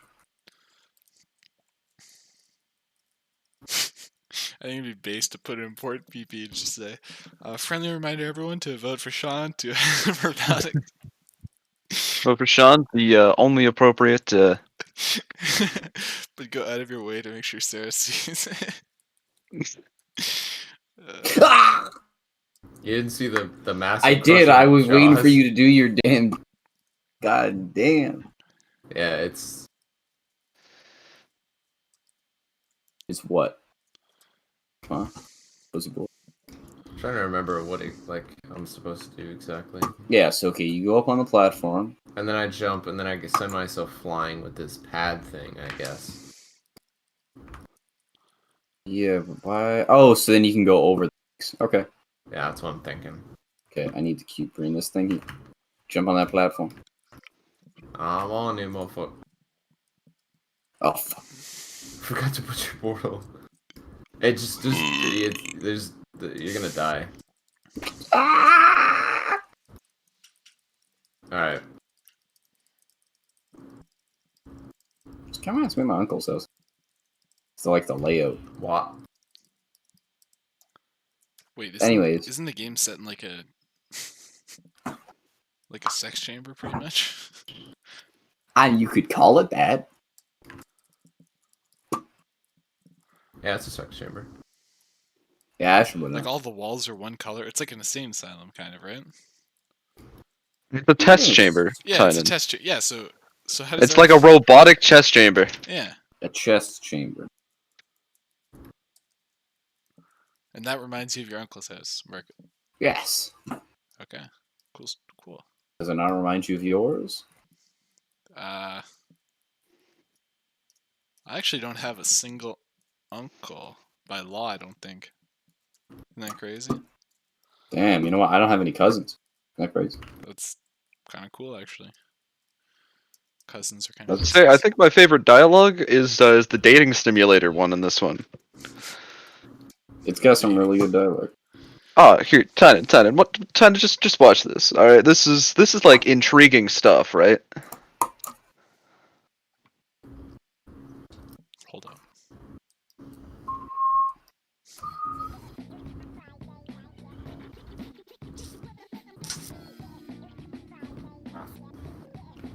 All right. Oh yeah, Marcus, did you see what I sent you? I just sent. Or Instagram. I'm checking it. Oh.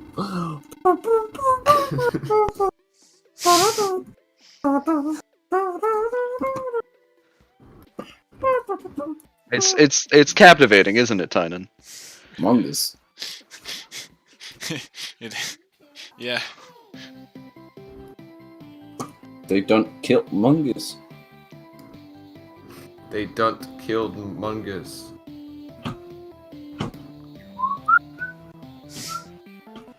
Alright, all I gotta do is graduate now. I can barely pass. I barely passed every credit I had in high school. Truly an accomplishment. So proud. Good luck. Looks like Sean's on board, boys. You know what that means. Everyone go to your school email.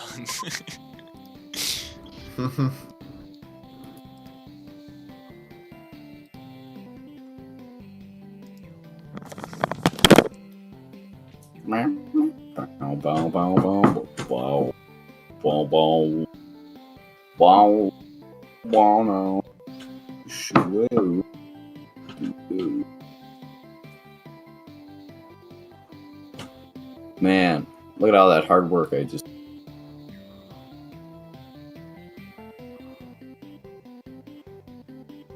Oh. There you go, Ash. You gotta jump through the giant fan, please.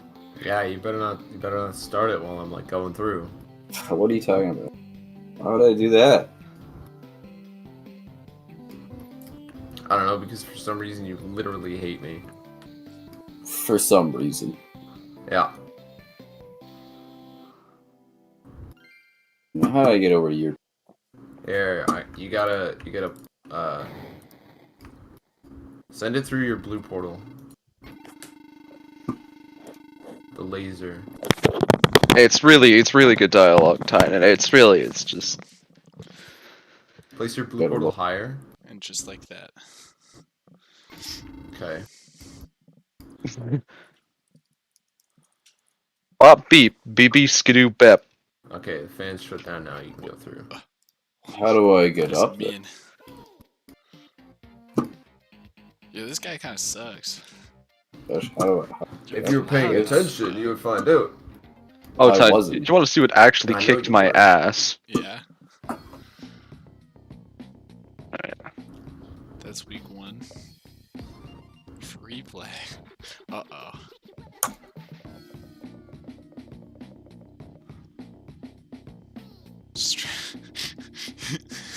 Okay. Oh, okay, he's moving a little.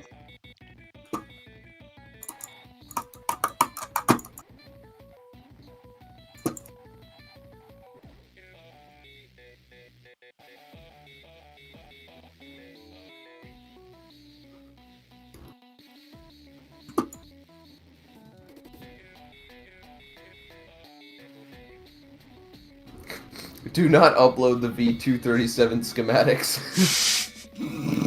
Well.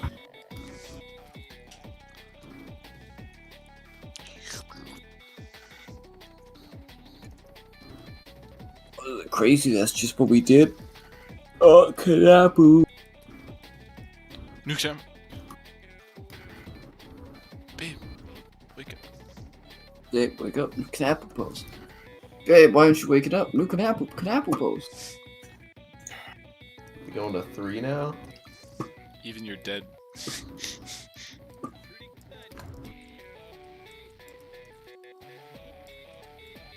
Whoosh. Everyone Do I do- except for the new Canap. Yo, Kai's here. Let's go. Yeah. When did you get? Yo, Kai. Go Yeah. check your school email. Check your school email. Yeah, I did. Do you already vote for Sean?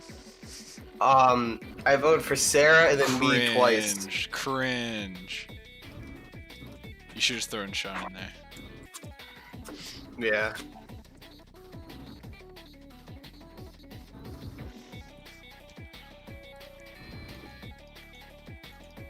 You either should have thrown Sean in there or just voted for yourself 3 times.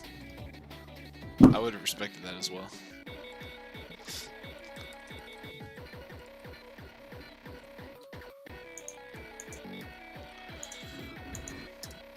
Alright, this is the 6th retata of the day. I failed all 6 of them. Shiny Rattata or just normal Rattata? Nope, just normal. 1, 2. I thought you were talking about a vegetable like egg white frittata. Oh, Till. Oh, Pokemon. Tynan has actually refused to ingest eggs ever once in his life. He's never done it. Nope, never will.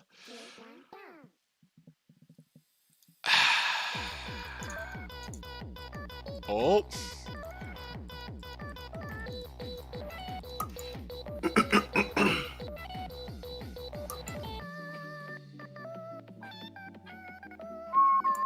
Legendary Mace. Yo, May skin. Dude, it's what a is legendary happening? May skin. What where is she's happening? A boxer. What? Yeah, she's got like bruises on her eyes and she like scratches. Wait a minute. She got fucking, Like a post-Marcus skin.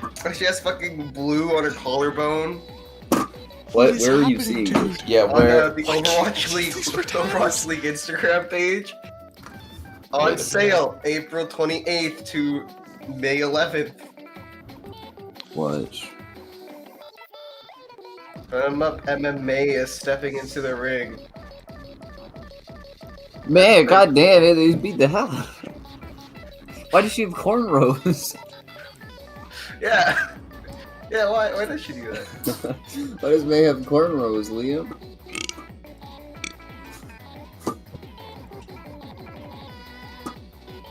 I'm a big fan of when I type in Overwatch on Instagram. The first one is Play Overwatch, and the second one, third one, fourth one, fifth one, sixth one, 7th one, 8th one, 9th one, 10th one, 11th one, 12th one, 13, 14, 15, 16, 17, 18, 19, 20, 21, 22, 23, 24, 25, 26, 27, 28, 29, 30, 31 are all porn accounts.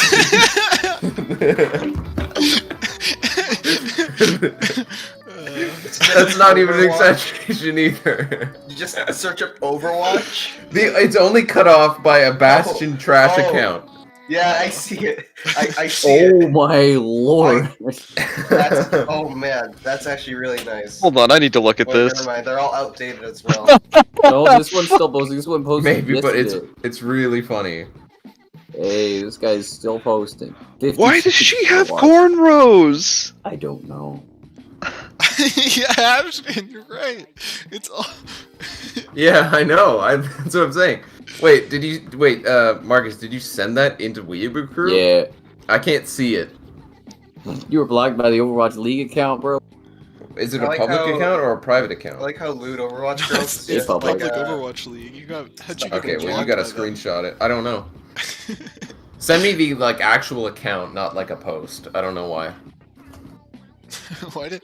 I think it'd be funny if they went out of your way to block you. You were. I've never in the even been on comments. the account, so I don't know. Alright, so here's an official video posted by one of those accounts.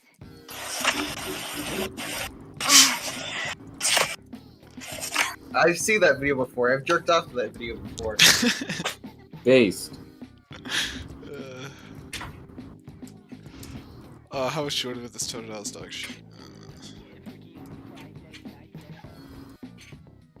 Meant to post by naughty Overwatch girls. Oh, those are boob. That is just Quinn- whole ass honkers. If Quinn has an... public. Oh, never mind. Yeah, Quinn's yeah. Like I'm graphic surprised these card's haven't probably been dog like shit. banned. And they've been around for like years, man. But that MMA skin, it's so I just do not. I don't. not like Oh that. man. In fact, they give her black eyes too, man. Like they beat the hell out of her. What? Why?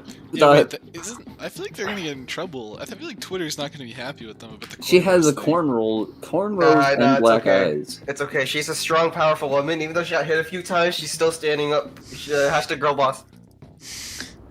Why wouldn't they give this to Doomfist? He's literally like his whole thing's punching people. Do you know how different the outfit would be? I mean, the Because skin would be if she was just wearing like normal street clothes. Domestic abuse survivor, man. Everyone, they want to appeal to the fan base's like fantasization of May being a masochist. All right. Anyway, I'm gonna launch GTA, or do I do math homework? Math homework. Yeah, okay, when you're done math homework, I've been cooking up some meth. There's more on the way. Yeah, I guess I'll do math homework. Are the problems getting easier? Maybe. I mean harder, not easier. Oh. The skin is no. Oh, cool. It's just all right, Marcus. We gonna finish this? Are you also playing Portal 2? Yeah, we're playing some Portal. How about we finish this level then? I'm about to play some Siege or some GTA or something. Playing Siege? So once you're up there, then you gotta place the portal under me, like the bridge. Alright. Cornrows are so fucking jarring to look at. Yeah, boy, you're a real smart one. Now a genius. Thank you, Lily. Basic. Also, what was the last time we got a Doomfist skin? No Doomfist. I don't think it was actually that bad. So tell me why the boxer skin wasn't for Doomfist? The guy who told on the platform. Because May masochist fantasy. It's this whole. Wait, where do we get a? This whole thing is he like punches. He Doomfist people, yeah. Oh, it's up there. Okay. Oh no, May that's fine. pack a free punch. What? Meet the teacher. Oh. I'm looking at Mr. Mannon's he's D2L, right? Mr. Mannon's a construction class. There's like no actual work. You just do woodworking. So now it's entirely virtual, and it hasn't been put together yet. So student information. Meet the teacher. Meet the teacher. Image not available. Teacher name. Hi, I'm Mr. Teacher. I'll be your teacher for this course. I'll prefer to be called a facilitator, but my role will be what you traditionally call a teacher. So it's just filler. Image caption goes here, about me, I've been teaching for ... currently for the past ... Contact me. Please contact me. By phone at, by email at, my office hours are. Simply does not care. Alright, we gotta get someone up there so we can pass it up. Hank! Hank! Unit 1, nails and screws. Shit, I think my GTA's done downloading actually. Oh shit, you got GTA 2? Yeah, baby. I'm Yo, sorry. we can do full four-person No, it's fine. Liam, I've done, do you want to I've cook done the meth co-op with us? campaign. Actually, I do want to cook meth with you. So I've you- never played a Grand Theft Auto game in my life. So here's what we should do for Liam. So The Liam, Casino Heist has 4. So what do I do? Do I play Grand okay, Theft so Auto Kyle, V or we're do I still- play GTA Online? Online. So we're not going to do the. I don't think we should do the heist yet, like the casino heist yet. Again, we're still going to get our ass whooped. Yeah. Because so here's the plan. I'm thinking we Get keep level doing 12? meth. Yeah. So we get Liam and Ashton up to level 12. We're going to cook meth and sell guns. We can do both those for me. I have both facilities. Then we're going to do regular heist once they hit level 12. Get guns, and then we can do the casino heist. which will get us. Oh boy, another shitty game launcher. Let's go. Let's go. Oh yeah, run Okay. the game in windowed. Because anything else, if you leave it, it'll take like a whole minute before you can get back into the game. Yeah. Basically, the game itself is fun, but literally everything else, like quality of life, like the launcher and alt tabbing and the actual performance of the menus, is like F tier, like literally 1 out of 10. But the game itself is like kind of fun. It's very fun. See if you can find a good session. I'll invite you. Yeah. Oh fuck. What's wrong? I have never played a Grand Theft Auto game in my life. I have no idea what I'm gonna be doing with that. want. You'll really be a fan of the opening sequence of the game. Oh, it's really good. Do I get to like peg a woman? Yeah, Yeah. So I slept through my math class today, right? Yeah. As you do. I As had you the do. Google Meet in the background. I was just sleeping. I'm like, okay, I'll do the work when I wake up. Okay. Yeah. Posted April 28 at 11:20 a.m. Breakout rooms. I had group work, and Mason messaged me on Snapchat around that time. And I was like, guess who slept in? Oh shit, this was actually relevant time frame. So now I feel really bad because I slept in and let like the two of them do a breakout room by themselves while I was sleeping. Wait, a breakout room? You mean like an escape room? Like what is? I actually don't know. I've never done them before. Yeah, it's literally just a Talk to small each room. other? Yeah. Oh, I know what you mean. Okay. I was so fucking confused because Yeah, they don't send you to an escape room. Joined. No. But that's what I'm saying. Like a virtual fucking like puzzle thing. I'm like, what the fuck are you talking about? No, you literally just separate into smaller like meet rooms. You Okay. answer like questions about each other. Yeah, that's like it. Okay, I've never done that before. Probably because I never actually joined my English class. Yeah. Ty and I had breakout rooms. We had to talk about our dreams with our classmates. Yellow orb, reminiscent of Among Us. Yeah, I was trying to get Marcus to do it, but he didn't tell that one. He told another story. What the fuck? You should have told that one. That would have been fun. My dream was about Ted Cruz. But Marcus's dream, I would have loved Floating yellow orb, reminiscent of Among Us. And also consumed other orbs in my dream. I found a good session, so I will invite you. Reminisce. I think the best part about that is you still don't know like you still don't know what you can't remember it, right? Like what happened in the dream. Well, yeah, like, so I wrote it down. Text, right? Yeah, I have what I wrote down, and some of it's still like so. I wrote down a lot more dreams than I remember writing. But yeah, that one was So okay, most people are not a fan of the May skin. Only for us. She kept asking me to pause and resume like the music, like we're playing a game. She had a floating yellow orb, reminiscent of float and consume other orbs. I saw a bowling ball and a diagram of a pro bowler's strength. I don't know what the pro bowling was about, but that happened a few times. Do you remember what the orb looked like though, or no? It was just I feel like I do, but then at the same time I'm thinking, is this just my mind rationalizing my text, or do I actually remember? I think the best part was you wrote that before like the hysteria of like the seeing the Yeah, like Among Us was a joke, but it wasn't like a full like the Among Us had kicked in. Yeah, exactly. So you were actually the original. I am progenitor.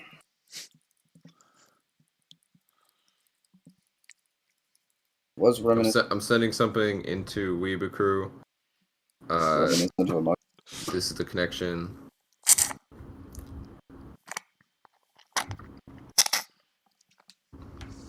This has got to be it. Yeah. Yeah, I think that was the orb. I feel like it looked like that, but I really hated how you had that on your phone. I didn't. I just got it like now. Oh, but, okay. but and yeah. it's funny. That's the exact picture I used too. When writing. I know. I literally looked at the exact picture you used to like to describe it. Add effect to it. Yeah. Beautiful. All right. Some of you guys in the game. I'll let you. Liam, I think you got to do the. Hold on, I'm still setting up a dumbass fucking like Rockstar Games account. Oh, Yeah, Rockstar social. Games Launcher.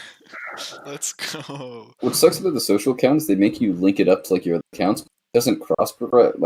There's no cross progression, so I've lost I haven't lost it, but none of my stuff from PlayStation's on here. So it's like, what was even the point? The same social club. Yeah, it's the exact same social.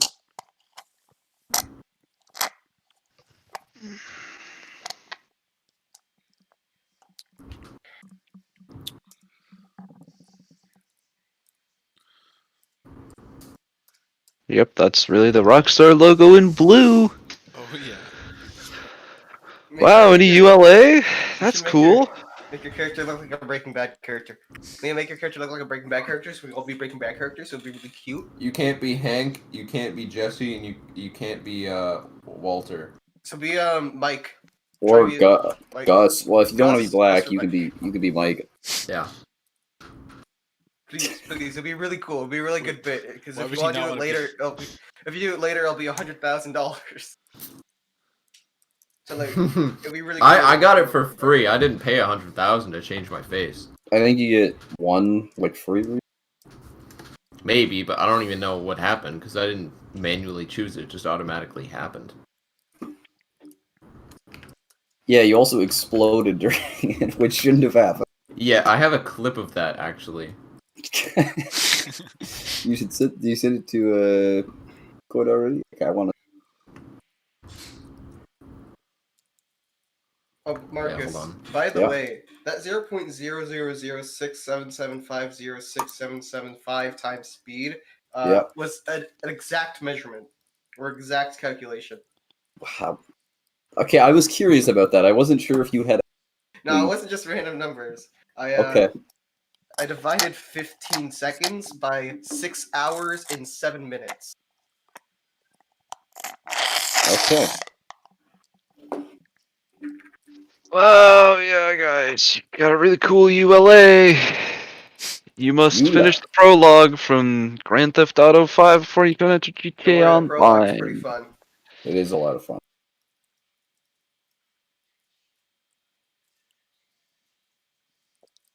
Did they fix GTA Online? Because remember, didn't it used to take like 40 minutes to? Yeah, no. So it's actually kind of funny how. What? It was funny. So what happened was the issue was it took like 5 minutes to load into the game, and it had been like that for years until some random ass dude had found. He went through all the code and he found this like a useless string, where it's basically the game would do like a full check on your system for a very specific thing, but that never happened. Like the thing that he was looking for would never be there. So what he did is he just deleted it. And it shaved the time off like 90%. So it only took like 30 seconds to load the game. So Rockstar, they like thanked them for it. So they couldn't do the full things, but instead they were able to like a little over half the time. They still needed to keep some of the files for like online use. But I think they gave him a job too. That was the whole thing for it. Great. Some random dude was like, "Yeah, you guys messed up. Like this doesn't need Every to be other in here." person in the coding world punching the air right now. Yeah. It's been like that for years. So if one other person had found it, they could have had like a star, but there's nobody bothered. Game developer job. Anyway, today we're learning about interest. Did you guys know to calculate interest, you have to first find I, which is interest, and to find I, it equals P, which is profit, or the money that you invested in the first place, or was loaned or borrowed, times the annual rate of interest, that is R, times the amount of time. Islamophobia. Yeah, that one. Bet you didn't know that super complicated calculation to I'm glad. Why is my... I sent a funny video in Funny Monkey. Would you say it's kind of sus? No. He probably Watch wouldn't it use anyway, that though. terminology. Sus? Yeah. You're acting real sussy, Tony. Oh, that's awesome, dude. My Totodile is 0 attack. Let's go. It's because I named it Overwatch. That's why. Okay. That's my biggest mistake. Sussy. Yeah, Tiny, you really should have thought about that before you. Listen, attempt 17 was cursed from the start. I shouldn't have named Oh it my Overwatch. god. needs to I did something. What do you do? Something horrible. That didn't answer my question. Something downright terrible. Hold on, I gotta watch the video that Ashton. Oh yeah, if you fail at heist, press page up instead of enter. Because if you press enter, you're just going to fail, and then it takes like 30 minutes to get back into a lobby. Swag. The page up. Alright, good to know. Yeah, like it's kind of impossible to walk from one end of the map to the other without dying.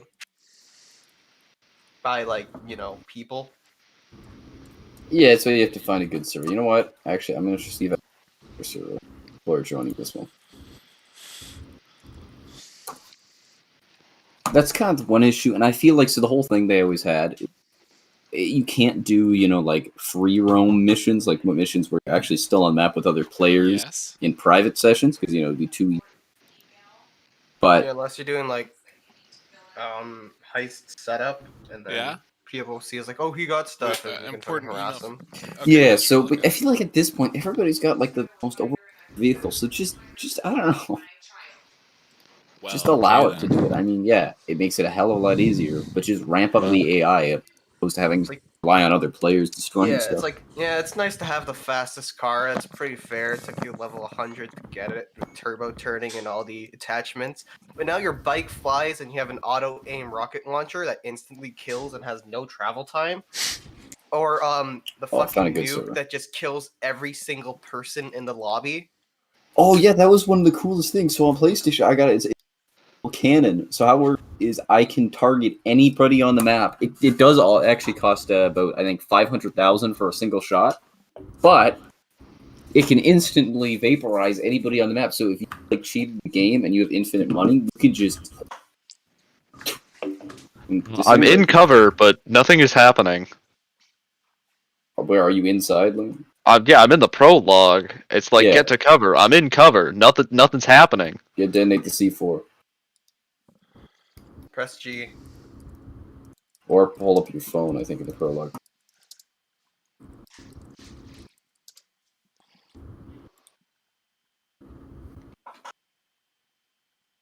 You should stream it so we can see what's going on. Alright, we'll do. Yo, Ash, are you joining Ash? I'm working on it. Joy, Kai, you should join me too. Are you dingus? Math? You guys told me to do my math homework. Oh yeah, how's that going? I'm on number 2 out of, I think, like 10. Alright, that's cute. Ash and I will start. You're not in cover. You press Q to get in cover. Yeah. Press Q. Yep. Not once did it ever tell me to press Q. It did. It probably did. It definitely did. Probably at the top left. Press Q to leave cover.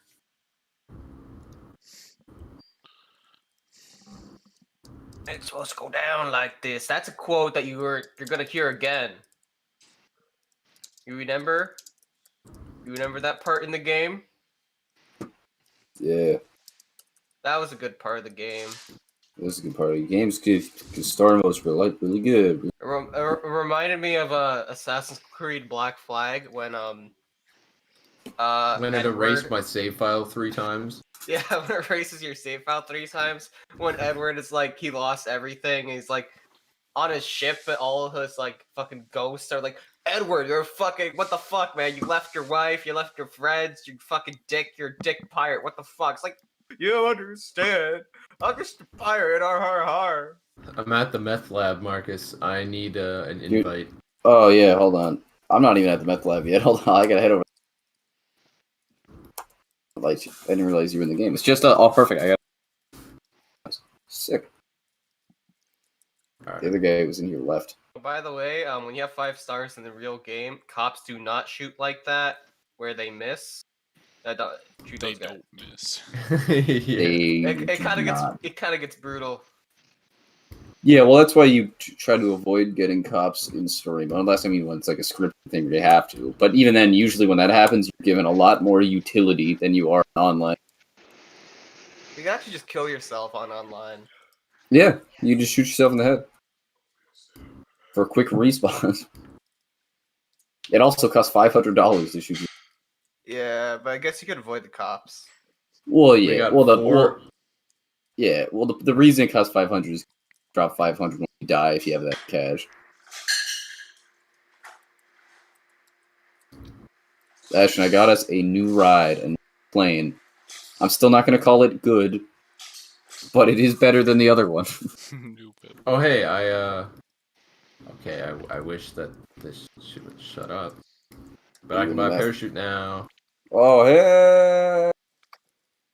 So not only can you buy parachutes, Ashton, now when you go in planes, you automatically... Yeah. So, very basic. That's nice. Our math lab's doing pretty good. We got 34K worth of profit. Okay, so it's still just going to do its other stuff. So I think the thing we should focus on now is my gun running operation. That's where we make illegal firearms, so that we can also run both of those at the same time. So we'll do a few All right. So it's clear that my PlanetSide 2 driving skills have translated perfectly. If you press spacebar, it uses your handbrake, and it's basically how you drift.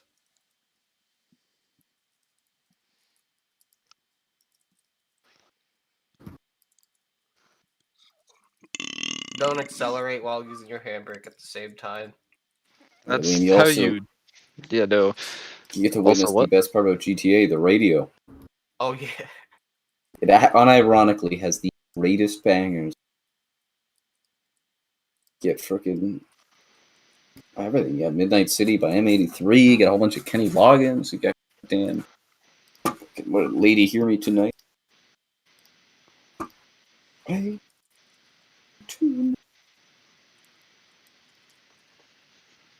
Ash, guess what this plane's called?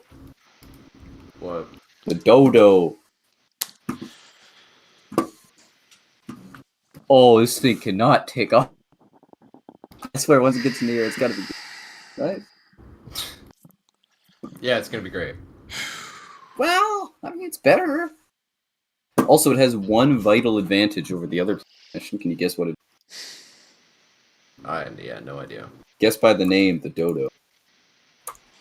It can't fly, can it? Nah, it can fly. All right. Do you see the big sea? Like the lake ahead of you? Lake north. Maybe. Go straight north and you'll see a massive lake. Yeah. There's a good landing area over there, so I'm gonna land over there and then check out this whip. It's crazy. Yeah, Marcus got the whip. I mean, it is a I'm level 12, which is very high, so it's a level 12 whip. So it ain't much.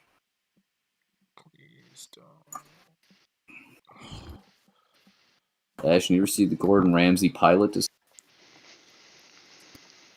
I don't Michael has died. Mike!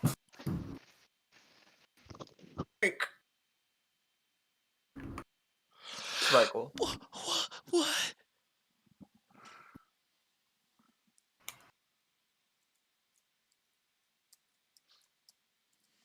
Oh, good lord, what the fuck did you send me? That's Gordon Ramsay. No, Compound interest is much more common in real life compared to... Actually, no, you know what? No, that is him. I can see it in his eyes. Yeah, it's Gordon. He was wearing a disguise for... Yeah. I just don't know why they made him look like that. Alright, are you by the Alamo Sea? Almost. Just stay near the water. All Shirasi posted on our story.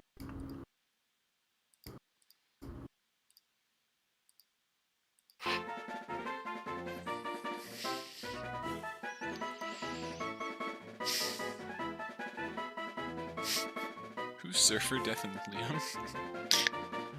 What? Liam cannot hear, cannot speak. Hello, Liam? Oh, he's Hello? You were server deafened. Which one of you motherfuckers? I didn't server deafen you.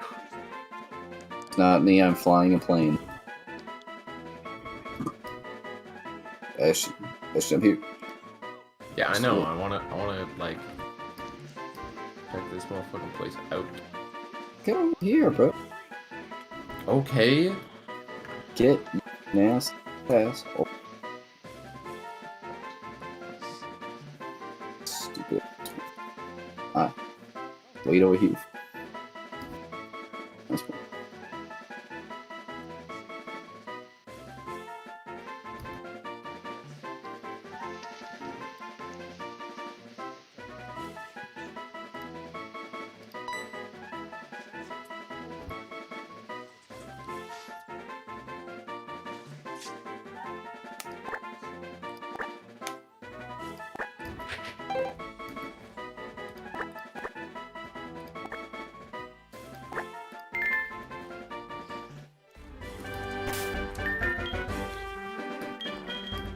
Alright.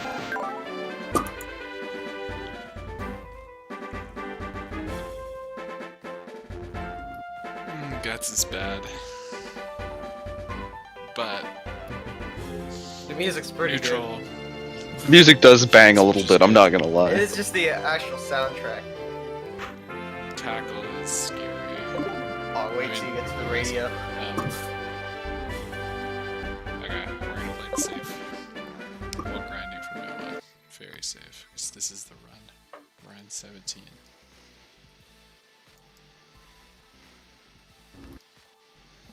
Holy shit, it's Tynan. Yep. That is Titan.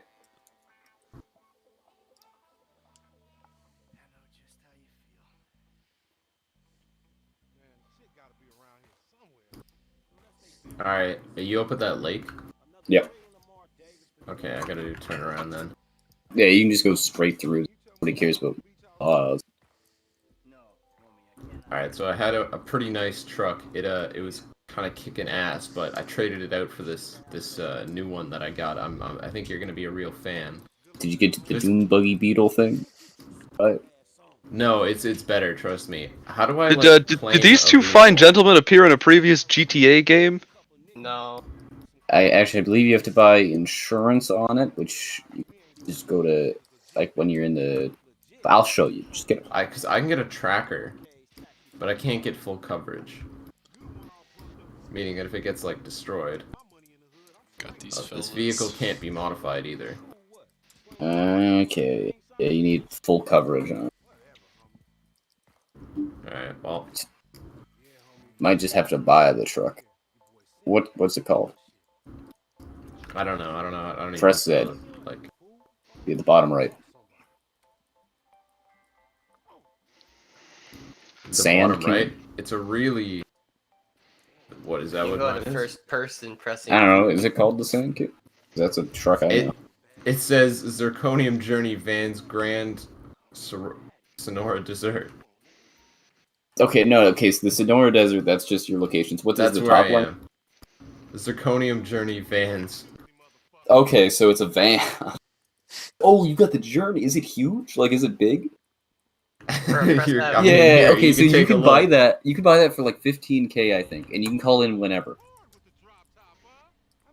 I think it's really gonna fit our thing that we got going here. You gotta check it out. Yeah, here's the best part about that, Ash. You don't have to pay insurance or anything else because it counts as a Pegasus vehicle. So if it gets destroyed, you can just call it in without having to wait or get it repaired. Nice. Also, here's the even better part. You can stand on top of it while it's moving.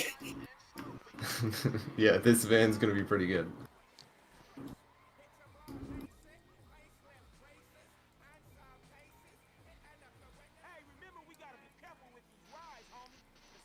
You see the whip.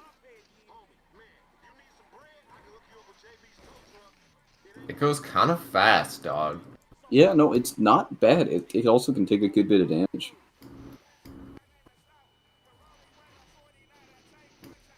Yeah, if you hold Q, you can change the radio stations. Los Santos Rock and Nonstop Pop at best.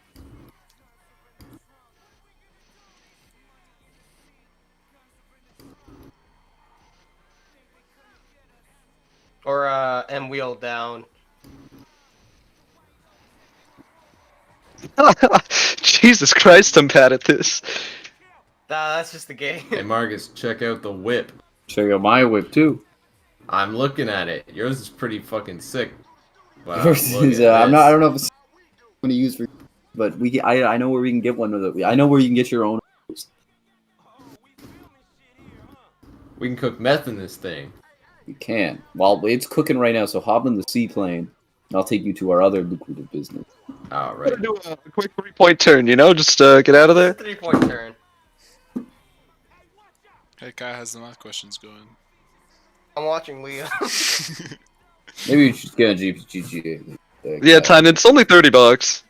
Maybe I will. Although, aren't there only groups of 4? Ah, shit, So it's yeah. kinda cringe, yeah. Well, yeah, for heist we could only do 4, but for like missions and stuff, you 5. Yeah, we can do like 5. But some of these like garbage cans are like indestructible. Yeah, some garbage cans are indestructible in real life.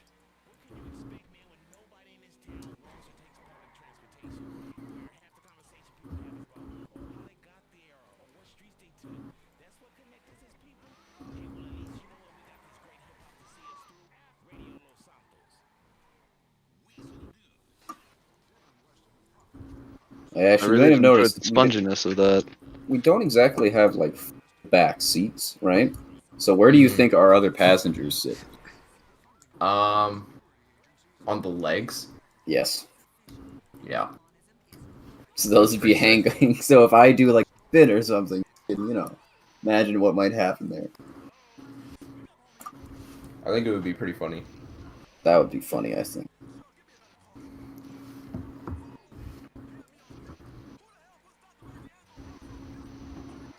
Remember, Liam, like when you turn, you don't have to keep accelerating. You can take your hand off of W. So Kaya, I have one rule. All right. That is never stop pressing W.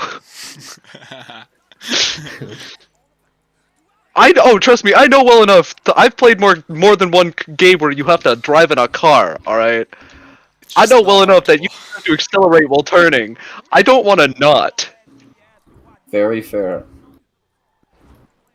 Just wait till you get your hand on a motorcycle, Liam. Then it becomes a lot riskier. You die in a single crash. It's really good. Why are we so goddamn far from? Because I don't want to beach. Oh, well, it's good. Eve. Okay, never mind. Oh, hello. Oh, there we go. Bro, where are you There going? we go. In your fucking. I'm not quite sure where I'm supposed to be going. Go in there.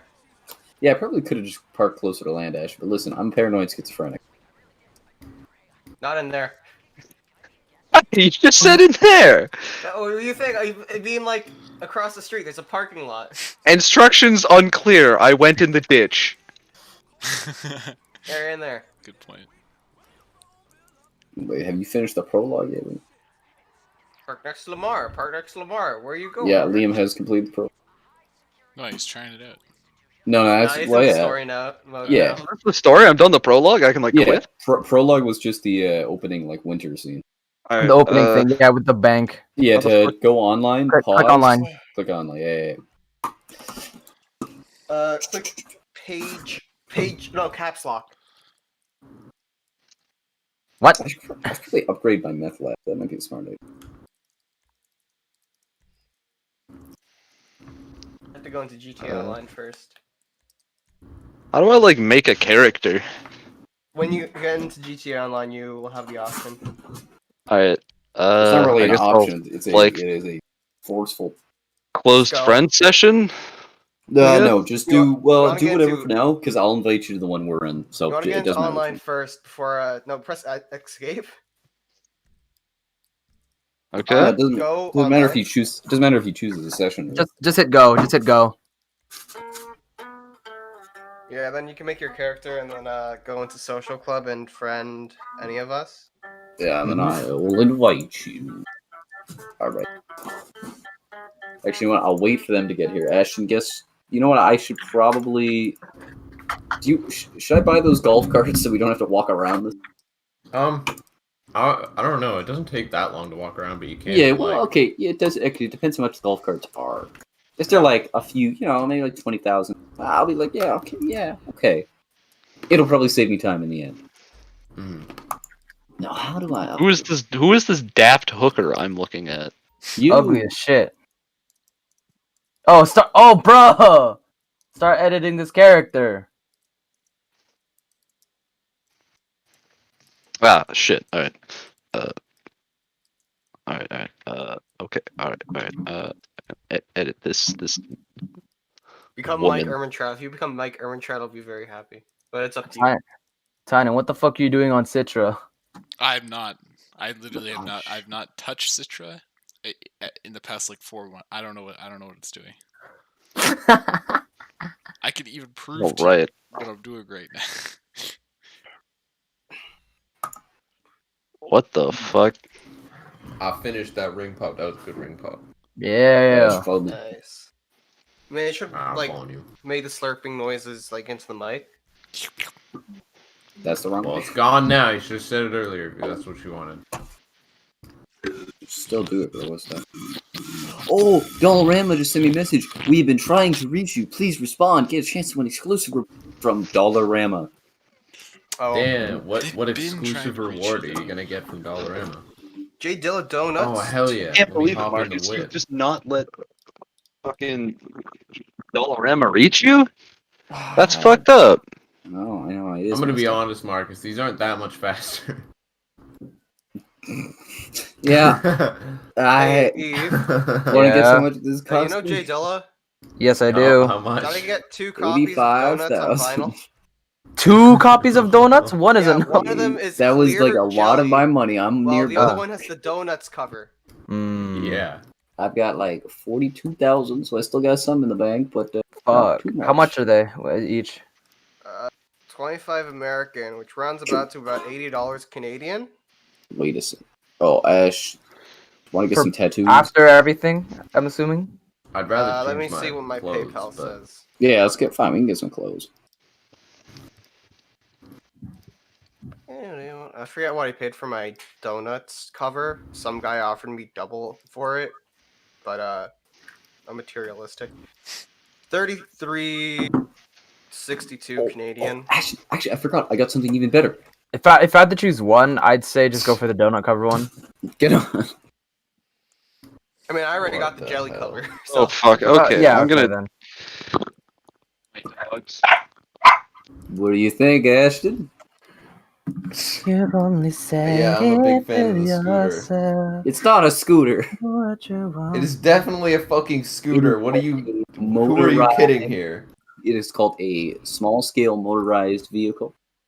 It has trouble getting up this hill. It's not even that big. No, it's not. It's not having trouble. It's going at its own pace. Yeah, a pace of fucking slow. It's not even that big. Did you see that? I'm getting off the bike. Getting off. It's not having trouble. It's going back on. I gotta customize it. Get back on. No, I'm not spending $47 on that. I already got one. Shit, when the shipping costs just as much as the actual record. Let's buy some clothes. Got the whip. I gotta get a fit Whip that an excursion. matches this sick whip of mine. Yeah, you gotta get the. You gotta look like a grandma. Fucking dumbass dogs. All right, can I make this shit blue? I'm gonna make my dude into Make the him front blue. make Do it, funky yes. kid. Tough, Ashton? What? Do I look tough? You would look tough if it wasn't for that dog ass fucking whip you got. Damn. Okay, this whip is busting. Busting what itself, bro? That shit Busting broke. calves, bro. Look at this. Bro, stop shooting my car. You but don't pop my tire. It's called a whip, bro. It's called a whip for a reason. I don't want to try making Severus Snape. That would be pretty good, yeah. Fuck you, bitch. my scooter, Do it, Liam. Motorized vehicle. Yeah, I'm making Snape. Bring forth Severus Snape to the world. Oh, he's coming. He is coming. Snipe.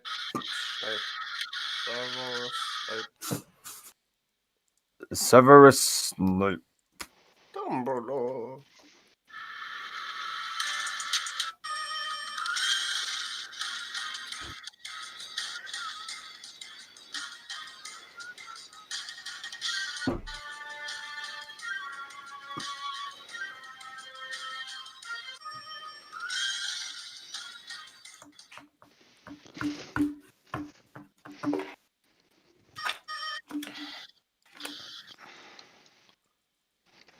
Alright, Severus Snape.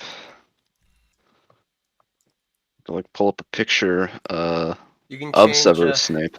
Yeah, you can change like all the physical features on like a, I don't know, scale.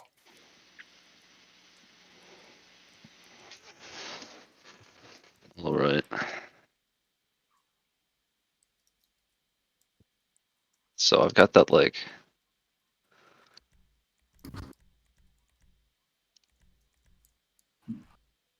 That all I can get?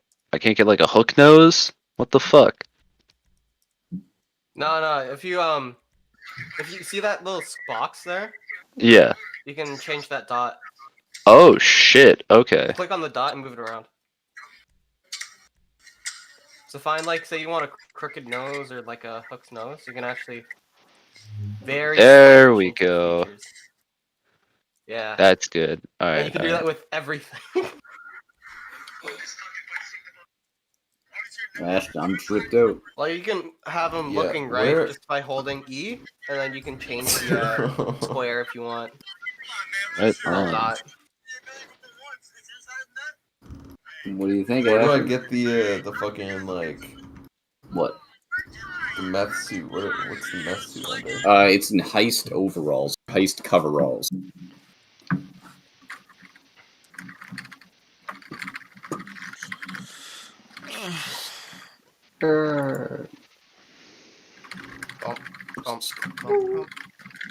God damn, I'm dripping from head to toe.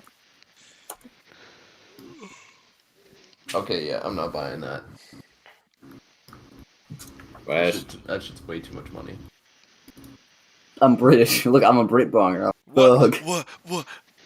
British? Marcus out. Get to my bike. Hold on. Ash, get to my whip. I want to show you the customizations on this thing. It is amazing. Hold on. So this shit doesn't start like spewing fire at the back of it. Oh my god, we're going so goddamn slow. It's got speed. Oh, good thing I'm wearing my helmet. Dog, I'm trying to do a wheelie. Fuck your minivan. Oh! Why did you just do that? No, come on. Look at the customization. Have that happen. I don't care. This one's nice and black. Fine. What? Oh man, what the fuck is wrong with you? I was gonna show you the cool customization. Man, what the fuck? You got him. I don't know why the fuck that's killing me. This motherfucker's putting holes in my fucking whip. Yeah, I am. It ain't a whip, bro. What the fuck is your bro? And you calling your shit a whip, bro? Your shit a slack, bro. What the fuck's wrong with you? Oh, you just got told. Yeah, Marcus, you gonna hold that? Yeah, dog. What you gonna do? Catch Hold up to me on that fucking thing, dog? Fine. Didn't You know think what? so. I'm gonna make another. This is the regular scooter. I'm buying the sports edition. You are so fucked. Yeah, I bet when you go. It Like, could go like slightly faster. Yeah, I was gonna say like 20 times fast. Maybe like 1.2. I don't know. I don't think 1.2 is gonna cut it, dog. I think I accidentally made Adam Driver instead. You did. You did. You need to make the lips more like presumptuous, I guess. Presumptuous. There's not much I could do with these lips. That is not Snape. Snape's got like thin white boy lips. Snape.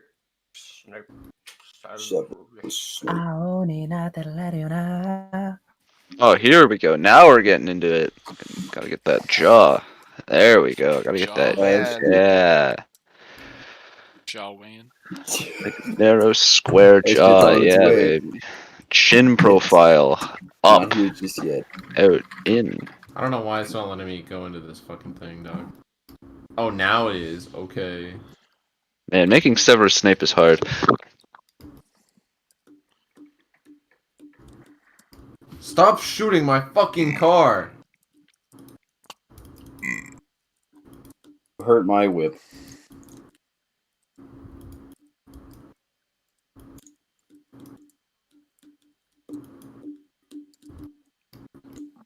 You a fucking bitch, you know that? And I ride away. I got the cops on me. Ashton, hold on. You gotta hop on. We gotta escape the police on this. I'm not hopping on. Get on my dirty ass whip. I hate Get on my D2L whip. because No, they'll you give fucking me dogged mine. I'm not even going to come near your they'll ass, give me bro. these sheets and it says like out of 18 marks. It's like, okay, there's space to actually do work here, but you can't edit the files. And if you were to make your own copy and then submit it, there's nowhere to submit it. So I'm just not gonna do it. Like, what do you want me to email it to you? Honestly, the base tactics. I'm just not gonna do it then.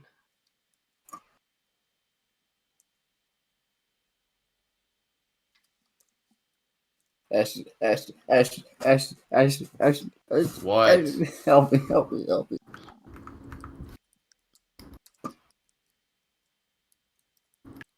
No, get the fuck away from me. I crashed my moped. Ow! Yeah. You crashed them. No, they're gonna impound my moped. No. If you don't get that shit rocked next time, bro, what the fuck's your problem? Problem, troll face. You know, Chilled Cow, who's that lo-fi guy on YouTube? Mm-hmm. He is now named Lo-Fi Girl. Oh yeah, because he is straight up just embodied.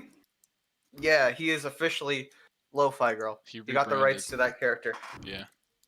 And I mean rights, I mean like he now has fucking vinyl presses and merchandise. Yeah, he sells merch now, right? Yeah, it's okay because he actually shares a lot of other lo-fi artists, and it's pretty good. Like, I can't really be mad at it. This radio kind of go hard though. Yeah, it's kind of swag. Yeah, so I've been listening to a lot of Death Grips lately. Oh, I swear to God, if Sarah mentions Val, Or I'll check your school email. True, you should check your school email and vote for Sean.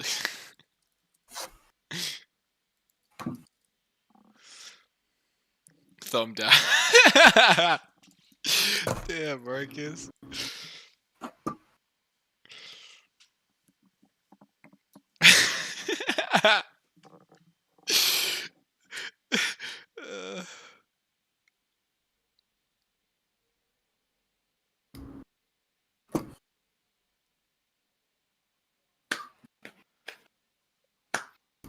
You should vote M. your Cerberus was complete. 2 throwaways? What do you mean 2 throwaways?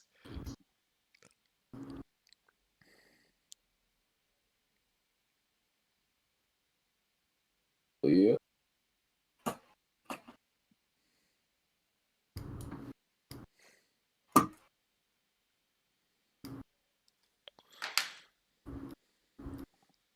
Just don't vote. Ashley, let's rob this family.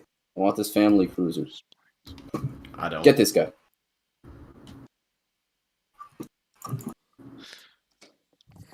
I would have She's preferred the British. car that I fucking had, but you had to up and blow it up.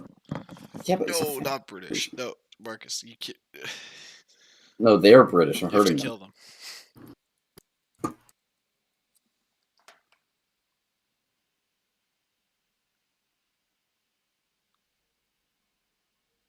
The fuck are you running me over for? Trash on my car, bro. Yeah, nice fucking car. Get back here, you little. Get back here, boy.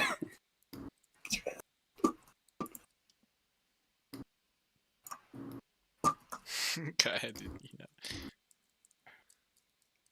You guys find You it should funny vote. that You guys should. What? I'm gonna give a misogynistic take. You guys find it funny that the only people that ever enter important PP when is when they need something? You ever notice that? You ever notice that? When we do stuff in important PP, it's I like send Marcel. Yeah, exactly. Yeah, It's funny. It's either funny things or we're having a full blown conversation. the girls do it. It's like It's always vote like, me for valedictorian. Donate to this. Donate to person. this random Russian girl I literally don't care about at all. Can I get a ride? Just yeah, exactly. Can I get a ride? It's always. I might rename it. I might just rename the whole thing. From important to lackluster. Yeah, honestly. Mediocre. Unnoteworthy. Or just requests. E-begging? No, we'll just call it requests. Yeah, e-begging. Liam, are you almost made your character? I think he hasn't moved in a bit. I think he's doing something right now.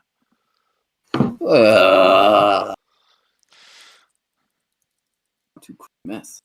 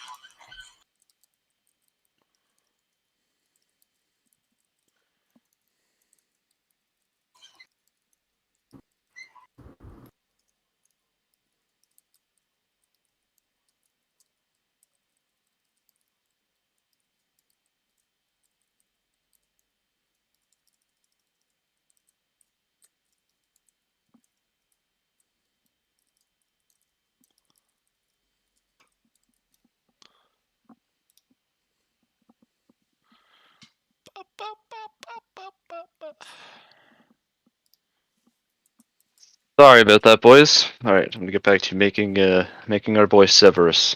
Yes, tell me when he's done and I will add you on social club. Aye. Yo, can't you just invite me to game on Steam? Wouldn't that skip like 4 steps? No. Wow. Maybe, I don't know actually. Yeah. You can try it. Just get on, Kai. You finish, get rid of that math or skip it. I think I have like... See, math does this thing where it's like 90% optional work. Yeah, you can invite me. And then it's 1% actual things that need to be handed in. So really, it's just cheat codes.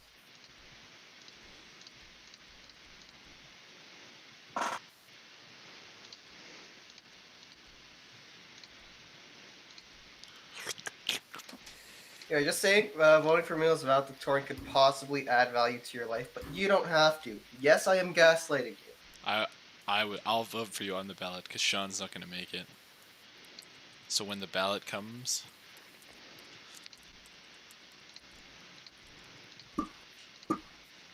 Kai, your speech should be, yeah, I painted it. Screw you. yeah, you have to. It's like you admit it. No, I will. I actually will because what are they gonna do? What in the fuck is wrong with you, stupid bitch? Wait, that's Is that your car? Actually? Anyway, I invested $0. Yeah, it's my car. Wait till you see my new one. $0. Look at that, actually. It's here. Graduation. Why did I do that? Because it's not Okay, really for your sake, I think you should look at the customizations for this one. This is the sports variant edition.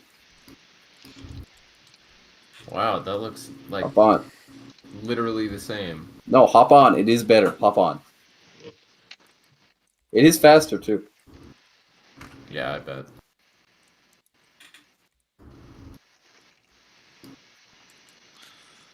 Speed. Yeah, it is slightly faster. It still looks as bad though. That would be Chad. Watch this, alright? Body work. I'm watching it. So let's get some mirrors. So this. What the fuck is that? Mirrors. Are we going for the peacock look? What the hell is this? Yeah, no, the issue is there. I have to be level 5 before I can use this beast, this monster. That's why I love this. They went all out on the customization. Like, I like how cute they. It's still so high level. Like this is level 89 for that little rack back. I can't customize it much. This will be like my long-term car. Oh, Ash, look at these headlights. Holy shit, we look like an under fucking deep sea creature, bro. This is the Got all these Ween fucking Cruiser. eyes. What the fuck? The Ween-mobile. We are the mollusk. We've become. I can put antennas on the front. 2 antennas.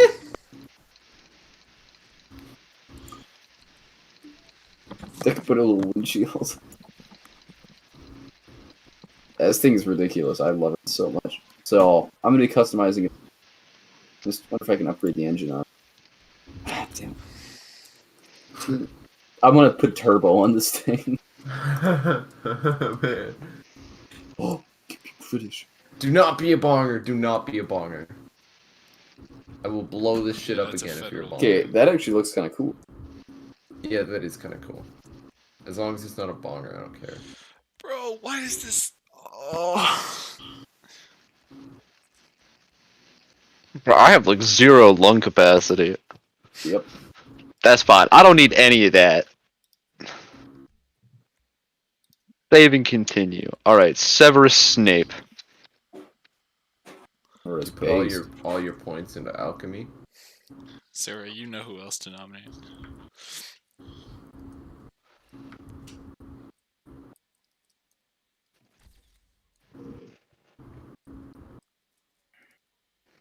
Alright, Snape's ready to come out and fuck shit up. I did the best I could. Okay, Liam, I'll invite you to the game.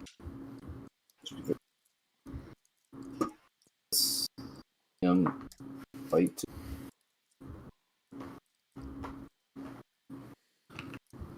Play game. How the hell do I get off this? I can't get off this while you're editing it, can I? Alright, I guess I'm skipping the tutorial. Let's get in there. There really isn't a tutorial.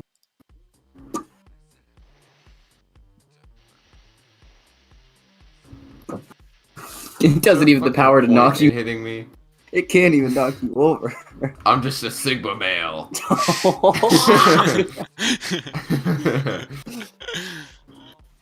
That's pretty funny. Dude, I think this fit goes with it pretty well too. How do you summon in a car? Like, how do you summon in your car?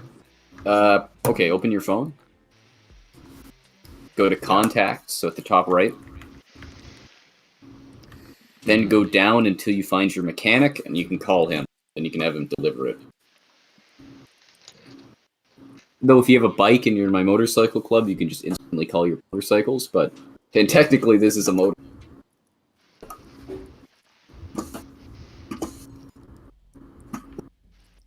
So let me know when you're in, Liam. Alright. You just set up the 2-minute waiting zone. 3 minute. 3 minute, my bad. Numbers in media. You're reading the coronavirus. Shut the fuck up, bro. A coronavirus. This is literally just. Dude, what the fuck are you doing? I missed it. I'm sorry. Oh, Liam left. What? What? Why? Players no longer in session, joining a new GTA Online session. Why aren't you in session, Marcus? What the heck? I am. I haven't Marcus, changed. you're not in Alright. session. I'm sorry. Liam, what's your social club? Oh, fuck, then Paradigm. Alright, I'll just add you on there. It'll be quick. Social club. Den Paradigm. Add. Alright, I added you. Alright, so in 1 year span, the cost to build a deck has gone from about $936 to $3,696. Jesus. So like almost $4,000. Alright, Liam, just go to Open Social Club and fight it and accept it.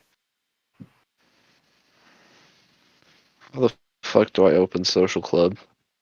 Press pause and then press caps. Gotcha.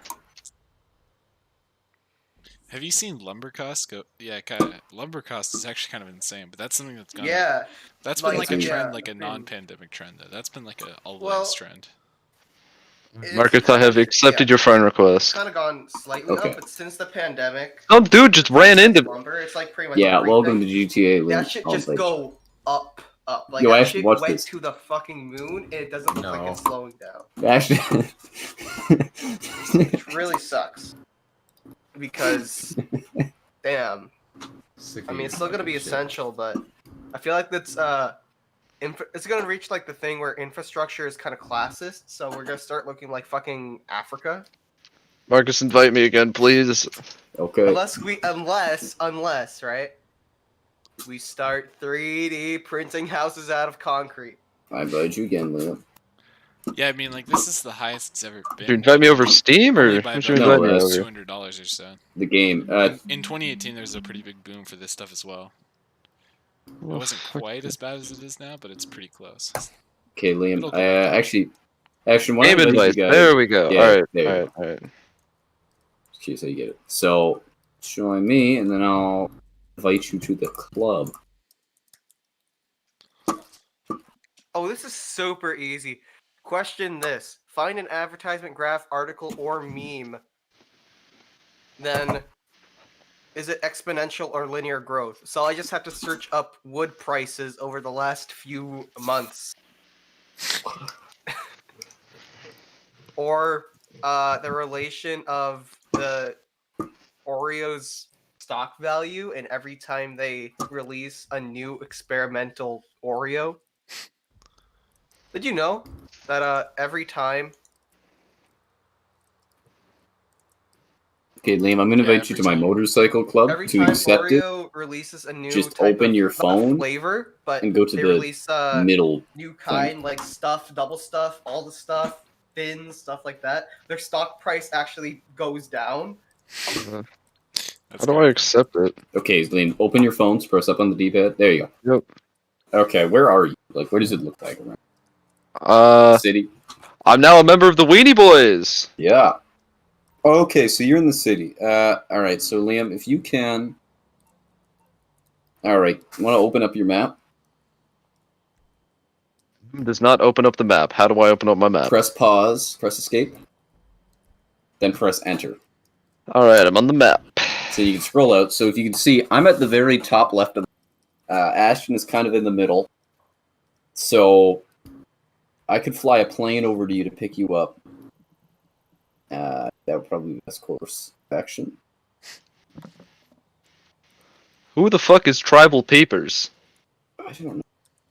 Dark Drew? These are just some random ass dude. Bayturno? Listen, Kyle, I promise you, alright? This is a promise I'm making to you right Oh, now. Bayturno and Tribal Peppers are Robert high chance they're Cost is modded. gonna go down. Alright? Oh, Dopender. I like that guy. Are we gonna plant more trees or? Bye-bye guy. I also like that guy. Alright, Marcus, come get me. It's gonna come Yeah, I'm gonna fly by in a plane. I think Ashton's also coming your way have too, so my- he might be able you to have pick my- you up. You have my word. Right on. I hope so. I want to build a deck, man. I would have $4,000.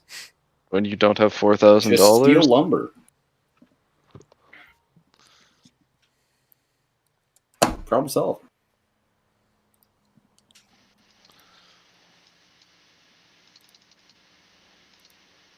Oh, not Bayturno. Oh, I'm glad that's the guy who left. Where's Liam on the map? Is he, He's by the freeway heading up to the Grand Snow.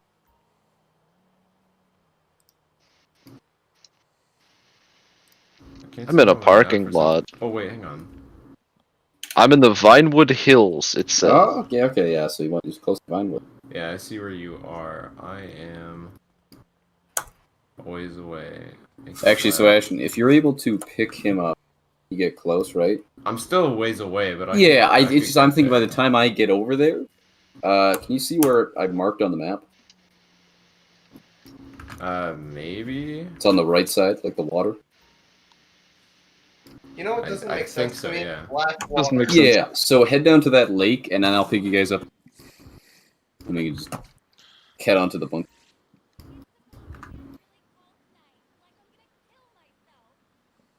See, when you get later on, you get flying bikes and stuff. Kind of poor. So my plane, the engine sometimes kicks out, but hey, it's a good plane. Good ass plane. Yeah, Kaya, by October of the year 2021, lumber will be back down. That's I'm calling it. I'm writing that on a sticky note. The analyst desk has made its decision, and that's what's going to happen.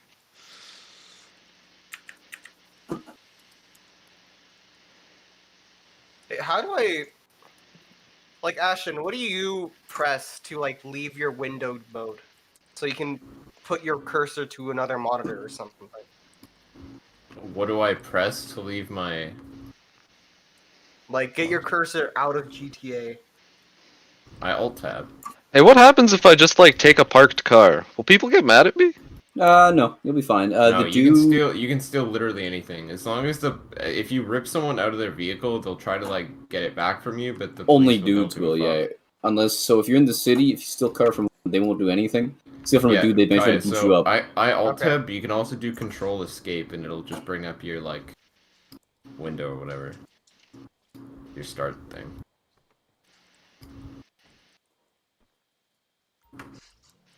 Oh, okay, that actually works. Shit, yeah, I got a banger going right now.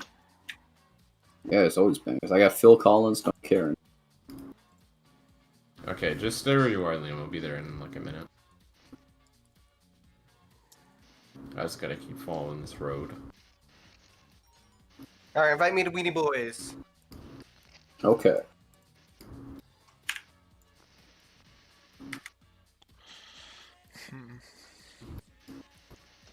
You know, I'm gonna move the Weenie Boys. The Weenie Boys taken over. Alright, so what we doing? Well, we're gonna go pick up Liam. Actually, I'll pick you up too, Kai. Where are you at right now? I'm at the arcade. I done got myself a car. Just tell me where to go. Okay, Liam, do you see my markers? Open map. Do you see like a waypoint type deal on the right side of the map? It's like in the water. In the water. I see a flag that's moving. I also see somebody pink coming up real close to me. Yeah, it's Kai. Actually, you know what? Hold on. I should. Nope, that's okay, Ashton. now it's Ashton. Okay, you know what? Just go to the Ashton. Go to the racetrack at the casino. I'll land there. Alright, I'll go to casino too. Okay, show Liam there too. I don't know why Liam isn't... Oh, there he is. I don't know why he wasn't on my map for like a while. I have parked my car. Alright, I'm gonna... Oh, lady, hear me tonight. I'm also vibing to that right now. Yeah, so that radio station, Nonstop Pop, and Los Santos Rock are the two best. I wager at least like 10 days, bare minimum, real time. Oh shit! Yo, it's Ashton. He in the car. Why does it give me hair again? Hold on, okay, look to the skies. I don't know if you guys can see. I'm coming in for landing at the casino. Yeah, I can see you. Let's just hope I don't crash. I hope this thing handles a little better than the other one. Or at least the same. Bare minimum the same. Business battle? Don't worry about that. That doesn't involve us. Well, it could involve us, but I don't want to get... Not at this moment. Actually, I hit the landing. I hit the landing. Oh, it was yeah. so close, but I hit it. Okay, I'm parked. I'm waiting for you. Alright, we're just gonna park our car. $7,000 bounty on my head. What Oh the fuck? crap! I didn't put the wheels down. Whatever. It's fine. Why did I get a coat? Oh, I forced you to wear a coat. Yeah, you also forced me to have hair. I don't know how the hell you did that, but Yeah, and a hat. All right, boys, hop in. Marcus, are you debalding people again? Yes. Yeah, he is. Cringe. How many people can this plane hold, Marcus? It can hold 4. Oh my god. He got the cruiser. The chopper. Yeah, Liam, you're gonna have to sit out there for a second. You're gonna have to sit on the other. There's no more seats left in the... It's safe. Ice. Kai, where are you at? I'm kind of a ways away. Oh, okay, well, no, we're gonna fly over to you, Kai. Head back up to my arcade. Oh, fuck. I'm sorry, but we're not Marcus gonna be owns an arcade? I own I got a lot of stuff because I got like the starter pack that you get through Steam. You might have gotten it too, actually. I think that's like the edition that they're peddling for me. And you get a whole bunch of benefits from it. You just have to use them right. It works out well.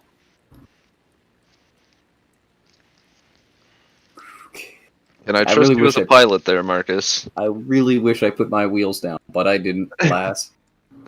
So we're going to be doing this bare bottom. Let's go.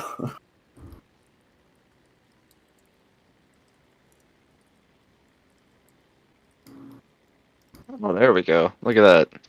We're in the sky now. Yep, just you better hold on tight. Yeah. Okay, if you go upside down, will you just fall? Yep. Yeah. Oh no, you're dead. You Yeah, he doesn't have a parachute either. He's just dead. Oh, God. I guess I'm doing another landing then. Hold on. That is some really good realism, actually. Thanks, video game. Yeah, well. Okay, Your fault for holding on, not holding on tight enough. Landing back. On God, I should have just Deploy held your on wheels tighter. this time.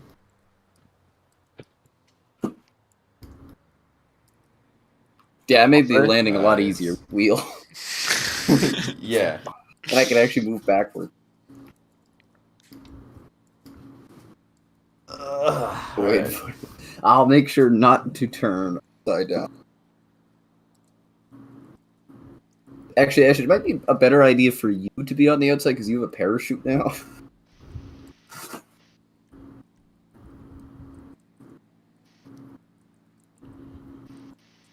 Liam, you coming over? I'm struggling my way through the menus. No worries. Yeah, I'm on my way over. Wouldn't be too terribly mad at me if I just took their car, would they? Nah, they're fine. Dog, it's called Grand Theft Auto. Ain't nobody give a damn, bro. Alright.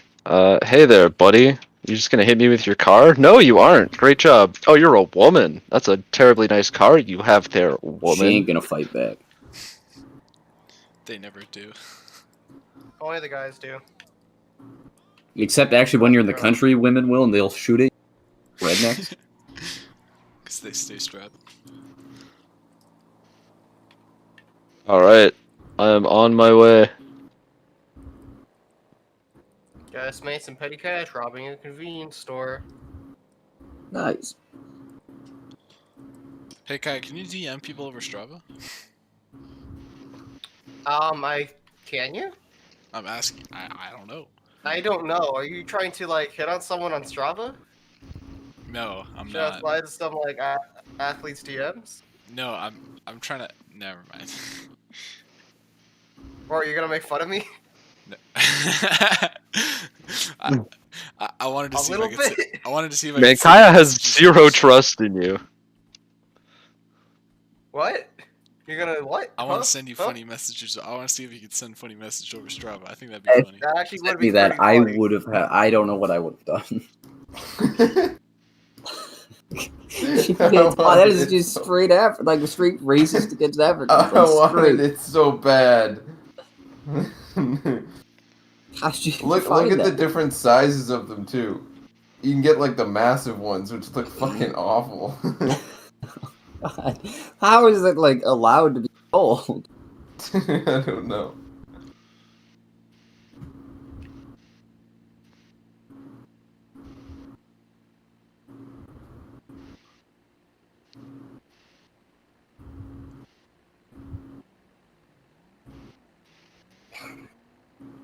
Well, okay, Liam, let's take two. Please don't You drop hit me the this radio time. there? No. Oh. Bangers. I don't get shit in Detroit. You got Kansas, carry on my wayward son. And they go in gorillas. I'll just make sure not to do any steep turns. Heavy-handed turn.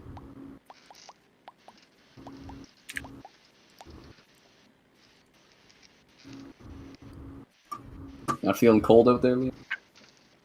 I'm doing good. All right. Wait, are you flying? Yeah. Yo. Liam's hanging on to the side for dear life. Yep, Yeah, they've dropped me once.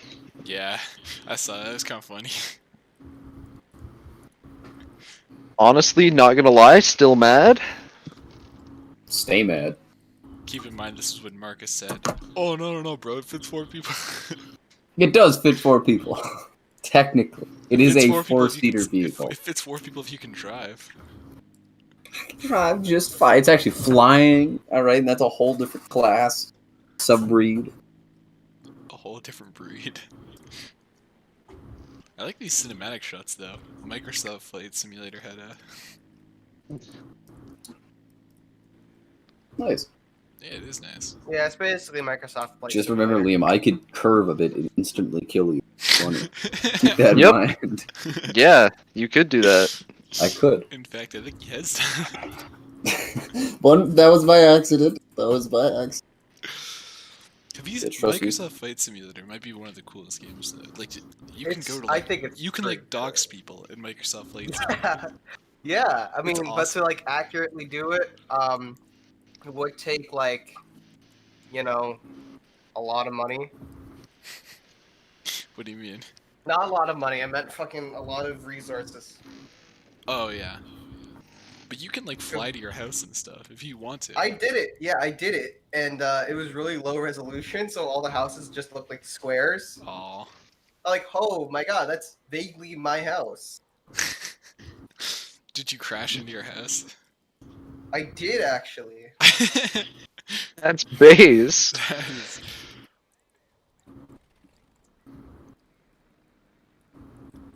Yeah, just pretend you're drinking Mommy Masato's breast milk. Yes. Yo, Marcus, don't turn too fast. I tried to call TD Insurance, and they're like, Marcus! UFT. I fucking hate you. I didn't even turn. I don't know how to surface. You pressed F, didn't you? Liam, look up and like press space. Just punch. Just keep pressing M1. It's a really jankety. I can't get not underwater. It's not letting me surface. Just punch. Keep punching. Keep punching. Ah! Lung capacity was too low. Fucking, it didn't let me surface. Yeah, I don't know what the swimming controls are for PC. And controller actually... E. PC. Yes. That was one of Liam's Ash didn't do that. problems when he first made him was that his small lung capacity. Wait, what?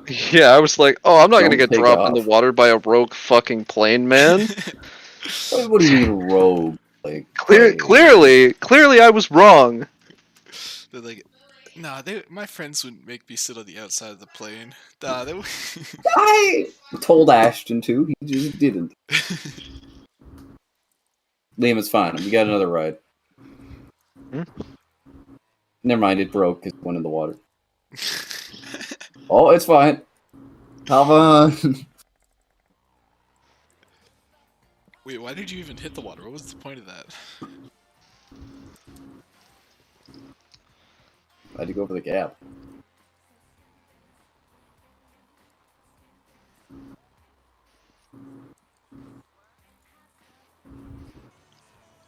The song is called Age of Consent. Why? Wait, I'm a little bit confused, Marcus. Where exactly are we going? Are you going to the bunker? The bunker. Yeah. Okay. Because meth is cooking, so we need more bunker supply. Yeah. Oh fuck, y'all going to the meth lab? I'm with her. No, we're going to the bunker. Oh, the bunker. Can I go into the bunker? It doesn't let me into the bunker. Yeah, you can go into the bunker.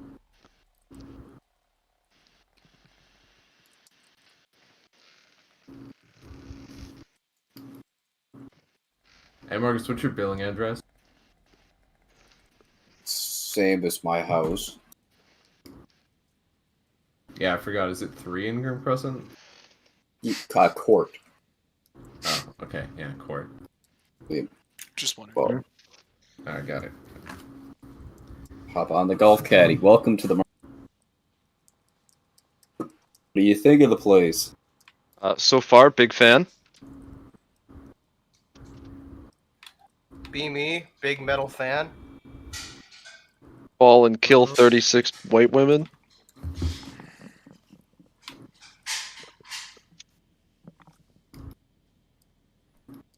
Also, rate the fit. Drip. Thank you. Here's my command center. This is where business. Did you get to make this your like yourself? No, I was given the bunker. You do not enter the bunker with this vehicle. You do not own this bunker. Yeah, you can't come in with vehicles, guy. You have to go on foot. Oh, that makes sense. Okay. Also, you probably should anyways go to go steal some supplies, but... Are you in the animation right now? Mm-hmm. Okay, just let me know when you're inside. I don't want animations. I'm inside. Alright, let's steal some supplies. Alright. This can range from us stealing a car to us breaking into You cut out there, Marcus. It can range from us doing what? You cut out. Oh, sorry. It can range from us taking some random car to us stealing experimental railguns. Del Perro Beach. I think this is just a boring car. We're gonna have to do a few, so you'll get excited. Back to the plane. So here, basic, yeah, basic mechanics. Gunfighting. Hide behind cover. Don't get shot. Shoot people. There you go. You can do it like this. I don't have a gun. Oh, actually, there's C2 over here. Yeah, you should have a pistol. Nope. Do I bring up like a weapon wheel somehow? Yeah, hold tab. Oh, there we go. I do have a pistol. Well, Marcus, that's not the plane. Marcus, there's a plane in the on. water. Get on. There's another C2 over there. Take it to get to the... About a seaplane.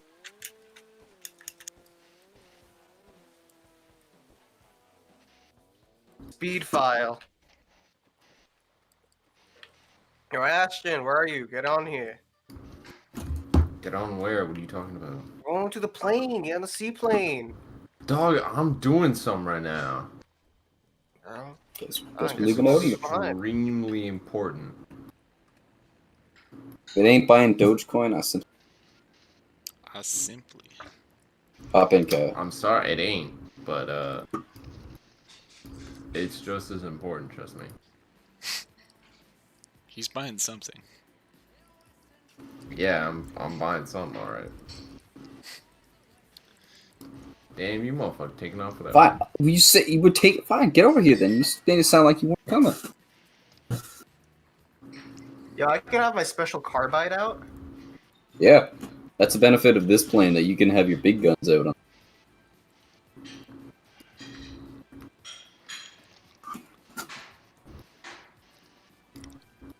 Alright. Thanks for just spraying us with water. I love being just actually drenched. Problem. We know you do.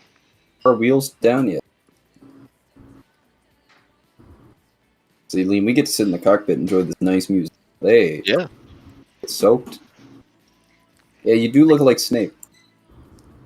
Thank you. Real Alan Rickman. Ooh, what a bitch. Orangutan, banging.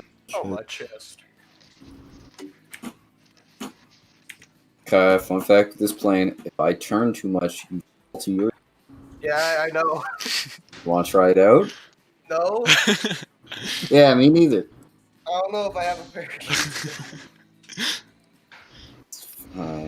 What? You know who else didn't have a parachute? I wonder. Leo, when you left him with like, this is his first experience with the game, and this is what you did to him, Marcus. Yes. What's stinking Rampa? Can it make you rich? Oh, yeah, I'm gonna put that on my.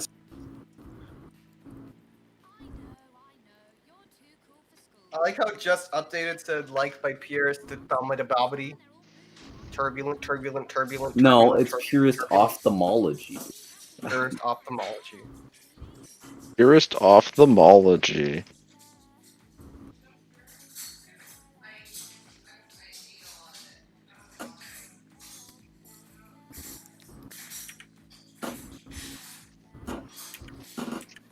Alright, well that's a bit strange, but it's been purchased. I swear, guys, did you buy the black? Did you buy the racist doll? I don't want it.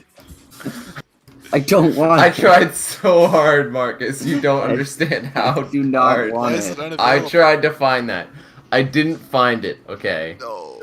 That's not what I'm buying. I'm gonna have to manually deliver it to you though because it messed up the billing address. Because it wouldn't accept my card with your address for some reason. That's lame. Yeah, it's super All right, lame. see y'all. Yep. Oh, Okay. two. Never mind. Who's gonna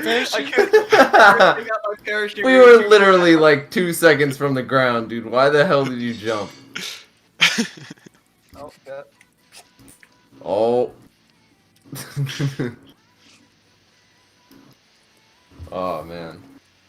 All right, we're here. I'm just gonna turn around, so we'll have a good stuff.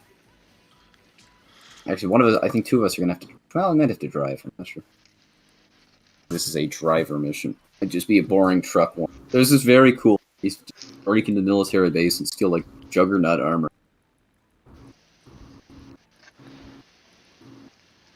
Just danking around, but can it Danganronpa make me rich. make you sick?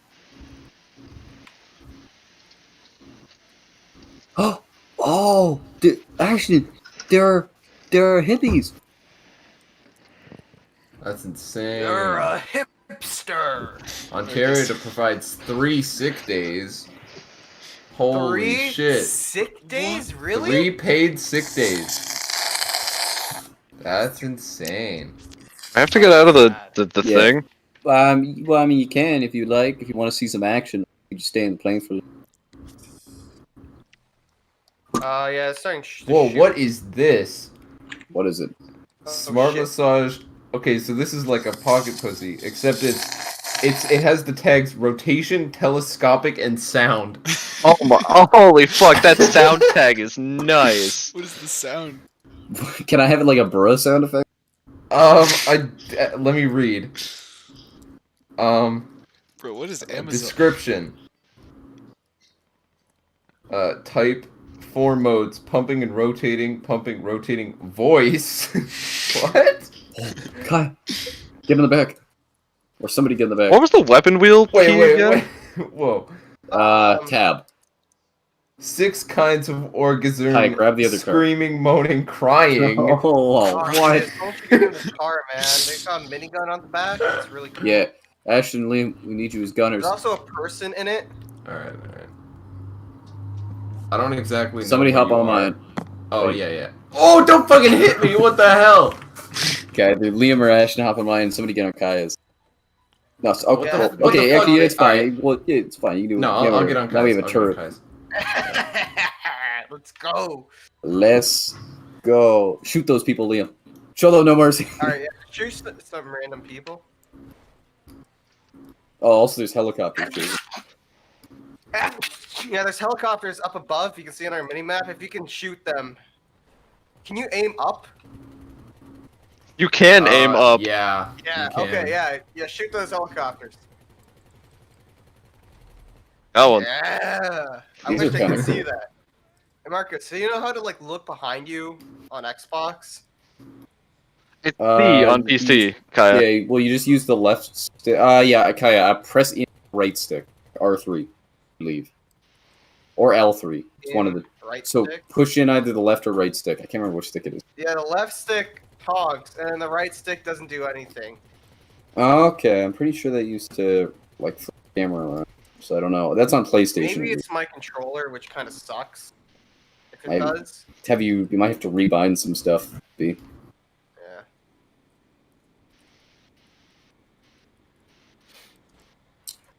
Yeah, I like these. These are technical.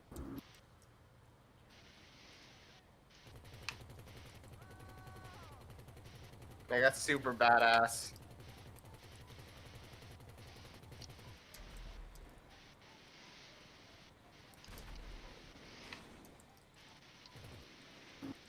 You'd be even more badass if you didn't fucking keep ramming into people, bro. Like, damn. So, Liam, how's your introduction to GTA so? Pretty good. I've been dropped out of a plane. Now I'm sniping helicopters. Now there's cars too. Watch it. The red circles on the map are cars coming at us. These guys are relentless. Actually,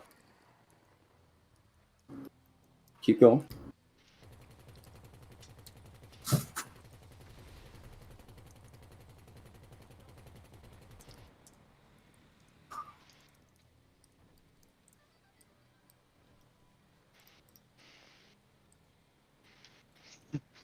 Not gonna lie, the car combat kinda nice. It is kind of nice. It's like GTA excels so many vehicles. It's so weird because it's always like a criminal game. Then they realized, oh, we're really good at making cars. Just make 100. Yeah. And like you can do yoga in this game, you know. Yeah, we can play golf. We can go and play golf or tennis or something too. I think I've just been killing civilians. Alright. First. It's a youngster Calvin, youngster Mikey. Well, second youngster Mikey. We don't talk about attempt number 12.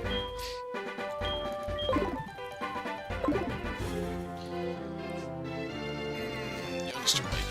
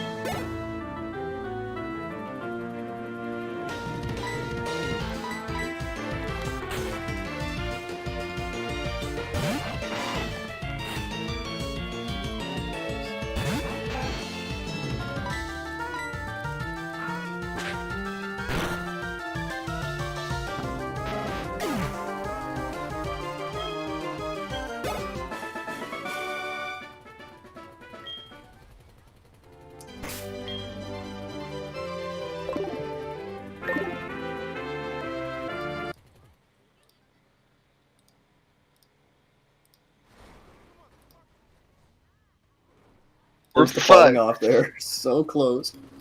Get out, they're actual bad guys. Still just shoot everybody.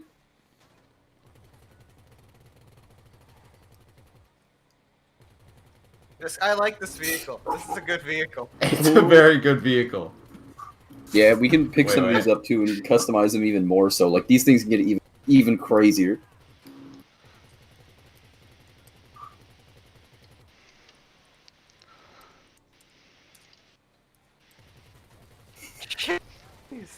Oh god.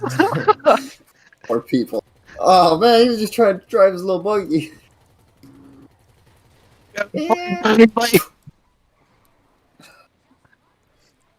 Never punished. Actually, we got time. We got time. We got time. We got time. We can take him for a little spin, I suppose. Oh, sorry, I don't want to shoot you boys.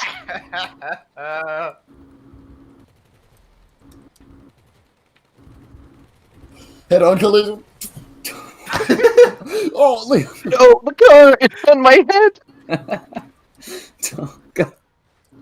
Hold on, I need to get back on. Gee, we got time. I'm back on, let's go.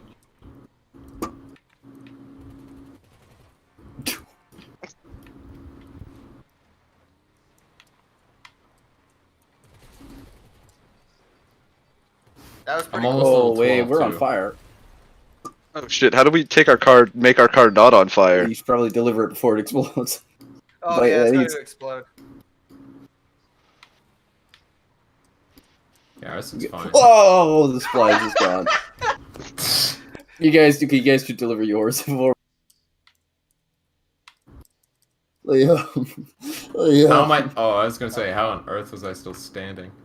Right, I'll get us another ride. Let's go back. There isn't even many cars to like fuck up here right now, anyway. Yeah. Got us a new balls.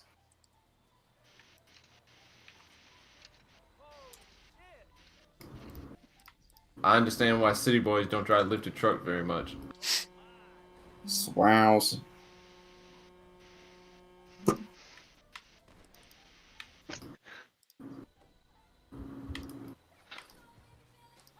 Rest in peace, that truck. And the supplies we were carrying. We were supposed to. Yeah, there goes half our profits. Fine, I can buy them as well. It does cost me a little bit, but hey, technically it should round out in the end. Blow it up would be really cool. Just deliver the damn truck.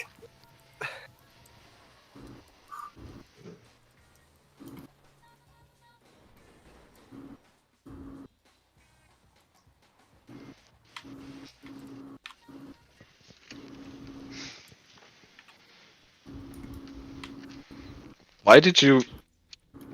Just just going for a smoke.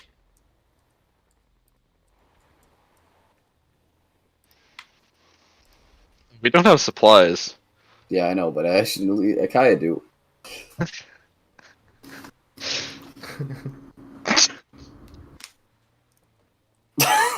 No. There goes your car.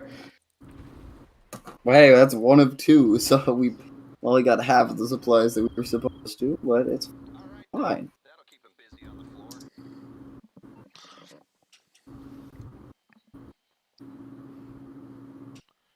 So really an issue. Listen. Alright, what do I do now? To head back to the...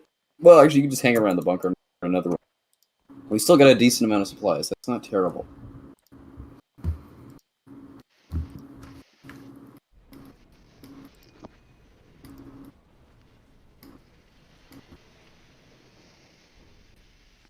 I appreciate the Weenie Boy bunker. Thank you. It's Bro, they got milling machines? Wait till you see our meth lab. It's like a little shack, and it is high tech.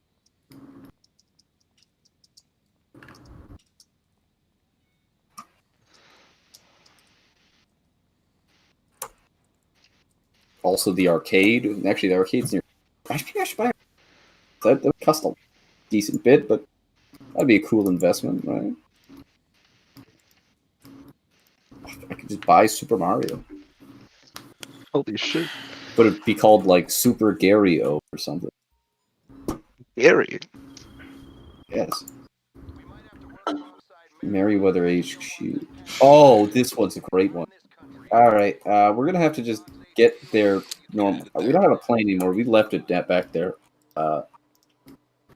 So I'll just call in like a vehicle. Temp 17 is gonna be the one. Liam, do you want a fast car or a car with a gun on? I'm probably gonna be back there tonight.